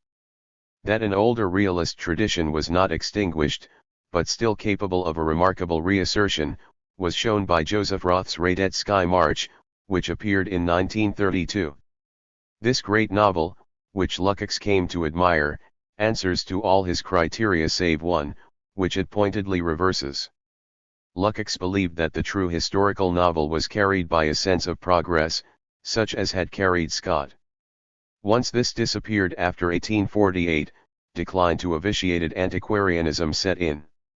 The Radetzky March demonstrated the opposite. For Roth's epic traces the decay of the multinational Habsburg Empire and its dominant class with a clarity and artistry equal, if not superior, to any progressivist 19th-century forebear. A deep historical pessimism proved no bar to a magisterial representation of the totality of objects. Simply, in this reversal the nation-state, once the ideal horizon of the classical historical novel, figures in the novel sequel, The Emperor's Tomb, as the endpoint of a social and moral collapse, the shrunken, riven Austria of the Depression and the Heimwehr when these works were composed. Roth's achievement attracted little notice at the time. The Second World War, when it came, reinforced the effects of the first. The flow of historical fiction at the lowest levels of the genre, reduced but even in Europe never interrupted, swelled again as mass literary markets expanded with the post-war boom. In Britain, for example, hoary sagas of doughty patriots battling against Napoleon poured, and still pour, off the presses, from C.S. Forester through Dennis Wheatley to Patrick O'Brian. Over time, this output has yielded a teeming universe that can be glimpsed in such omnibus guides as What Historical Novel Do I Read Next?, with its capsule descriptions of over 6,000 titles, and league tables of the most popular historical periods, favorite geographical settings and, last but not least, top historical characters. Henry VIII and Jesus Christ tie for fourth place. 14. But the larger and more indiscriminate the stratum became, the lower the depths to which the historical novel was consigned as a respectable literary form. In 1951 it came as something of a shock when Marguerite Yourcenar won the Prix Femina for her memoirs Die Hadrien. So completely out of season did historical fiction of any kind, even such a strange anomaly as this one, seem in the true republic of letters. Did people still write that kind of thing? The profound discredit into which the genre had fallen was made clear by the initial reception of what remains in retrospect the greatest historical novel of the century, Lampedusa's Leopard. Initially rejected for publication, even when it appeared it was greeted with widespread bafflement by Italian critics. 15 How could such an old-fashioned piece of work have been produced in the contemporary world? Should it be taken seriously as literature? In fact, what Lampedusa had done was to take the same theme as Roth, the fate of an aristocracy in a dying absolutist order, amidst the rise of romantic nationalism, to yet grander conclusions, in a verdict of pitiless detachment on the nation-building process in Italy, the adjustments of the old order in Sicily to it, and the fate of individuals at the crossroads between them, viewed in the light of eternity. Here, the interlocking of historical and existential registers, that for Lukács and Jameson defines this form, found, in the counterpointing of the feudal survival of a class and the cosmic extinction of an individual embodying it, supreme expression.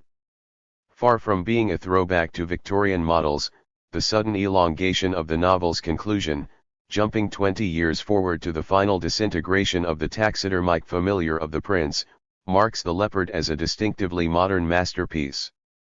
Strikingly, in the same years that Lampedusa was composing his portrait of the Risorgimento in Palermo, not so far away in the Mediterranean a historical novel was moving in the opposite direction. Najib Mahfouz's Cairo trilogy, depicting semi-colonial Egypt from the rise of the Wafd at the end of the First World War to the activity of Muslim brothers and communists during the Second, through the story of a bourgeois family, was written under Farouk, and only saw the light of day after the monarchy had been overthrown, in the Sturm-und-Drang of the nationalization of the Suez Canal and the Anglo-French-Israeli invasion of Egypt. Mahfouz had begun as a writer of pure costume dramas, Egyptian style, that is, fanciful romances set in pharaonic antiquity. With the Cairo trilogy he became a historical novelist such as Lukács has conceived one, real historical figures interwoven with fictional characters, middling heroes, a sense of popular life, and, last but not least, a powerful underlying narrative of progress, however halting or ambiguous, towards national emancipation, even if in this case, technically Azide Roman, overlapping with his own lifetime. Here it was language rather than prejudice that isolated his work, unknown to the non-Arabophone world till its translation into French many years later. 16. A reclusive semi-Belgian, a dead Sicilian, an obscure Egyptian. That was about where the historical novel lay, a few antique jewels on a huge mound of trash, for some 30 years after the Second World War. Then, abruptly, the scene changed, in one of the most astonishing transformations in literary history. Today, the historical novel has become, at the upper ranges of fiction, more widespread than it was even at the height of its classical period in the early 19th century. This resurrection has also, of course, famously been a mutation. The new forms signal the arrival of the postmodern. To discuss these with due amplitude would require another occasion. The postmodern turn has, of course, extended across virtually all the arts, with local effects distinctive to each of them. But if we consider its morphology in the literary field, there seems little doubt that the most striking single change it has wrought in fiction is the pervasive recasting of it around the past. Since postmodernism was famously defined, by Jameson himself, as the aesthetic regime of an age that has forgotten how to think historically, the resurrection of the historical novel might seem at first glance paradoxical. 17 But, of course, this is a second coming with a difference. Now, virtually every rule of the classical canon, as spelled out by Lukács, is flouted or reversed. Among other traits, the historical novel reinvented for postmoderns may freely mix times, combining or interweaving past and present, parade the author within the narrative, take leading historical figures as central rather than marginal characters, propose counterfactuals, strew anachronisms, multiply alternative endings, traffic with apocalyptics. By no means all, of course, in the vast range of historical novels, including many Azide Roman, produced by accredited writers in the past 30 years exhibit these features. but the core of the revival has typically displayed some or most of them, while around it more traditional forms have proliferated too. How are we to understand the etiology of these forms? In a wonderful passage, Jameson speculates that the function of their exaggerated inventions of a fabulous and non-existent past is to rattle at the bars of our extinct sense of history, unsettle the emptiness of our temporal historicity, and try convulsively to reawaken the dormant existential sense of time by way of the strong medicine of lies and impossible fables, the electroshock of repeated doses of the unreal and the unbelievable. 18 This is a powerful suggestion. But it raises the question of its possessive pronoun. Who is the we of such loss of temporality, that extinction of a sense of history which is ours? Are the postmodern forms of the historical novel effectively universal today? Certainly, if we were to make a roll call of all those contemporary novelists who have in one respect or another contributed to the new explosion of invented pasts, the list would stretch around the world, from North America to Europe to Russia to the subcontinent to Japan to the Caribbean and Latin America. In that sense, such forms have become as global as the postmodern itself. But if we want to track the emergence of the mutation that has produced them, and venture beyond an inventory to their taxonomy, we probably need to consider the spatial organization of this universe. No aesthetic time span is ever homogeneous. The dominance of postmodern forms in the past 30 years did not, and could not, displace all others. At the opposite ends of Asia, something like the classical imagination of the historical novel lived on, producing in Indonesia and Arabia two remarkable cycles of nationalist fiction that can be regarded as, in their way, cousins of Mahfuz, Premo Edaya Ananta Tuurspuru Quartet, composed between 1975 and 1985, and Abdelrahman Munif's quintet Cities of Salt, already much freer in its handling of time and probability, written in the 80s. These are novels, each starting at the turn of the 20th century, written directly out of the experience of Dutch and American imperialism. But they are outliers within the universe of postmodern recreations of the past. To follow these, we must cross the oceans.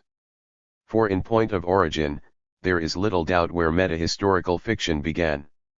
It was born in the Caribbean with Alejo Carpentier's El Reino de este Mundo, which appeared in 1949, followed by his El Siglo de las Luces in 1962.19 settings, Haiti, Cuba, French Guiana. 5 years later came Garcia Marquez's 100 Years of Solitude. Over the next 30 years, Latin American historical fiction became a torrent, with many tributaries beyond Carpentier and Garcia Marquez, Roa Bastos, Carlos Fuentes, João Ubaldo Ribeiro, Fernando del Paso, Mario Vargas Llosa, and many more. Here, unquestionably, was the pacemaker for the global diffusion of these forms, which were invented in the periphery, like the concept of the postmodern itself. Not that sources in the center were entirely missing from it. Carpentier was steeped in French surrealism. Orlando, translated by Borges, put Garcia Marquez into a fever.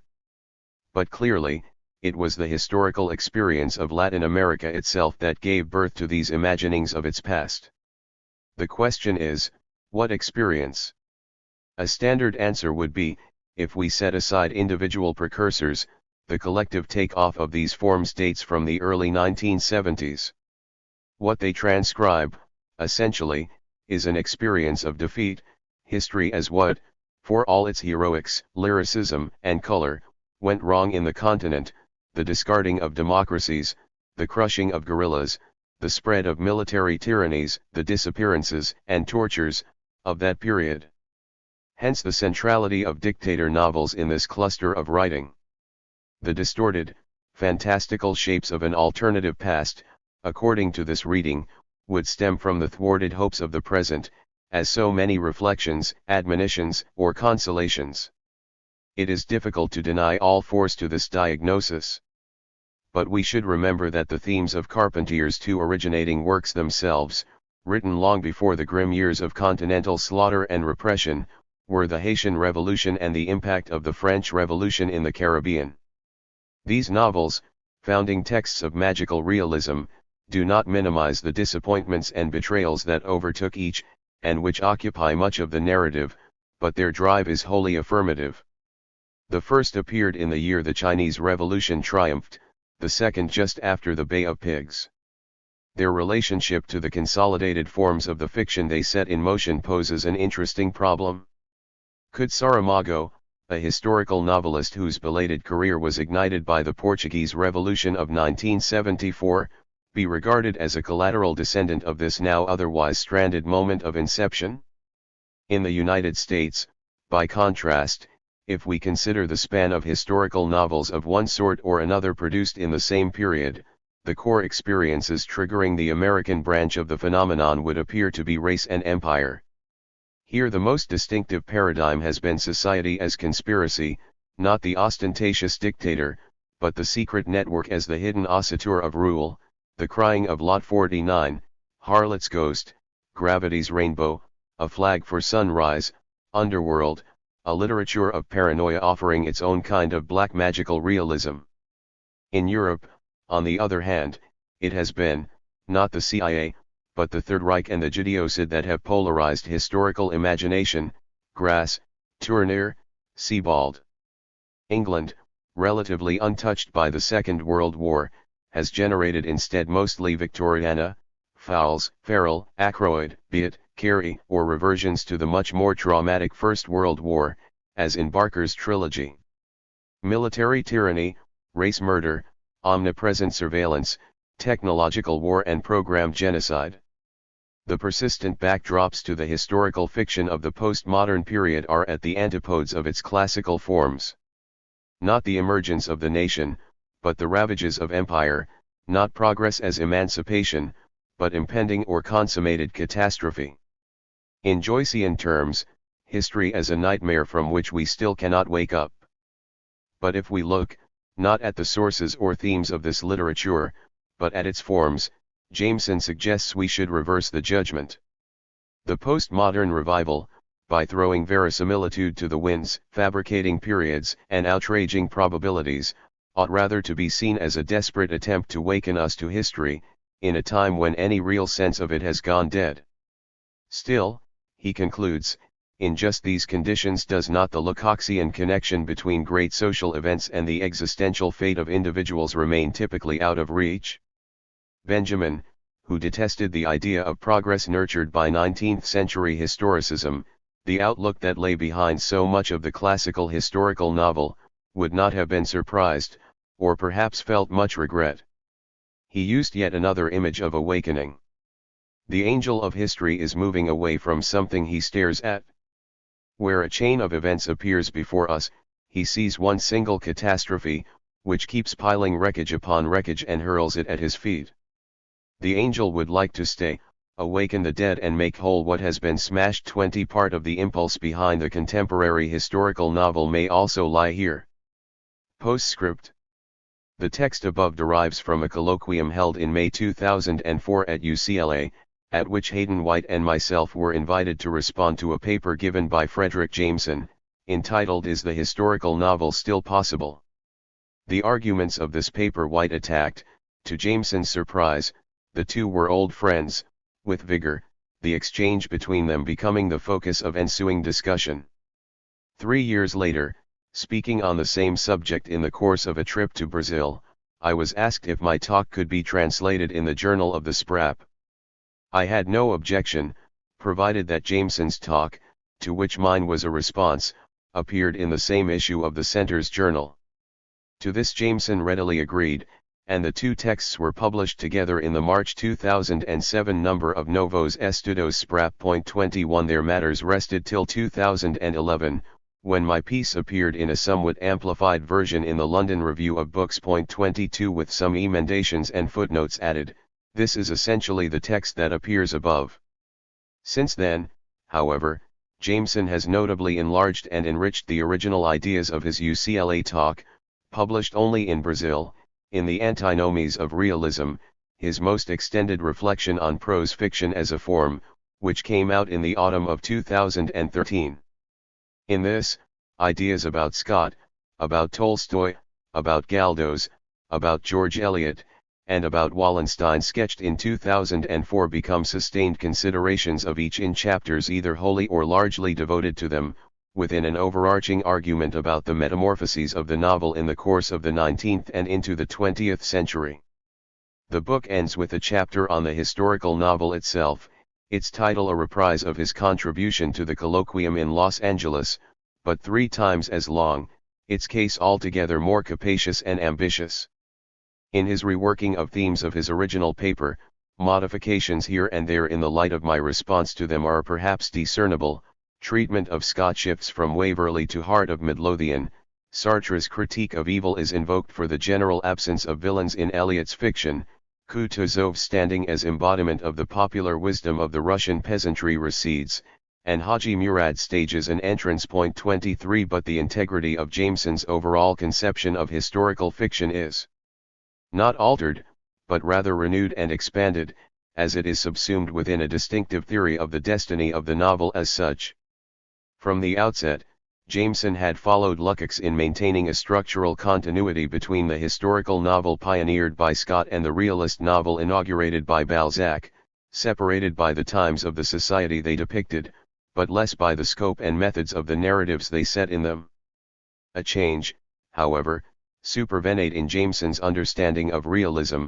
From Balzac onwards the dominant mode of 19th-century fiction in Europe, with the rise of styles of literary criticism in America loosely termed affect theory, whose crystallization in pedagogic compendia and the like occurred towards the end of the first decade of the century. 24 In effect, antinomies of realism became the first systematic construction of the notion of affect into a constituent dimension of the whole course of classical realism, marked, so Jameson argued, by a basic tension between its 2 organizing principles, narrative and effect, or the opposition between storytelling, or the recit, and conveyance of that range of near bodily sensations 25 without conscious intent or familiar name, which he suggests is often better captured by the German term Stimmung, of which Zola was master. The contradiction between the 2 is essentially one of temporality. Narrative always presupposes, even if it does not invariably figure, a linear chronology, where effect is an insurrection of the present against it. The history of realism, he contends, begins in a genealogy of storytelling, and ends with its dissolution in the representation of affect, the root, so to speak, from Michael Kohlhaas to Malloy. 26. In the course of this trajectory, Jameson's argument continues. Realist fiction spawned at least 4 subgenres: the Bildungsroman, novels of melodrama, of adultery, naturalism, as well as mutations of the historical novel itself, which had preceded it, not to speak of hybrids mixing these variants, Ulysses offering a compendium of residues of them all save melodrama. After surveying examples of this overall development in the forms and torsions of realism, from Goethe through Balzac and Dickens, Eliot, and Maupassant, to Faulkner and Kluge, Antinomies delivers its finale in the longest chapter of the book, a reconsideration of the question of whether a historical novel in the true sense is still possible today, and if so how and why. Here Jameson returns to a thesis on the conditions of the form he first broached in his talk of 2004. In its classical version, the narrative of a historical novel required the underlying fuse of an event of revolutionary proportions, that is, one which changes the nature of a society, to set its story in motion. In Scott, this was the destruction of clan-bound feudalism in Scotland by the bourgeois modernization brought to it by Hanoverian arms. In Balzac, the French Revolution that overthrew the Ancien Regime, as premise of the whole Comédie Humaine. In Eliot's Romola, the twin shocks of the Renaissance and the Reformation, prefigured by the arrival of Greek learning and the meteor of Savonarola in Florence. In Galdo's, presumably, the defeat of Trafalgar, presaging the overthrow of Bourbon misrule and the birth of Spanish liberalism at Cadiz. 27 In each of such cases, to the revolutionary event corresponds the entry of a collective popular agency. In Tolstoy's War and Peace, that collectivity becomes for the first time a multitude without names, the Russian people, of whom Kutuzov is no more than the stand-in for its lack of any conscious design. The next stage in this dissociation are historical novels in which names, those of famous individuals, linger in the absence of major events, Henry Ford in Dos Passos or Dr. O. Humboldt in Kelman. What then, finally, of today's practitioners? Here Jameson pulls out the coup d'éclat that separates his account of the form in Antinomies from his adumbration of its themes a decade earlier. In the age of fully planetary capital and of mounting meteorological calamity, the space and time of the historical novel become in principle exponentially extended, in space, spanning the entire globe, in time moving not only backwards beyond the milestones of early modernity, but above all forwards into the far future of the race. For that move, resort to the only genre trafficking in it is unavoidable. I want to claim, however, outrageously, that the historical novel of the future will necessarily be science-fictional. 28 A characteristically striking image captures the change he observes in the form. The historical novel today must be seen as an immense elevator that moves us up and down in time, its sickening lifts and dips corresponding to the euphoric or dystopian mood in which we wait for the doors to open. For historicity today, an acute consciousness of what Heidegger calls the historicality of our historical situations, demands a temporal span far exceeding the biological limits of the individual human organism, so that the life of a single character, world historical or not, can scarcely accommodate it, nor even the meager variety of our own chronological experiences of a limited national time and place. 29. The text Jameson takes as exemplary of this alteration is David Mitchell's Cloud Atlas, composed of 6 disparate layers of narrative, 4 situated in the past between the mid-19th and late 20th century, and 2 in successively more remote futures, linked by the passage of traces between them, and all but one divided into 2 interrupted and symmetrically arranged parts: Diary of a Lawyer in the South Seas in the mid-19th century, Letters of a Young Composer in Bruges in the 1930s, Story of an Investigator into Nuclear Malfeasance in California in the 1960s, Remembrance of the Misfortunes of an Aging Publisher in Britain of the 1980s, Drama of a Rebellion of Clones Fabricated as a Spectacle by Their Makers in a Dystopian Korea, Ruminations of a Post-Apocalyptic Survivor, in a Hawaii Reverted to Tribal Barbarism and Redeemed by All But Virtual Extraterrestrials. In what sense is the upshot a historical novel? After expressing some reservation about the combination of times and places that it offers, by no means exhaustive of contemporary imagination, Jameson stakes its claim to canonical status on 2 more significant features of Cloud Atlas as a historical novel. Of these, the first lies in its composition as a sequence of pastiches, each mimicking signature tics and genres of the period in which they are set, or, in the case of those cast in the future, imagined, linking it to what Jameson has elsewhere termed the nostalgia film, and defining this work as postmodern, since here 2 periods are essentially grasped as styles, conceived as the evolution of taste, experience, and the social constraints that determine adventure in history. 30 The second lies in the way that its respective imaginaries of the future polarize the alternatives before humanity as either techno-dystopia or barbarism, thereby fulfilling one of the great indispensable functions of ideological analysis, namely to show the contradictions in which we are ourselves imprisoned, the opposition beyond which we cannot think. 31. Does the novel leave us trapped there? Not exactly, in the sense that it offers the relief of a set of happy endings to its stories, in reverse chronological order, closing with the moral conversion of its first protagonist to pre-Lincoln abolitionism. A mere sop to the reader? Alongside these concessions, however, comes another and better strand of narrative, in the communication of messages from each tale to another, signs of human perdurance, defamiliarized by the telling omission of computers and the internet from its technologies of transmission. Certainly, Cloud Atlas does present immemorial human cruelty in a relentless sequence of incarceration, wreckage, and misery, but these horrors do not cancel the other side of its immense glissando through all the styles and affects of history, or the joyousness of this art, captured in page after page of its thematics of communication, the 2, if taken on their own each purely ideological, forming in tandem distinct orchestral voices heard together. The lesson of the novel is that the value of the best works of art lies not in their content, but their form, which relativizes their intended ideas and meanings. Properly aesthetic are not their referential dimensions, so often shabby ideological messages, or rather pitiful calls to this or that action, but their reminders of the plenitude of all human impulses, which along with the blackest of these include the revolutionary utopian and the temptation of the good, the will to escape and to be free, the delight in craftsmanship and production, the implacably satiric, unremittingly skeptical gaze. Jameson ends on this note: art has no function but to reawaken all these differences at once in an ephemeral instant, and the historical novel no function save to resurrect for one more brief moment their multitudinous coexistence in history itself. 32. How is this reconceptualization of the historical novel for the new century to be viewed? The cast of Jameson's Marxism has always been Hegelian. The real is rational, in the sense that it is intelligible and cannot be circumvented or denied, but must be understood, however critically, in the historical logic that has produced it. In treating of the arts, that has meant a practice that is consistently affirmative.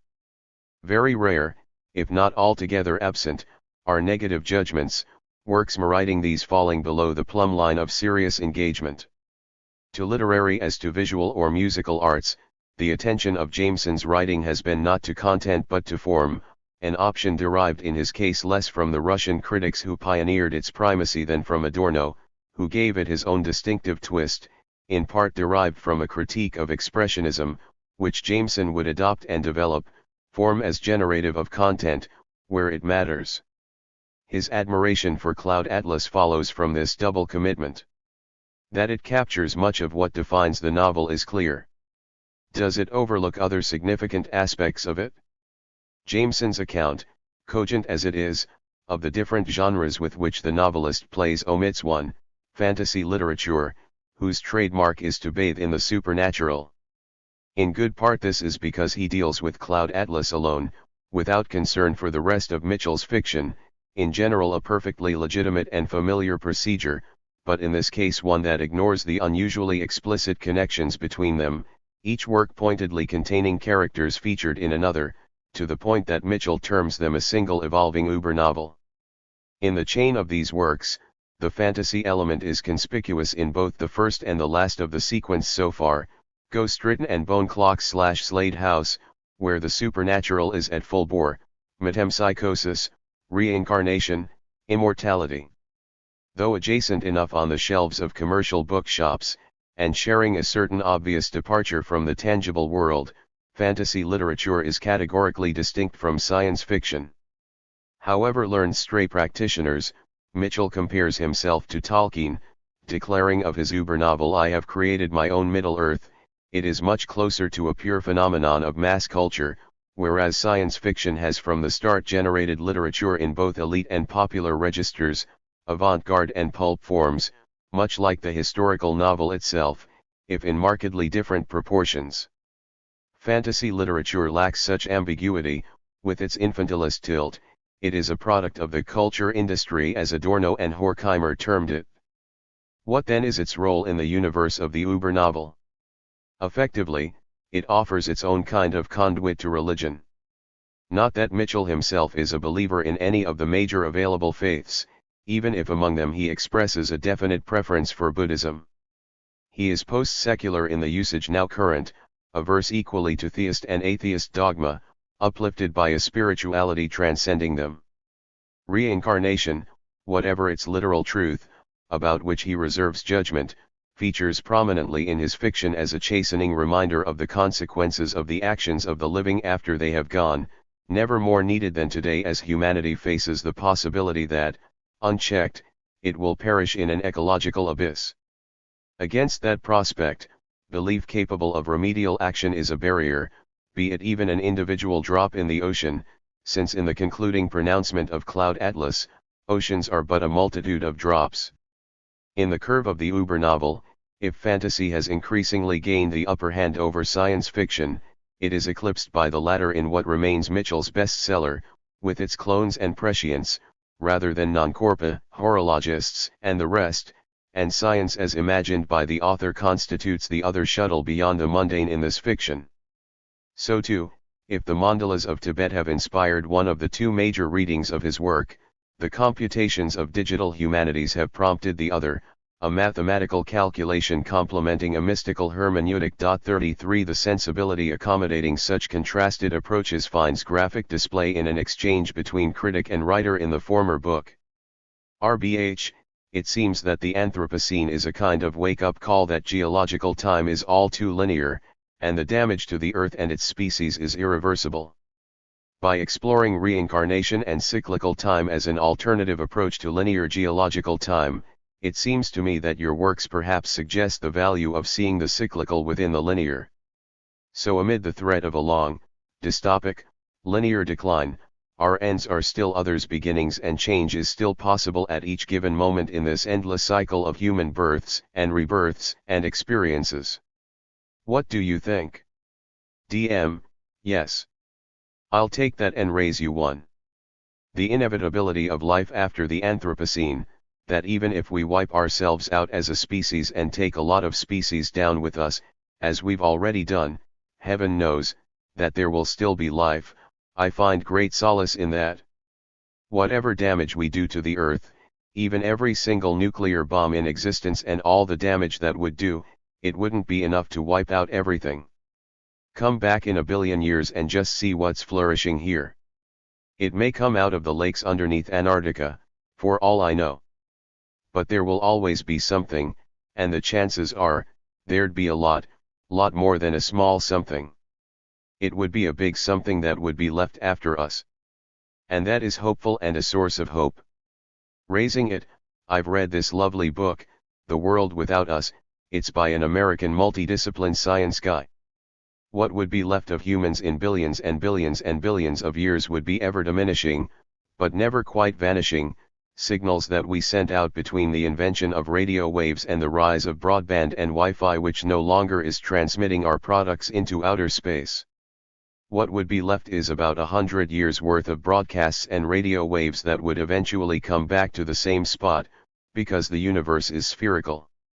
Isn't that cool? Isn't that beautiful? Isn't it an antidote to the pollution, and the spilled mercury sulfate, and the albatrosses dead in oil slicks, and the Russian presidents bombing citizens in Syria to provoke refugee crises to hit the economies of the countries that are punishing him with trade sanctions for having invaded Ukraine, etc.? Isn't it an antidote to all of that? I find it is. 34.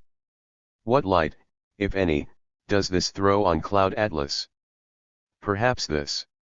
As a historical novel, it recounts a series of disasters and defeats, linked and offset by a chain of transmissions, material in form, spiritual in effect, science and religion offering solace, such as Mitchell finds it above, for the tears of this world.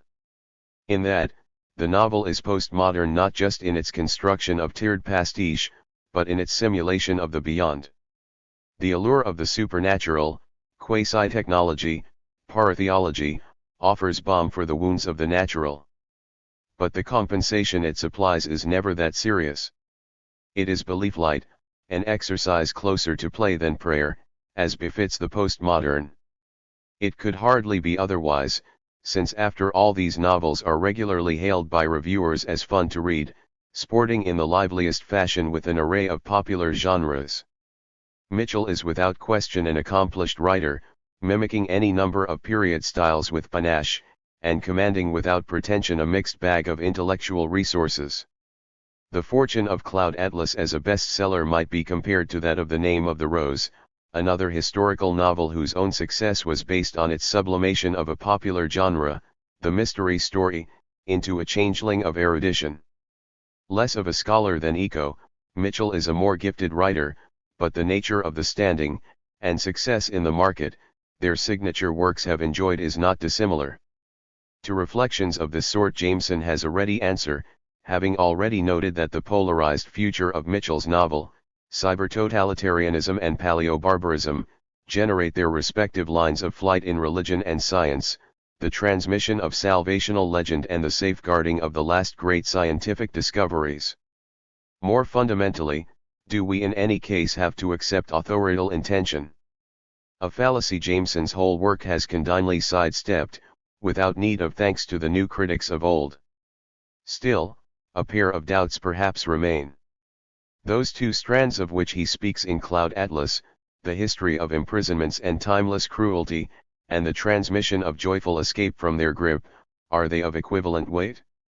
For a younger critic, in their strained efforts to imagine dim, spectral utopias, the latter are little more than progressive daydreams. The rubric of the latest wave of the form cannot be reconfigured as from disaster to deliverance, rather what persists, more radically than before, are overwhelmingly historical novels about defeat and dead ends. 35 The measure of truth in this can be gauged against the claim with which Jameson ends Antinomies. If the historical novel has no function but to resurrect the multitudinous coexistence of all conflicting human impulse in one brief moment, does that not mean that its traditional vocation, as Lukács and Jameson himself once conceived it, to capture the collision of contrasting modes of production and their progressive movement from one to another, has vanished?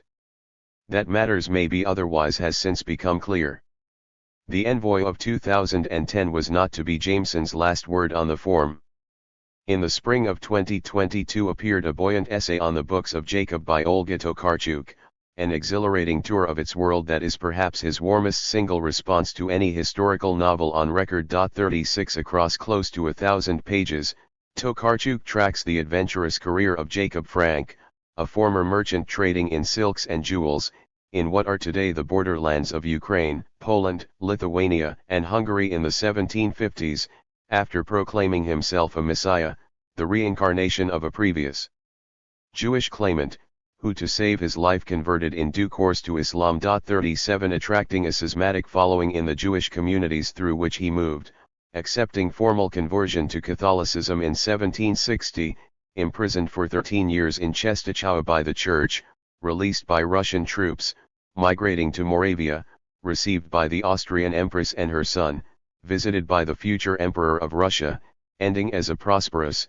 self-styled Baron of Offenbach with his own guards in Germany. Frank expired in the epoch of French Revolution, his daughter becoming holy mistress of his following and receiving a visit from Alexander I after the Battle of Leipzig. Drawing crowds everywhere during his years of freedom, Jacob himself is the largely silent center of criss-crossing tales of multiple individuals in the Jewish and Gentile communities around him, whose stories make up the spoken substance of the novel. What sort of a composition are we dealing with? Jameson is forthright. The books of Jacob takes its place alongside the great postmodern meganovels, to be set beside those of Pynchon, Perique, Garcia Marquez, Bolaño. Of its literary caliber, there is indeed little doubt. If Mitchell is not an insignificant author, Tokarczuk is a writer of another order. Are her novels postmodern? She doesn't like talk of genres, comparing critics who go in for it to commentators on just one sport or, worse still, purveyors of brands, a pestilence of capitalism, and the forms of her own fiction, as so far translated, are notably various. 38 But its nonchalance with time, ease with pastiche, transgression of biology and physics have generally earned her the designation postmodern in Poland, which she has not always rejected. Is the sheer size of the books of Jacob, its girth unlike anything she has previously written, another such attribute? Very much so, would suggest the gifted younger Italian critic Stefano Ercolino, in a recent study of the maximalist novel, defining it by a distinctive combination of some 10 salient features. Together, these make this form the most mature and controversial fruition of the broad postmodern cultural horizon. 39 Whether or not the books of Jacob corresponds to such a claim, it is fairly clear that the enthusiasm of Jameson's reading of it has other sources. One of these may be a little known, or at least little noticed, affinity.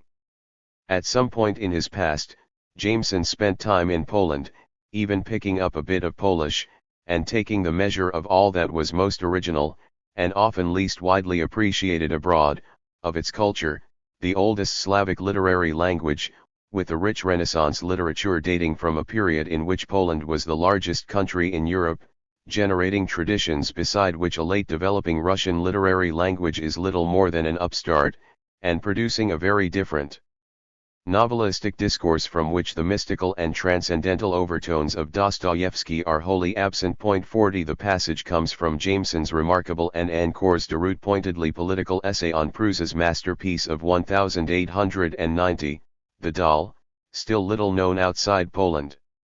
In it he quotes at length the central figure's reaction to the new urban and industrial miseries on display in the streets of late 19th century Warsaw: ragged men and women, piteous children, weary dray horses, despairing dogs, bark-slashed trees, pavements like broken teeth, every object looking sick and wounded. In the same year Jameson was citing this, Tokarczuk published a book-length essay on The Doll, in commenting on which a compatriot dwells on the same passage. 41. The Books of Jacob is, of course, in one sense, from its biblically inflected title onwards, all about religion. Not the Catholic sort so much, although that certainly appears, as do Jewish variants, and with it flights of the transcendental to which Jameson had thought Polish literature traditionally immune. These license postmodern farewells, of many kinds, to the natural laws of the world, voyages of the undead, magic amulets, mystical trances, sudden clairvoyance. But they do so less in either a fideistic or frivolous spirit than as part of the subjective universe of the groups and characters of the time. Tokarczuk herself, a calmly declared atheist, neither coquettes with nor scants its beliefs, treating them with respect but without reverence, in a tone of benevolent good humor and sympathy that Jameson captures well, comparing the rotations of all-seeing Yent, a living corpse, around the life below her to a kind of pre-modern Sputnik. The serious side of Tokarczuk's treatment of religion lies elsewhere, in her radical reversal of her country's long traditions of antisemitism, and tolerance for capsizals of belief between the three major faiths of the region and the period. Jewish conversions to Catholicism were often, moreover, the product of land hunger among the poor, as Jameson emphasizes. Poland was ruled by wealthy magnates, flanked by lesser gentry who could be needy and were usually greedy, grinding the downtrodden. Class was everywhere, and nowhere more so than in the condition of those who were not even Christian. Jameson. We're not allowed to buy land, settle down permanently. They chase us off in all directions. A man who does not have a piece of land is not a man. And this is the drive behind the sham conversions, to get the Polish aristocracy, to get the church, to give the community their own land on the aristocrats' great estates. This is the deeper promise of Jacob, the drive behind the longing for the Messiah, however personal the fascination he exerts, his charisma, may seem. Those who felt that longing were neither blind nor dumb. The inhabitants of this world are like Previsions of Gramsci's dictum, born of his own background in the Sardinian peasantry, that everyone is in their own fashion an intellectual. Jameson comments, as in few other novels, they all think all the time, stubbornly they all have their opinions on everything and anything, and are prepared to argue them vociferously at a moment's notice. Not just theological niceties, but more material matters arouse them too. For what Jacob brings with him is not just an inter-rabbinical dispute about the laws of Moses, but an overthrow of the law itself, whether Jewish, Christian or Muslim, political, sexual or dietary, as foreshadowed 100 years earlier by his predecessor Sabbatai Zevi, who lives again in Jacob. His appeal is antinomian, inspiring the vision of a rebellion against all the rules and constraints, the institutional cruelties of hierarchy, property, matrimony in the existing world, in the hope of a better one. It is easy to see why this dimension of Tokarczuk's story, the flaring of a spirit of untamed insurgency, should be so attractive to Jameson. Here, after all, is a major fictional representation of his most abiding object of reflection and attachment, the imagination across successive epochs of fundamental alternatives to the established order. That Jacob's version ended as it did, the rebel transformed into everything his promise rebelled against, a liberating messianic desire ultimately degenerating into petty baronial privilege, is no surprise to author or critic. Neither is downcast by that fall. Jameson ends his tribute to the strange incandescence of the Book of Jacob on a note all his own. The glimpse of an old and prosperous Jacob in Offenbach, checking his investments on the newly established Frankfurt Stock Exchange, may well lead machinists sadly to conclude that he was, after all, just another fraud and conman, merely the most recent of false messiahs. Yet hypocrisy is the tribute vice pays virtue, and it is no small thing to found a movement that sweeps across whole landscapes, languages and generations. Even the false messiah glows with that messianism on which we warm our hands. Never mind. What is important here is that Olga Tokarczuk has learned to do the impossible, to write the novel of the collective. 2022. 4. Persian Letters. Montesquieu thought that his novel founded a genre, its success inspiring the wave of epistolary fiction that followed it. 1 Historians have often seen it as the opening shot of an age, the era of the Enlightenment. It is doubtful whether any other work of European fiction could make such a double claim. Neither, certainly, can be accepted without qualification, and the validity of the first may look less clear-cut than the second.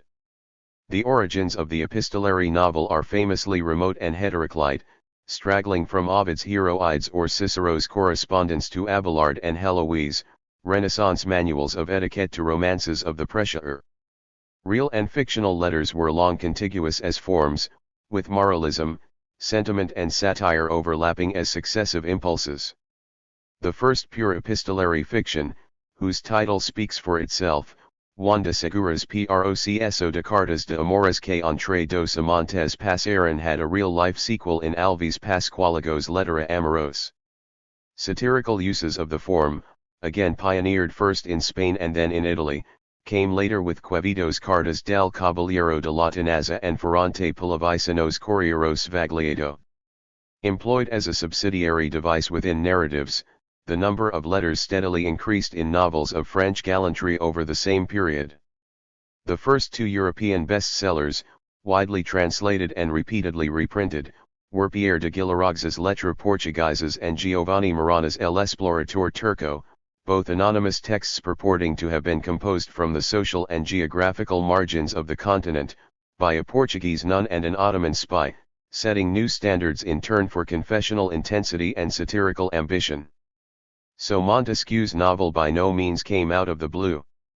Much in its formula had already been tried out: an anonymous finder or presenter of missives from another language, Greek, Portuguese, Arabic, now Farsi, an ironic gaze at Europe from Asia, a mixture of registers, associating the quotidian with the exotic, the affective with the philosophical.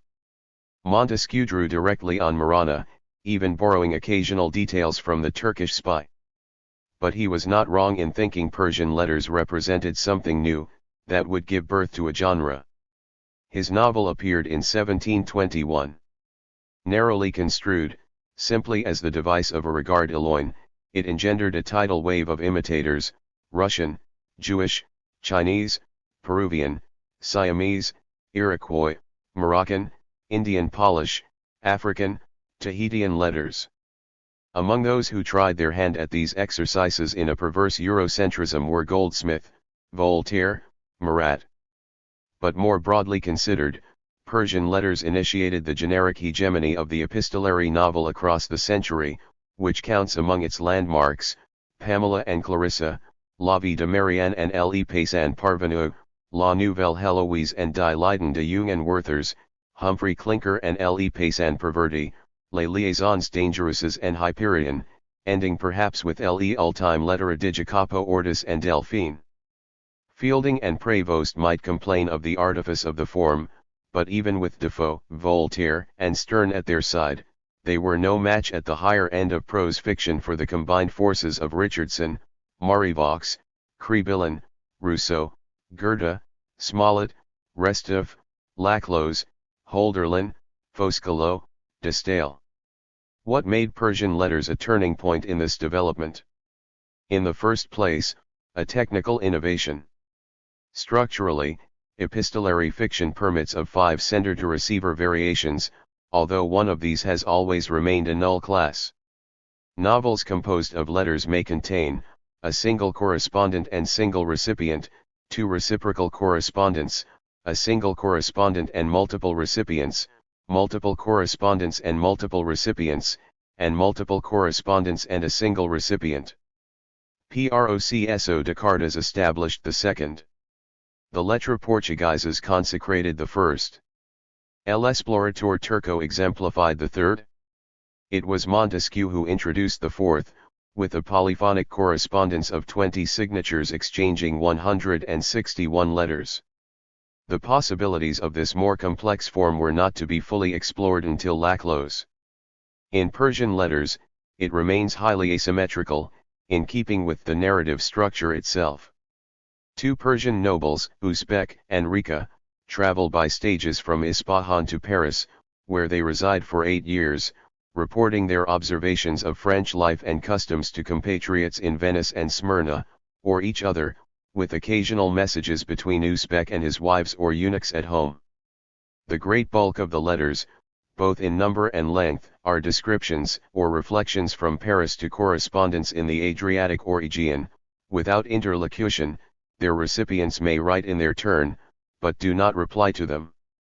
True exchanges occur only between Paris and Persia, and these alone detonate actions.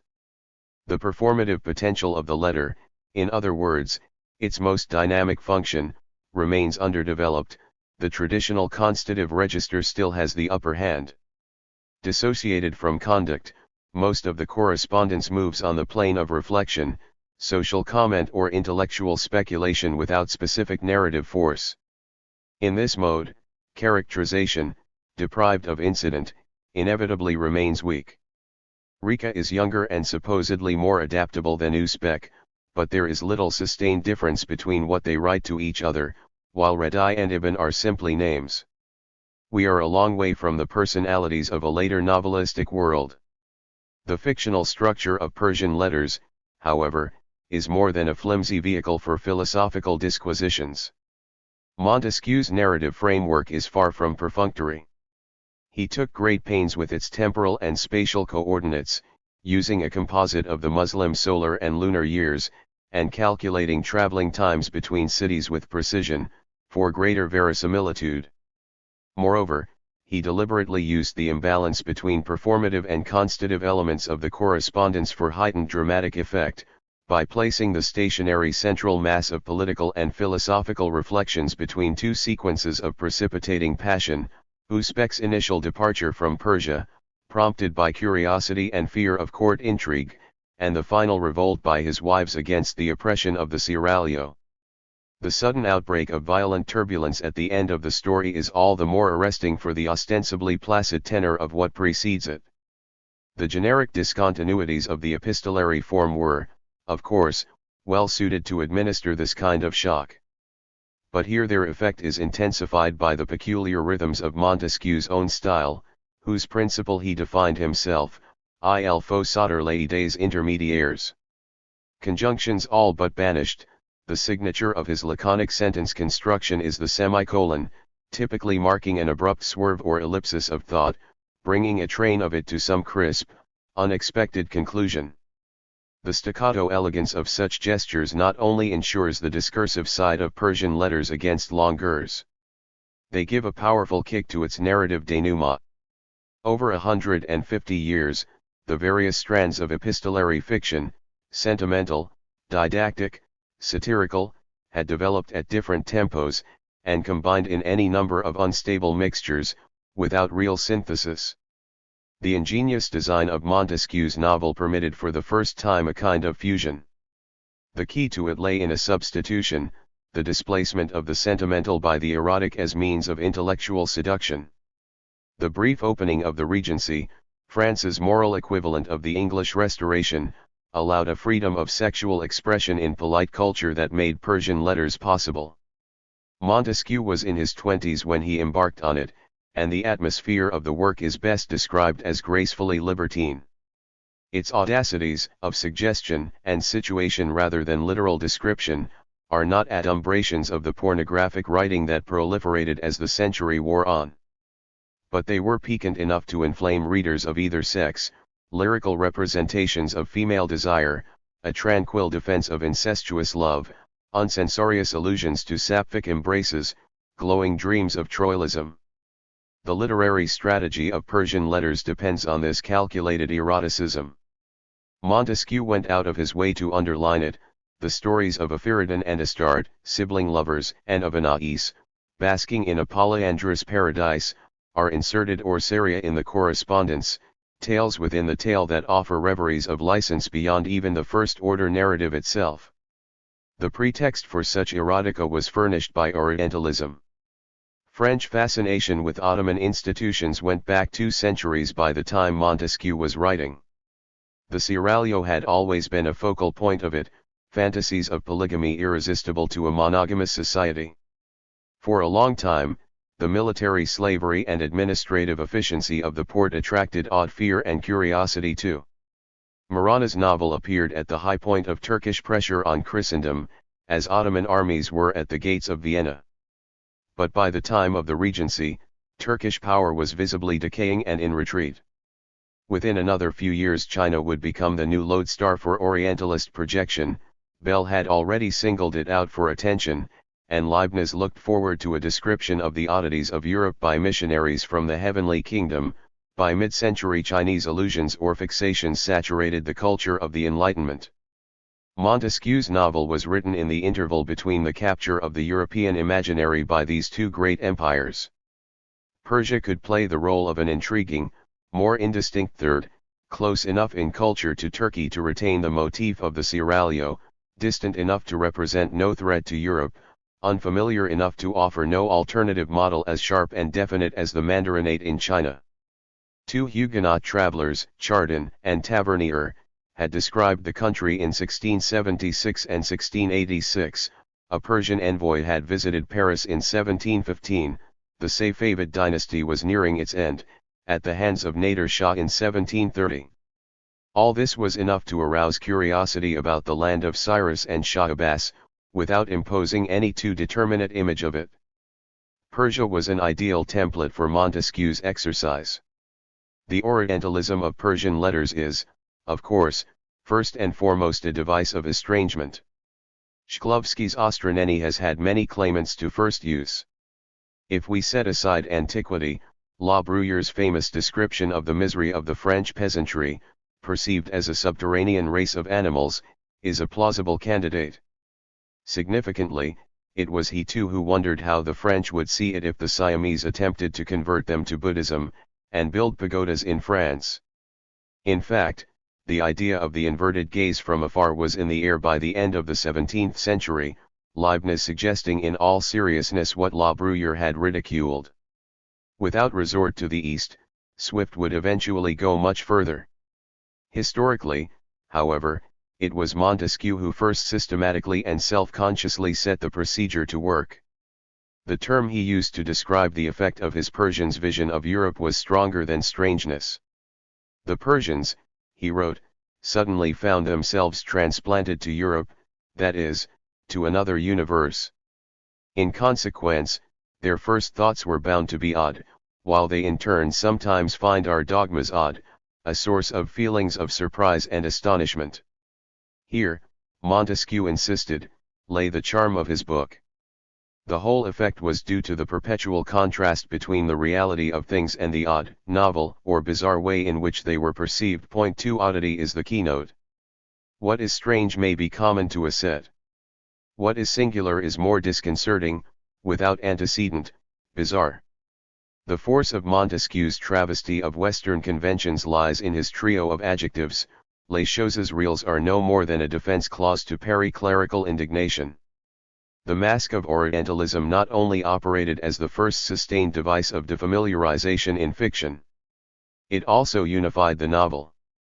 For its substitution of the sentimental by the erotic allowed a natural movement to the political, within a single framework, that no previous epistolary novel had achieved. Sentimental fiction could, of course, offer tacit social criticism, but its range was limited, since appeal to the sentiments was inevitably to existing moral codes, however flouted in practice or secondary in standing, witness Richardson. Its earnestness, moreover, excluded the comic register of satire, indeed, even provoked it, Shamla. Combinations of the two within single works, not unknown, were inevitably disjoint. The door to moral conformism, on the other hand, was barred to erotic fiction, which by definition mocked earnest and hypocritical norms alike. Sexual liberties and satirical impulses were always more likely allies. Didactic intentions were, of course, another matter. They cohabited with tales of sentiment quite naturally, proving perfectly capable of supporting even the enormous edifice of Clarissa without strain. But the range of instruction was narrow. It could not extend to fundamental questioning of the established order without contradicting its own good intentions. Obviously, erotic fiction labored under no such inhibitions. Already in defiance of ethical taboos, it could corrode political pieties much more readily. This generic potential took a highly specific and focused form in Montesquieu's case, where the sexual and political were directly linked through his theory of despotism, a term that he invented. The tyranny of the seraglio, imprisoning women for the dwindling pleasures of one man, was the domestic image of the dominion of the Sultanate, monopolizing wealth and power in the hands of a single ruler, and reducing society around him to a desert in which his subjects were as passive and prostrate as women. Slavery at home and slavery in the state were one. The natural habitat of this despotism was the Orient, whose torrid climates enervated rulers and ruled alike. Such is the developed doctrine of the spirit of the laws, at which Montesquieu arrived a decade later. Persian letters is usually, and understandably, seen as the direct precursor of the spirit of the laws, an early fictional draft for the later theoretical masterpiece. But the fit between the two is not so complete. For an image of the Orient as the natural terrain of despotism, from which Europe is climatically delivered, does not square with an intention to use the Orient as an estranging device to criticize Europe. Leibniz and Bell had wanted a vision of Europe from China, as a civilization in many ways superior to it. Persia possesses no such advantage in Montesquieu's novel. Nor, on the other hand, does it figure as a political bugbear either. The Safavid state is absent, the cause of Uzbek's exile a mere court intrigue of vaguely European stamp. It is despotism of the household, not of the palace, that sets the narrative scene. For all its anticipations, the tenor of Persian letters thus differs significantly from the spirit of the laws. It is more radical. The first manifesto of the Enlightenment still remains the freshest, in the range of its reflections on leading themes of the age, and the mordancy of its conclusions. Absent as yet the full theory of Oriental despotism, Montesquieu's political taxonomy acquires a sharper edge in Europe. The three fundamental types of government of the spirit of the laws, despotism, monarchy, republic, are already present, together with the contrast between the limited power of European monarchs and the unlimited tyranny of Eastern rulers. But here Montesquieu ascribes a fundamental instability to monarchy alone, that always tends to reduce it to one of the other two. As Uzbek remarks, monarchy is a state of tension, which always degenerates into despotism or republicanism. Power can never be divided equally between prince and people, it is too difficult to keep the balance. The power must necessarily decrease on one side and increase on the other, but the ruler is usually at an advantage, being in control of the armed forces. 3 A monarchy, in other words, is always closer to a despotism than to a republic. In his survey of the ancient world, Montesquieu could take love of freedom and hatred of kings as virtually indistinguishable. 4 Expressions of republican sentiment are much stronger in his novel than in his treatise. In the fable of the troglodytes, another gratuitous insertion in the sequence of the letters, the elder asked by his fellows to become their king weeps for them, "You bring me the crown, and if you insist on it absolutely I shall certainly have to take it.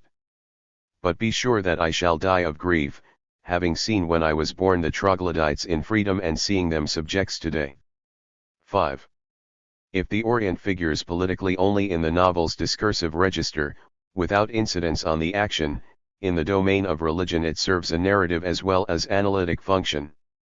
Islam generates the seraglio, and the drama that follows from it, as structural elements of the work.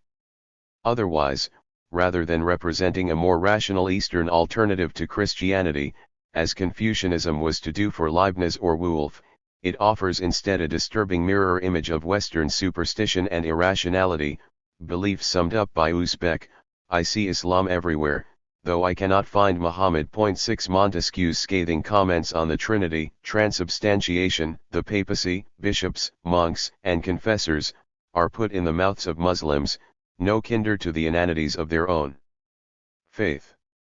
In our Quran, you often find the image of God and the ideas of men, as if, by a remarkable act of caprice, God had dictated the words, while mankind provided the thoughts. 7 Montesquieu's own convictions are calmly outlined: the evils of intolerance, the legitimacy of suicide, the impossibility of divine omniscience, the insignificance of the earth in the cosmos. Religion is allocated a purely civic function, as a cement of social cohesion, the path to Durkheim. Laws, formerly the great theme of the later work, are handled in similar spirit. Most are the product of arbitrary whims and prejudices, some of them are detestable, all are changeable. None can be compared to the dignity and immutability of the other kind of laws, that scientists discover in nature. The worst, not for the last time Montesquieu strikes a pointedly contemporary note, is international law. In its present state, this branch of law is a science which explains to kings how far they can violate justice without damaging their own interests. 8 But, just as even superstition can serve as a social bond, even bad laws may be better than disobedience to them. If this conclusion anticipates the quietest note in the spirit of the laws, it is striking that the novel exposes to full view the deepest contradiction in Montesquieu's later work, which haunts his mature theory without ever being brought to the surface. Is justice purely conventional, contingent on particular periods and settings, or does it answer to universal and immutable principles? The whole of the spirit of the laws equivocates, if title and treatment appear to speak of facticity and diversity, declarative assertions insist on necessity and uniformity. In his youth Montesquieu was franker and less guarded. Even if there were no God, we should nonetheless still love justice, writes Uzbek. Even if we were to be free of the constraints of religion, we ought not to be free of those of equity.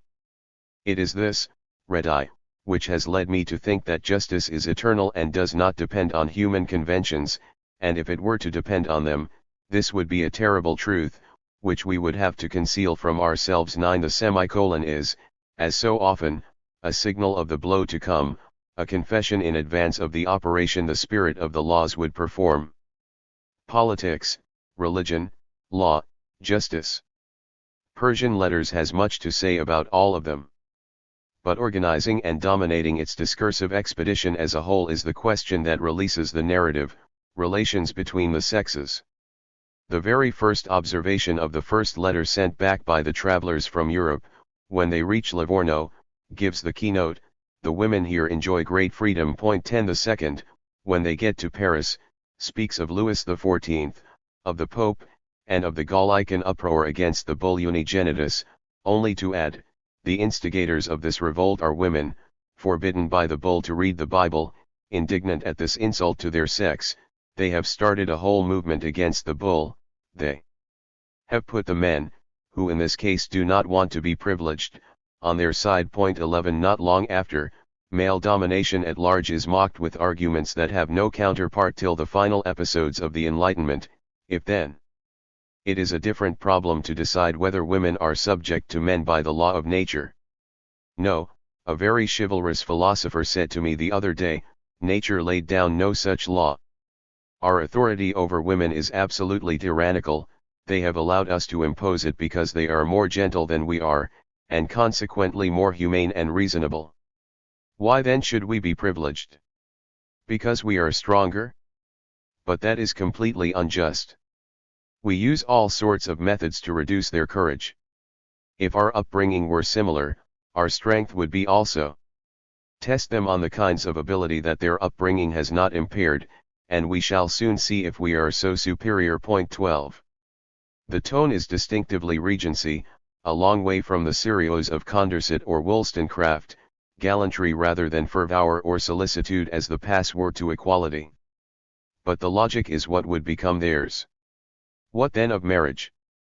As practiced, an object of raillery, Frenchmen hardly ever talk about their wives, they are afraid to do so in front of people who may know them better than they, or, here a husband who loves his wife is a man who has not enough merit to make another woman love him, who abuses the obligations imposed by law to compensate his own lack of attraction. Point 13. But if the intellectual centerfold of the novel opens with caustic or playful reflections on the life of the sentiments and the senses, sexual relations subjectively considered, it ends with historical considerations on their objective structures that form the most sustained of all arguments in the book.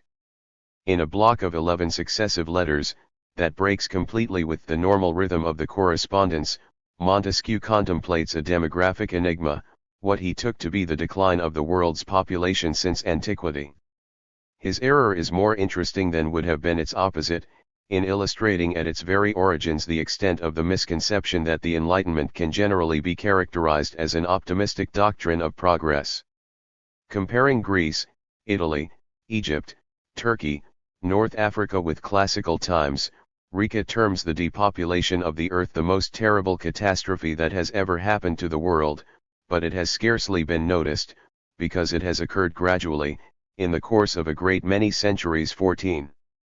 Uzbek's extended reply lays out Montesquieu's explanation of the decline, which turns essentially on the institutions regulating relations between the sexes. The Romans flourished because they banned polygamy, but allowed divorce, whereas Christians banned divorce and Muslims permitted polygamy. Christian prohibition of divorce took all the pleasure out of marriage, incapacitating both partners for reproduction. On an act so freely undertaken, in which emotion should play so large a part, were imposed constraint, necessity, and the inevitability of fate itself. People were coupled together irrevocably and hopelessly, a mutual burden, almost always ill-assorted. It was like those tyrants who had living men tied to dead bodies. 15. Muslim sanction of polygamy, on the other hand, exhausted its practitioners. It seems to me a Muslim is like an athlete doomed to compete without respite, who is soon weakened and overcome by his initial efforts, and languishes on the very field of victory, lying buried, so to speak, beneath his own triumphs. 16. Monks in the one culture, eunuchs in the other, were so many further deductions of vitality. Colonies were yet more subtractions, without compensating gains. The slave trade had laid waste Africa without filling the Americas. In China alone was there major population growth, because ancestor worship made the lineage essential in this world and the next. The comparative cast of the argument makes the sequence of Persian letters closest to the procedures of the spirit of the laws, though there, as one might expect, the problem is prudently skirted.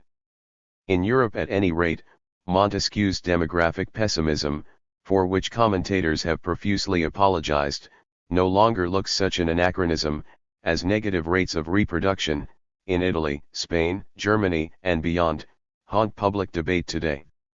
More striking still, as a direct premonition of the future, and token of reserve towards any confidence in technological progress, is an earlier letter from Redi. You wrote at some length about the development of the arts and sciences in the West. You will think me a barbarian, but I do not know whether the utility we derive from them compensates mankind for the abuse that is continually made of them. I am always afraid that they will eventually succeed in discovering some secret which will provide a quicker way of making men die, and exterminate whole countries and nations. 17. Uzbek's reply, in its weak reassurance, has an even more contemporary ring. No, if such a fatal invention came to be discovered, it would soon be banned by international law, and with the unanimous consent of every country would be buried. 18. Placed towards the end of the philosophical correspondence in Europe, these reflections signal a shift in tone, that prepares the descent towards narrative ruin. The final letters, exchanges between Uzbek, his wives, and eunuchs from and to Persia, are grouped together out of temporal sequence.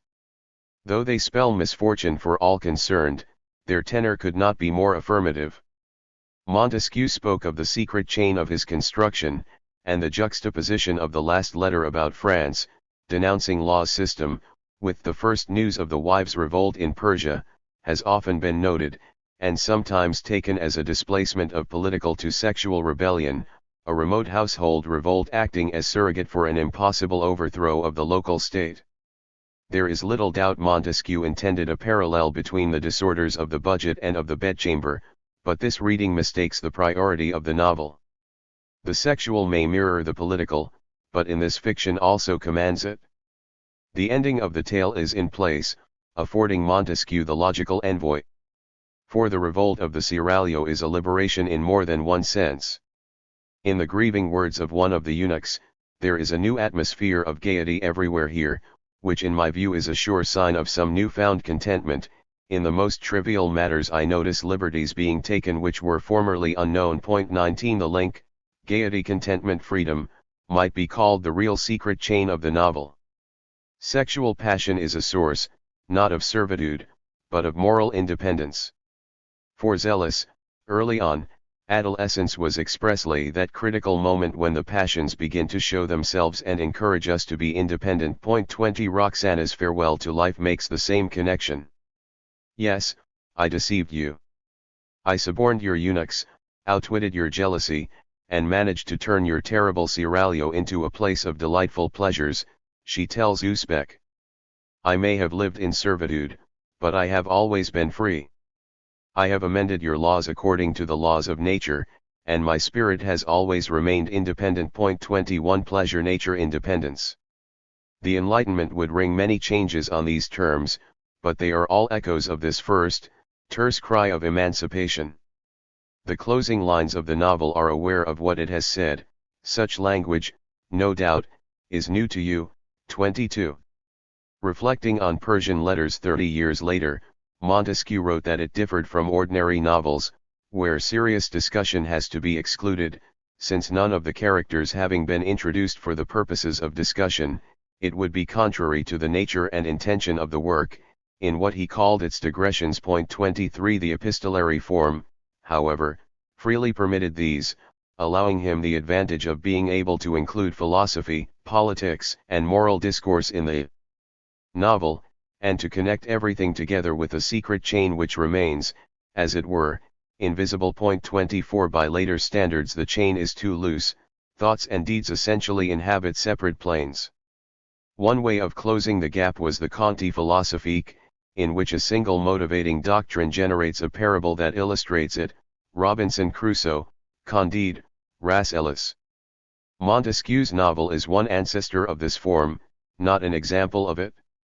A better term of comparison is the modern novel of ideas, in which characters both articulate and embody different standpoints, whose conflicts detonate the action. Dostoevsky, Musil, Malraux, Sartre.